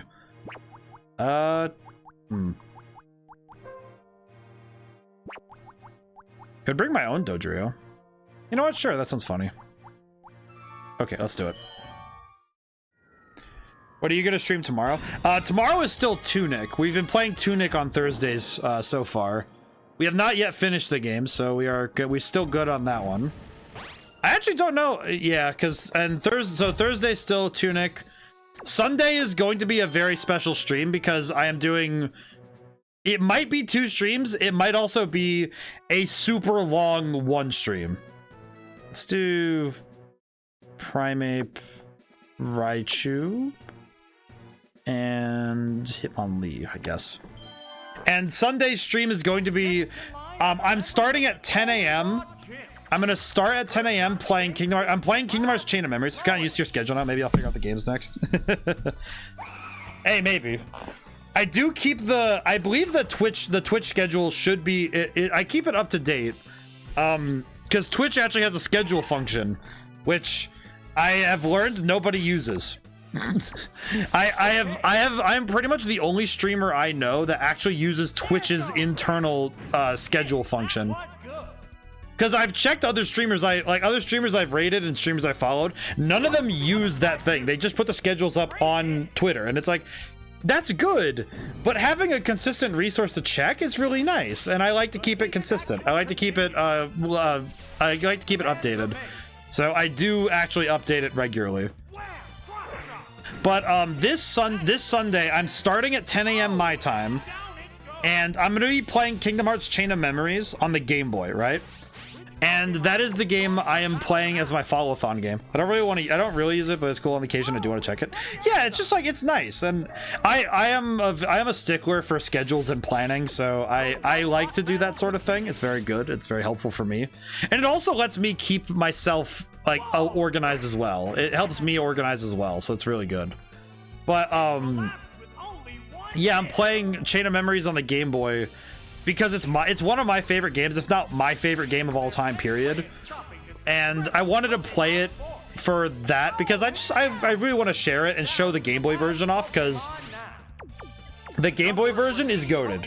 The PlayStation 2 version of the game, the Game Boy version, it's fantastic game. But I also wanted to do a speed run of it. I wanted to attempt to do a speed run of it. And the one benefit to doing a speedrun of the game is if it gets taken by speedrun.com, which I will try to put it up there, no matter what time I get, technically it will be a record for the category I'm going for. It will technically be a record, which is hilarious. What I find really funny is that it is technically a record if I beat the game, which is very funny. Because there's only 9 records, so if I get any time, I would be in the top 10, which I think is neat.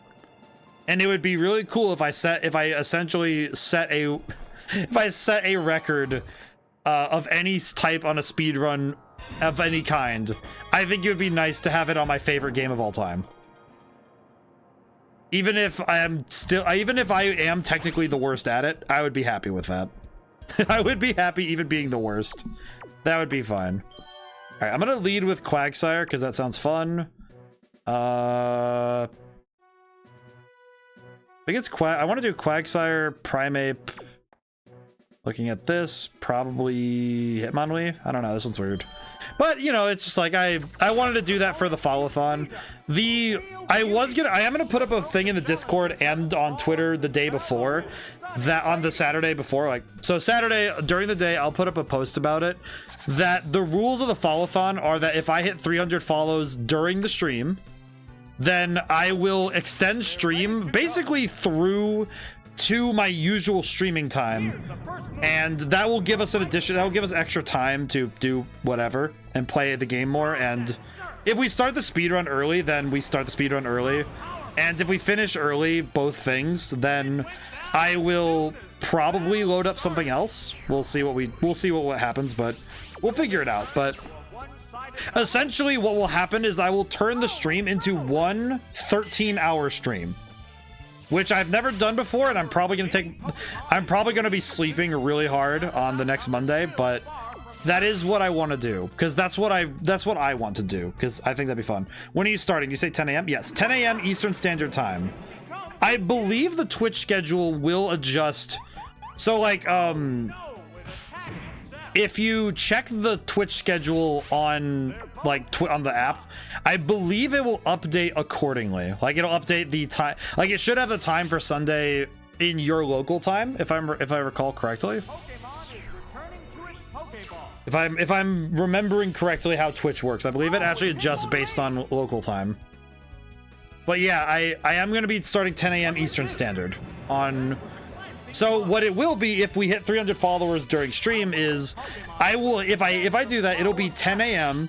We'll be able to join you at your usual starting time. Well, that will be just fine. I mean, I think at any time anybody will join, I think it'll still be good. It's just like, because in my mind, the nice thing about this stream is that at any time somebody can join in, and I'll still probably be playing the game. And in the case of this game, I think the thing that I'm excited about is getting to share this game that I personally am really excited. I really love the game. It's really great. I did do a practice speed run, and it was a little rough for me, but it was definitely not like, it was not rough in the sense that, oh, it was like it wouldn't be fun. It was more that it was rough in the fact that I had to constantly improvise how to play the game. Because the key thing about Kingdom Hearts Chain of Memories, especially as a speedrunning game, is that it is high improvisation. Like, it is high on the RNG. And a lot of that RNG comes down to what cards you get on your playthrough. Because the whole thing is cards. So, I'll be probably explaining it when we play through the game normally, but yeah. But yeah, I'm looking forward to playing this with everybody because I think it'll be a lot of fun. But yeah, if the stream does extend, then I will be streaming for a total of 13 hours, which also, I guess, just fun fact, there are 13 floors on Kingdom Hearts Chain of Memories, so spending 13 hours playing the game would be very thematic and also really cool. So I don't know. I know it's not the most popular game, but I figured it would be fun. It would be fun for me, and I also figured it would also just be nice to share something like this because it's a core memory of mine. So I thought that would be fun, and also I think it would be a good time for that. There's the shot. It's super effective. Oh, excuse me. Both Pokemon show signs. But I'm excited for that. Is it one of those Disney character games? Sort of. So the weird thing about Chain of Memories, in my opinion, is that Chain of Memories has the Disney worlds in the game. However, they're far more like levels than even in the original game, where like, oh, they're full worlds. They actually take the form of just being levels in the game because of how the game is organized, which is kind of fascinating. But it's more focused in on characters than it is the worlds themselves. Like in the original Kingdom Hearts, it was more it was like, oh yeah, the worlds are, you know, you have to save the worlds and stuff, and look at the fun of exploring these worlds. It's like, this is more of a, hey, this is the backdrop for a bigger story, for like these individual episodic stories that also are being linked together by the external story going on in Castle Oblivion, which is really cool. There are Disney characters though, like you do get to go to Nightmare Before Christmas, which is really cool. At least I think it's cool. I know it's kind of weird, all things considered, but it's really cool. I like it a lot. It makes me happy. But the last couple levels actually ditch the Disney stuff and go back towards Kingdom Hearts only stuff, which is really interesting to me. Because it kind of drops all of the Disney stuff right at the end. Okay, I'm going to do something really quick because I just noticed the time, and also I'm going to create the suspend point. Wait. Okay, create suspend point. Overwrite, yes. Just in case we need it. Don't want to use it, but I don't think we'll need it because I think my strategy this time will be flawless. Yeah, it'll be fine. But I think Chain of Memories is interesting because there's a lot of good quotables in it, and I think it's really fun story-wise. Also, the enemy designs, especially the organization members, are really well done, especially in the sprite form. I think it being a Game Boy game actually lends really good credence to it because the sprites are so good.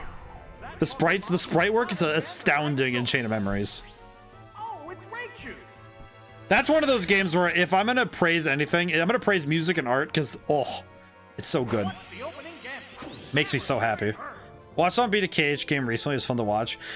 You know what is one thing? I know that Chain of Memories is definitely not everybody's favorite because I think Chain of Memories is one of those ones that gets a bad rap due to, oh God, bless America. The gimmick was that they hate cutscenes. They said it's a game full of cutscenes. I will say I can't disagree with that. With that, I can't say like they're entirely wrong. But I also think that I think it's especially bad in the mainline games, in my opinion. Like, just from the perspective of somebody who's played the games, sort of.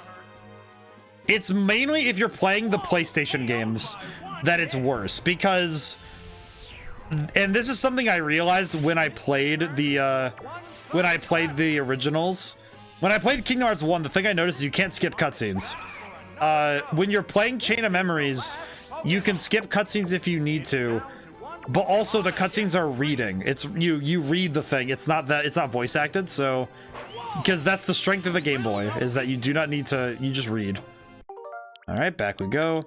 I'm gonna lead with Raichu because clearly I don't know what it is, but actually reselect. I'm gonna bring Raichu, Primeape, and question, what does Donphan have? I think I'll bring my own Dodrio, because but yeah, I do think that Kingdom Hearts as a series has a problem with cutscenes, where I think at minimum there's like 4 hours of cutscenes in some of these games. I know Kingdom Hearts 1, the cutscenes also had really weird pauses, so sometimes you ended up with a lot of pauses, which just kind of drag the pacing down a little, and it's like, ugh. I do like Chain of Memories for the fact that it's basically just a reading comprehension, which is just fine for me. Please hit. Oh god, bless America.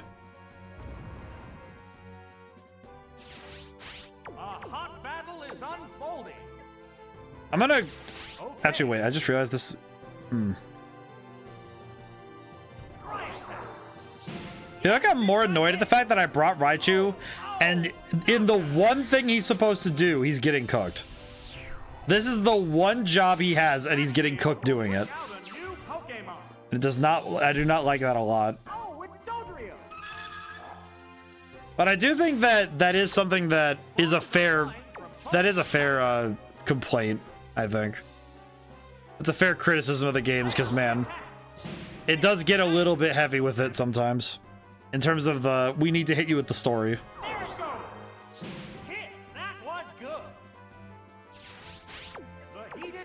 I think I probably should have used Fly, but...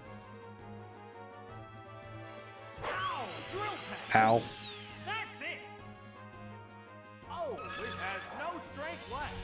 I did not realize that this last gym leader was going to be such a problem, though.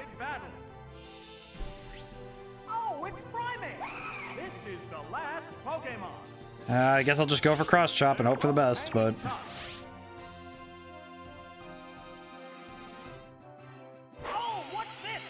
Ow. And dead. Okay, back we go. Bite the dust. Here we go again. Raichu. I think it's just Raichu, Primeape, and I think Quagsire will be the other pick. At this point, I'm just thinking that I really need to deal with Dodrio before I can even handle the rest of this fight. All right, Dodrio. Nope, Miltank. Okay, I'm going to Thunder Wave and then switch. Oh god damn it! Why did I think that was a good idea? I knew this thing had Earthquake. Ow. Okay, Thunder Wave.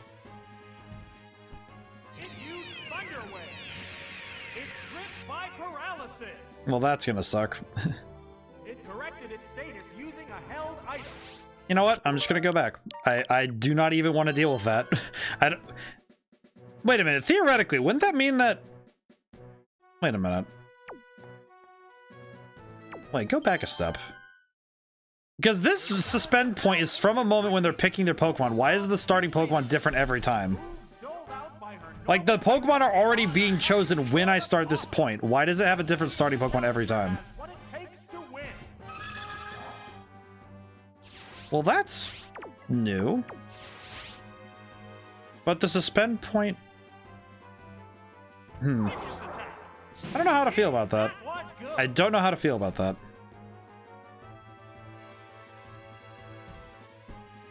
Okay.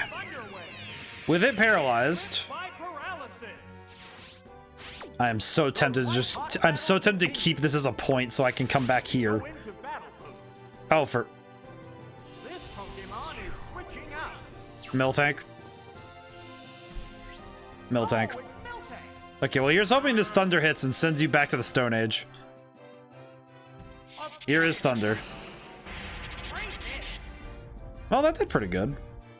It wasn't fantastic, but I will take it. Swap to Quagsire. The Pokemon is returning to its Pokeball. Oh, it's Quagsire.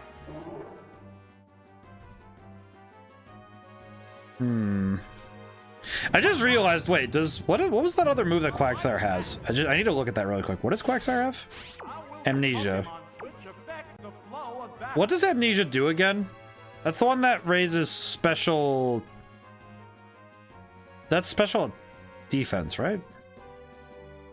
I do not remember. What does this do again? I have +2 special defense. Okay, thank you. I was like, that's the special defense one. I was like thinking about it. I'm like, I'm sitting there thinking for like that took me way too long to get to, but I was just trying to remember that's the special defense one. So I remember that there's the special defense one, and then there's the one that does special attack. And I was trying to remember which one was which, and my brain was not getting me there. Okay, I did just remember that using dig at this point would be a really poor idea, so do not do that. I needed to remember that I have to be extremely careful. Because I just remember that Earthquake does double damage to enemies using dig, so is there anything that you're thinking of buying maybe for Black Friday? Not particularly. I usually do my Christmas shopping personally. Like I usually go to a place and go buy stuff. Because I like getting stuff that would be more personal to the people I shop for. And I usually find those sorts of things when I'm out and about.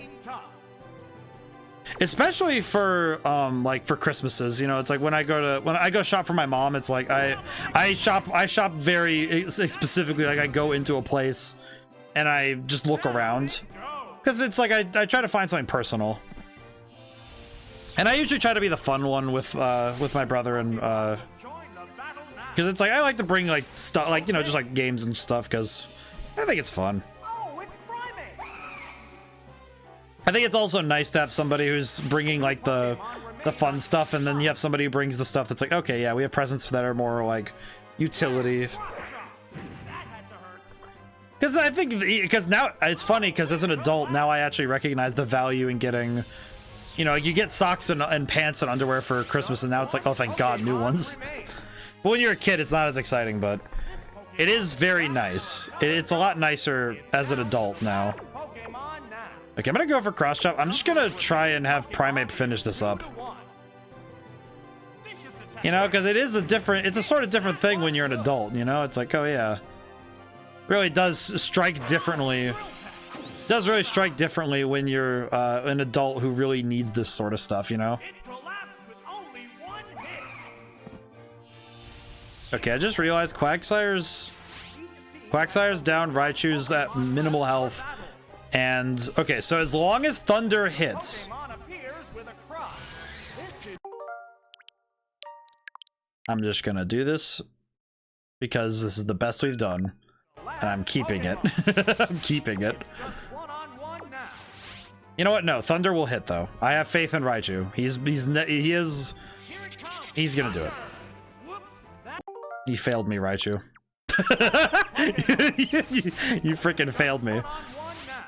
Do it again. I feel like that's just karmic justice at this point. I don't think there's anything else there. It's just like, what are you doing? What are you doing, you fool? Game is just saying, what do you think you're doing? Do you think you're doing? What do you think you're a freaking Yoshikage Kira? Get out of here. That is, okay, wait. Okay, load. Go back. How do you miss 3 thunders in a row? Do it again. How? Is it just predestined? I think the RNG is decided beforehand at some point. I want to see. Oh my God. Alright, I want to try one more time. I want to see something. I just want to see something really quick. It's just one-on-one now. This match has come down to the wire.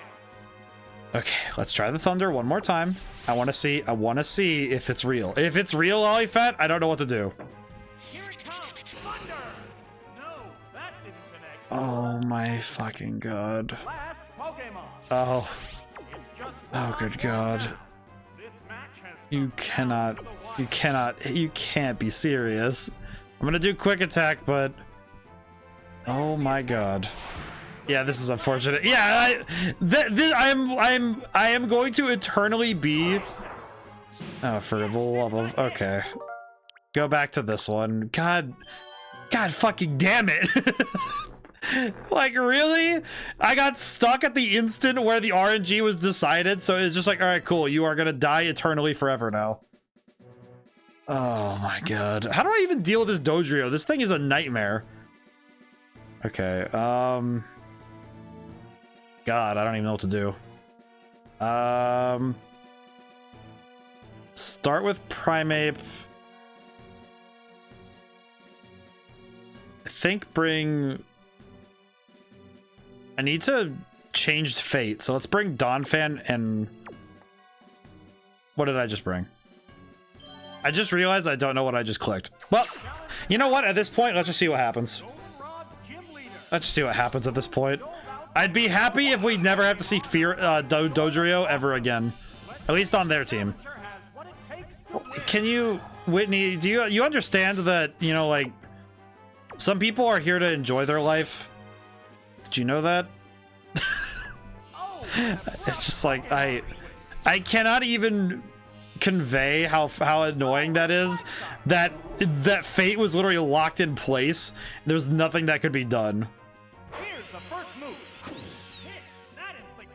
Okay, now the question becomes, how do I actually deal with this idiot?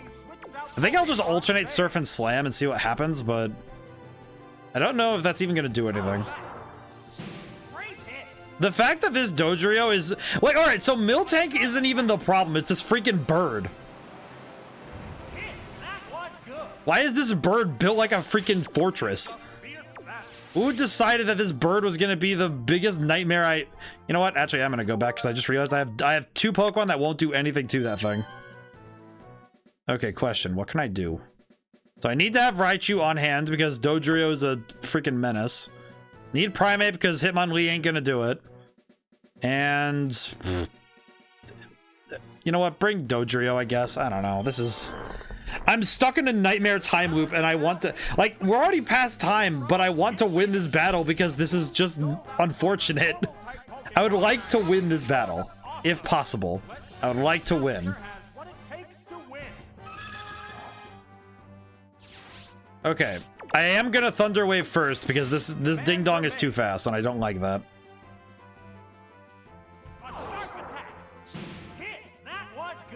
Oh my god. It's like it's worse knowing that now Raichu's on a timer. Actually, I think it's worse that this means that it's gonna swap and Raichu's not gonna land this knockout shot. But, oh my god. Can I get a crit? Can I please get a crit and just put Miltank in the ground? Just give me a crit and put Miltank in the dirt, please. I'd like that. Nope. Not even a paralysis, just Miltank.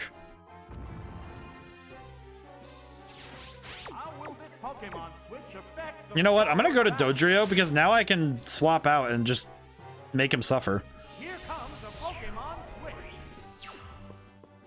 You know what? I just realized this is actually the good pick because now I can... Because I know that wait. You're not going to tell me Miltank actually accounted for me swapping. That's not how this works. Okay, I'm going to do Fly because I know that she has Rollout and How are you faster than a Dodrio? How the fresh hell are you faster than Dodrio? That doesn't make any sense. That's not how Pokemon work. How are you faster? How are you faster, Miltank? What hellscape did you get pulled from? What now? Oh, that's a miss. I think what makes it worse is that it technically... What's this? No, that's... You know what? No, I'm not suffering that. I refuse to suffer that existence. I am not even gonna bother with that one. I feel like this particular battle is driving me insane because it's bothering me. It's bothering me a lot. You know what? No. You know what, Whitney? I don't think you understand. I am this petty at this point. I do not care how many tries it takes. I am going to kill you with a thunder. I do not care. I'm getting petty. I'm getting petty because this is driving me nuts. It's like, how on earth can the RNG be this bad? I know it's not cheating, but how? This makes no sense. It cannot be that bad. Perish, for the love of God. Thank you. Good Lord. Why do you even exist? That's a mill tank. You're gonna use Earthquake, so I need to go to freaking Quagsire, or I'm gonna die. Stream ending soon? Yes. I just want Whitney to... I actually just want to grab Whitney and throw her through that stained glass window. I just want this... I want this victory more than I want sleep. Which is reasonable. But also a little unhealthy, but also reasonable.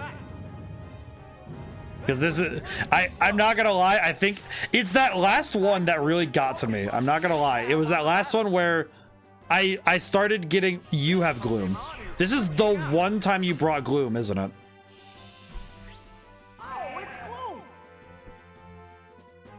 Whitney, I hope... Whitney, this is the nicest way I can say this is that I hope that you understand what the taste of the hood of a car tastes like. Hope you understand that flavor, because... What fresh hell did you crawl out of to become the 3rd gym leader in a region? What nightmare dimension did you like fall from and create a crater which deleted an entire city? Where are you from? Ow. Okay, Primeape, I actually don't know how we're gonna do this, buddy, but we're gonna figure it out.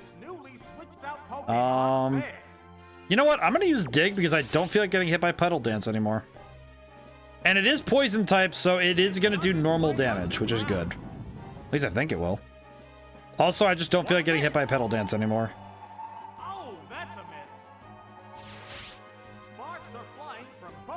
Oh boy. My brain is just not taking this well. I think it's because of the nature of this fight where it's just, I've been getting cooked repeatedly and it's kind of... I think it wears on the mind sometimes when, especially when you lose the same way multiple times, where it's like, okay, really? Okay, I need Primeape alive for... Really? Okay, you know what? To hell with it, Cross Chop. Just kill him. Kill him.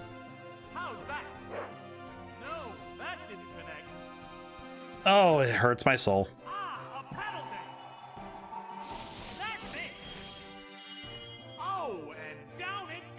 Future Savior. Oh, you need an affirmation, eh? Well, hey, man. Life has challenges, but we are gratefully made to be able to handle them. So I hope that if things get tough, I hope that you are able to handle them as well as you can. And also I hope that you're having a good day.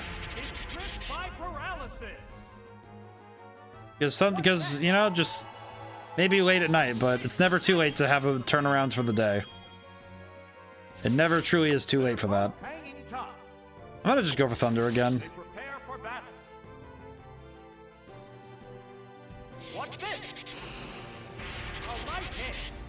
I think the sudden change of temp messed me up. I think it was for me personally, I know it was in the 70s here again. My god, really? That's just weird. Okay, I am gonna try one more time. From here. I know it's also, in America we had daylight savings time, so... And daylight savings, I think, throws everybody off, in my opinion. I think I think daylight savings is very confusing. I don't quite I think the trouble with it is that it very specifically throws everybody off, and it's very hard to recoup from it. It went down as soon as the battle started. Okay, if I swap to Quagsire now. Oh, it's Miltank. Okay, so let's see. Pokemon, swap to Quagsire. And then what I'm gonna do is the moment that Quagsire So I have an idea. It's gonna be a little awkward, but I think it'll work. Is that I'm going to, because I think Miltank's gonna swap. I think Miltank's gonna swap. I'm gonna go for Slam though. I think Miltank's gonna swap, but if Miltank swaps, okay, yep. Go for the Slam, and then I'll swap back to Raichu, I think.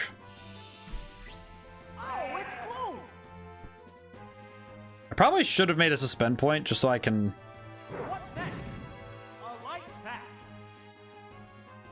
Thinking about it, I probably should have. Okay, yeah, we'll go to Raichu and then, because I know Raichu can take a Petal Dance. I'm gonna do Thunder Wave. I'm gonna do Thunder Wave and then get the paralysis.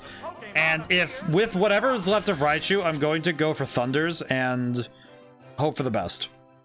Because I would like to have a paralysis guaranteed. A guaranteed paralysis would be nice. And then with the paralysis, I think from there, I think Primeape can handle it by using Thrash, but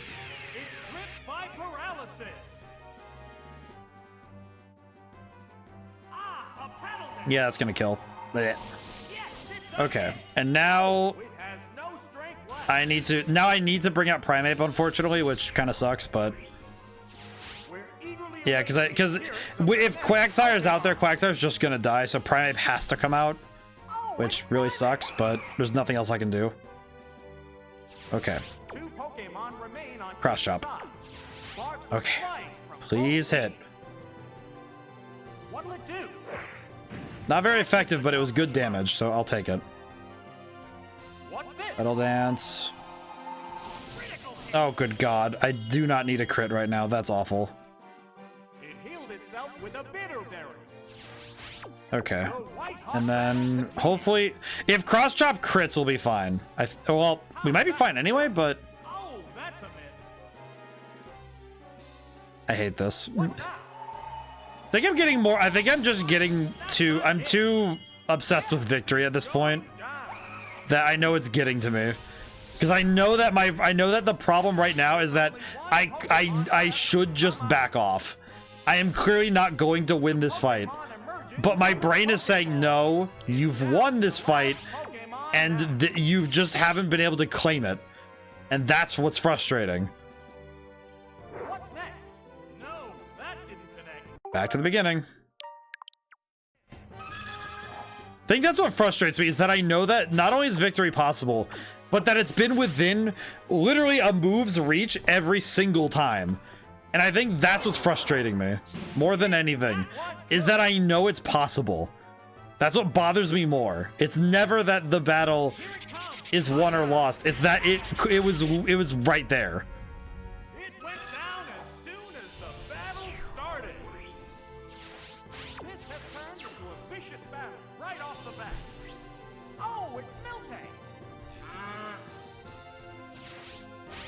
I'm gonna try something. I'm gonna switch to Primeape instead. I'm gonna swap to Primeape instead and go for a Cross Chop. The Earthquake might do a bit more damage, but I think that going for Miltank straight away is probably the best move. Because I don't think they'll swap to Gloom right away. At least I don't think so. I don't think that Gloom will be a swap in right away. And even if it is, this will still be a bad idea for her. Ow. Primeape, please kill. I would be really happy if you kill. Super effective. Oh my God, you've got to be kidding me. Oh God.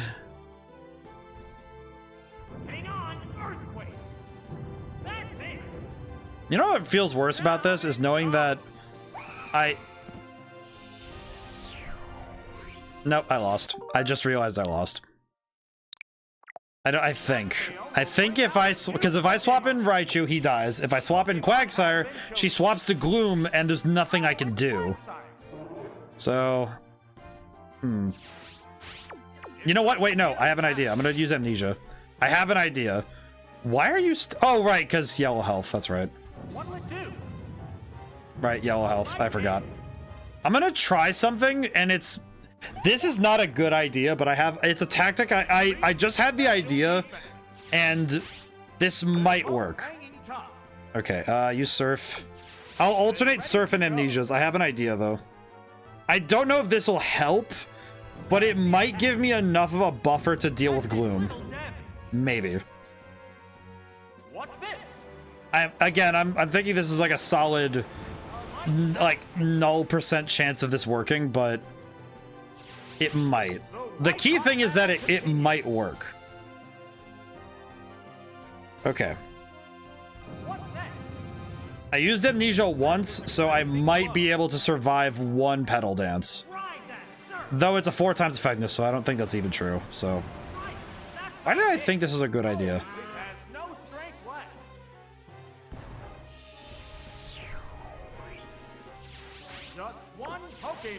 Is it bad that this is the thing that's making me think, why did I bring Quagsire if all I'm gonna do is have him get cooked by Gloom? Okay, use Dig. Yep, maybe I'm not faster. No, not faster.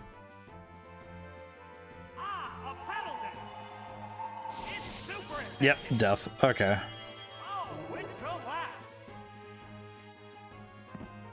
Feel like if I lose this, I should just stop, because I don't think it'd be good for me to obsess over it. I think it's just because I don't like ending on losses.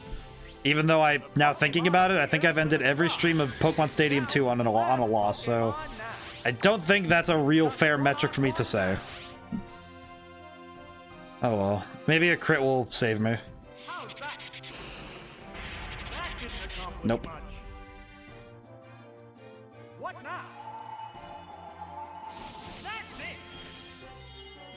Okay. If I crit with Thunder, I think I could, and I get paralysis, I might be able to do it. Well, I missed. Well, that's unfortunate. It's already 11:20. I'm gonna go back this far. I don't think this is working. Okay, what can I do differently?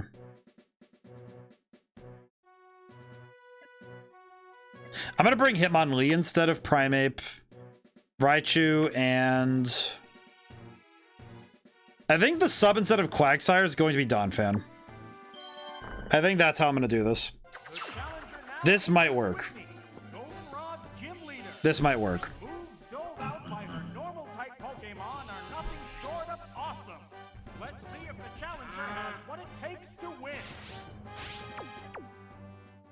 Okay.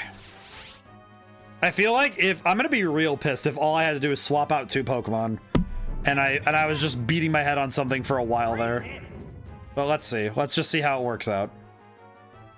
There it goes. Bam! That worked perfectly. That was not too bad, actually. I'm already feeling it. I'm already feeling the weight of the consequences of my actions, and I'm getting a little bit like I'm feeling like I'm gonna go to bed a little bit upset with myself more than anything. I am going to be so mad trying to get to sleep today. You don't even know. I am going to be sitting around. I'm gonna be in my bed, like covers up, just be like, I could have chosen Hitmonlee the first time, and I would have been fine.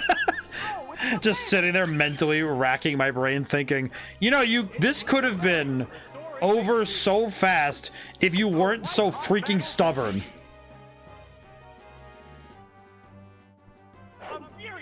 Like, there are so many ways this could have gone way the hell faster if you weren't so freaking stubborn about this. But no, you had to try and win with the monkey. Hitmonlee's clearly like cleaning house. Okay, let's bring Donphan and just Donphan, do your thing. I don't know, spam Earthquake. just spam Earthquake or something, dude. It's fine. I could set up Sandstorm, but I think I'll set up Sandstorm if Dodrio is the last one. Why do you have Fire Blast? Miss. Aw. Oh, that's not bad. That's not bad damage. I can deal with that. Oh boy. I am gonna raid to somebody after this because I feel like I need to like sit in someone else's stream for 10 minutes and let myself decompress from the mental like ire I have towards myself. That's a Stantler. Okay, I know it has Psychic, so that's a problem. And Raichu's left, so we'll just spam Earthquake till we die. Donphan, please don't get one shot though, because that would be upsetting. Okay, we're good. Oh yeah, it's so Jover. This is fine. Just hit him in the head. It's great. Yeah, that's big. Oh, Donphan. Why do I ever do anything? Why do I think? Why? I feel like this is the catch-22 of all strategies I do. If I think too hard about it, I end up doing so many circles that I end up like tying myself in a knot and I end up losing. If I don't think enough, then I don't actually consider the ramifications of my actions and I lose.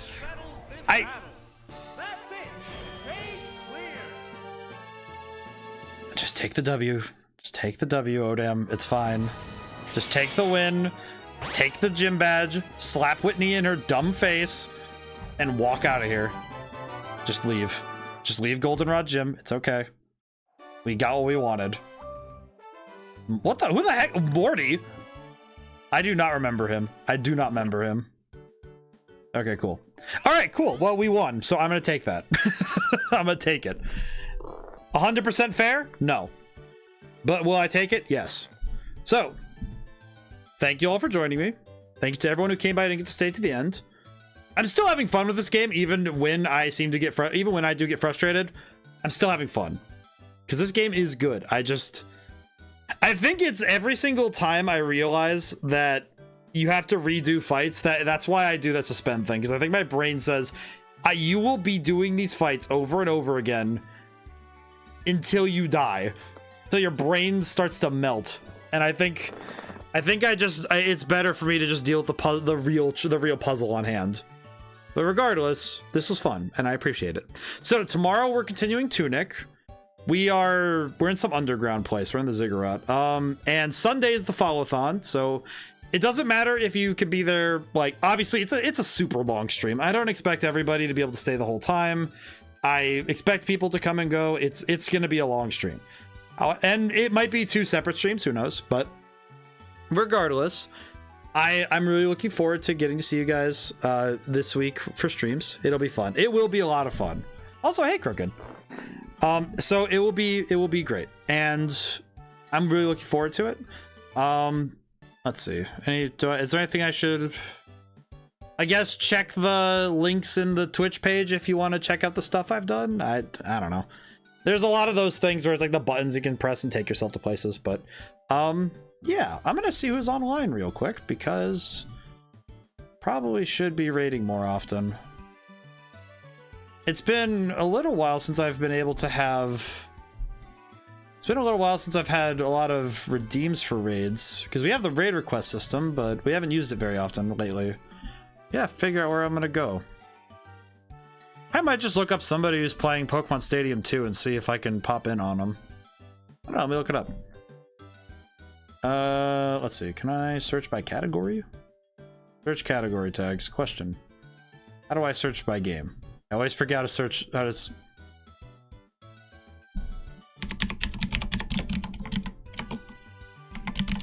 Pokemon Stadium 2. Let's see if we can find someone. Who is playing? Oh, it's me.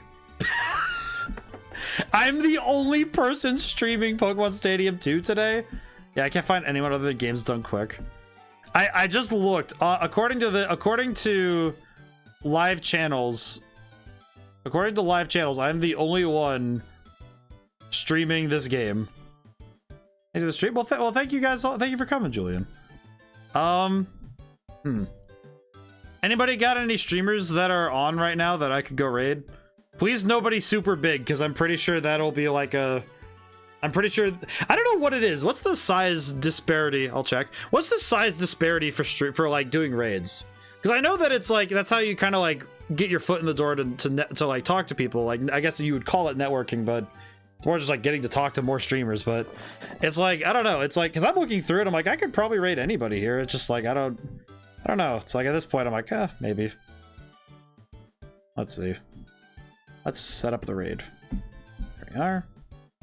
But it's like I don't know what the size difference is before it's like it almost is like what are you doing kind of thing. I do not understand internet social faux pas because no strong contenders for me. You know what? I should raid more. Oh, well, somebody just literally popped in. Well, that's excellent. I'm gonna go. I think, are they live? No, they're not. Blech. They are not live yet, but they showed them notification, so see if I can refresh this and get that to work. Maybe. Gonna annoy the crap out of them by raiding them like this. Oh wait, I can raid Sam. I can go raid Sam. Oh, they're playing Spider-Man. I guess checks for spoilers for Marvel Spider-Man 2. I don't mind, but I'm just letting everyone know. But I'm gonna go raid Sam. So I'll talk to you guys now whenever I see you guys next. Goodbye for now, and thank you. I can do that. So I'll talk to you guys soon.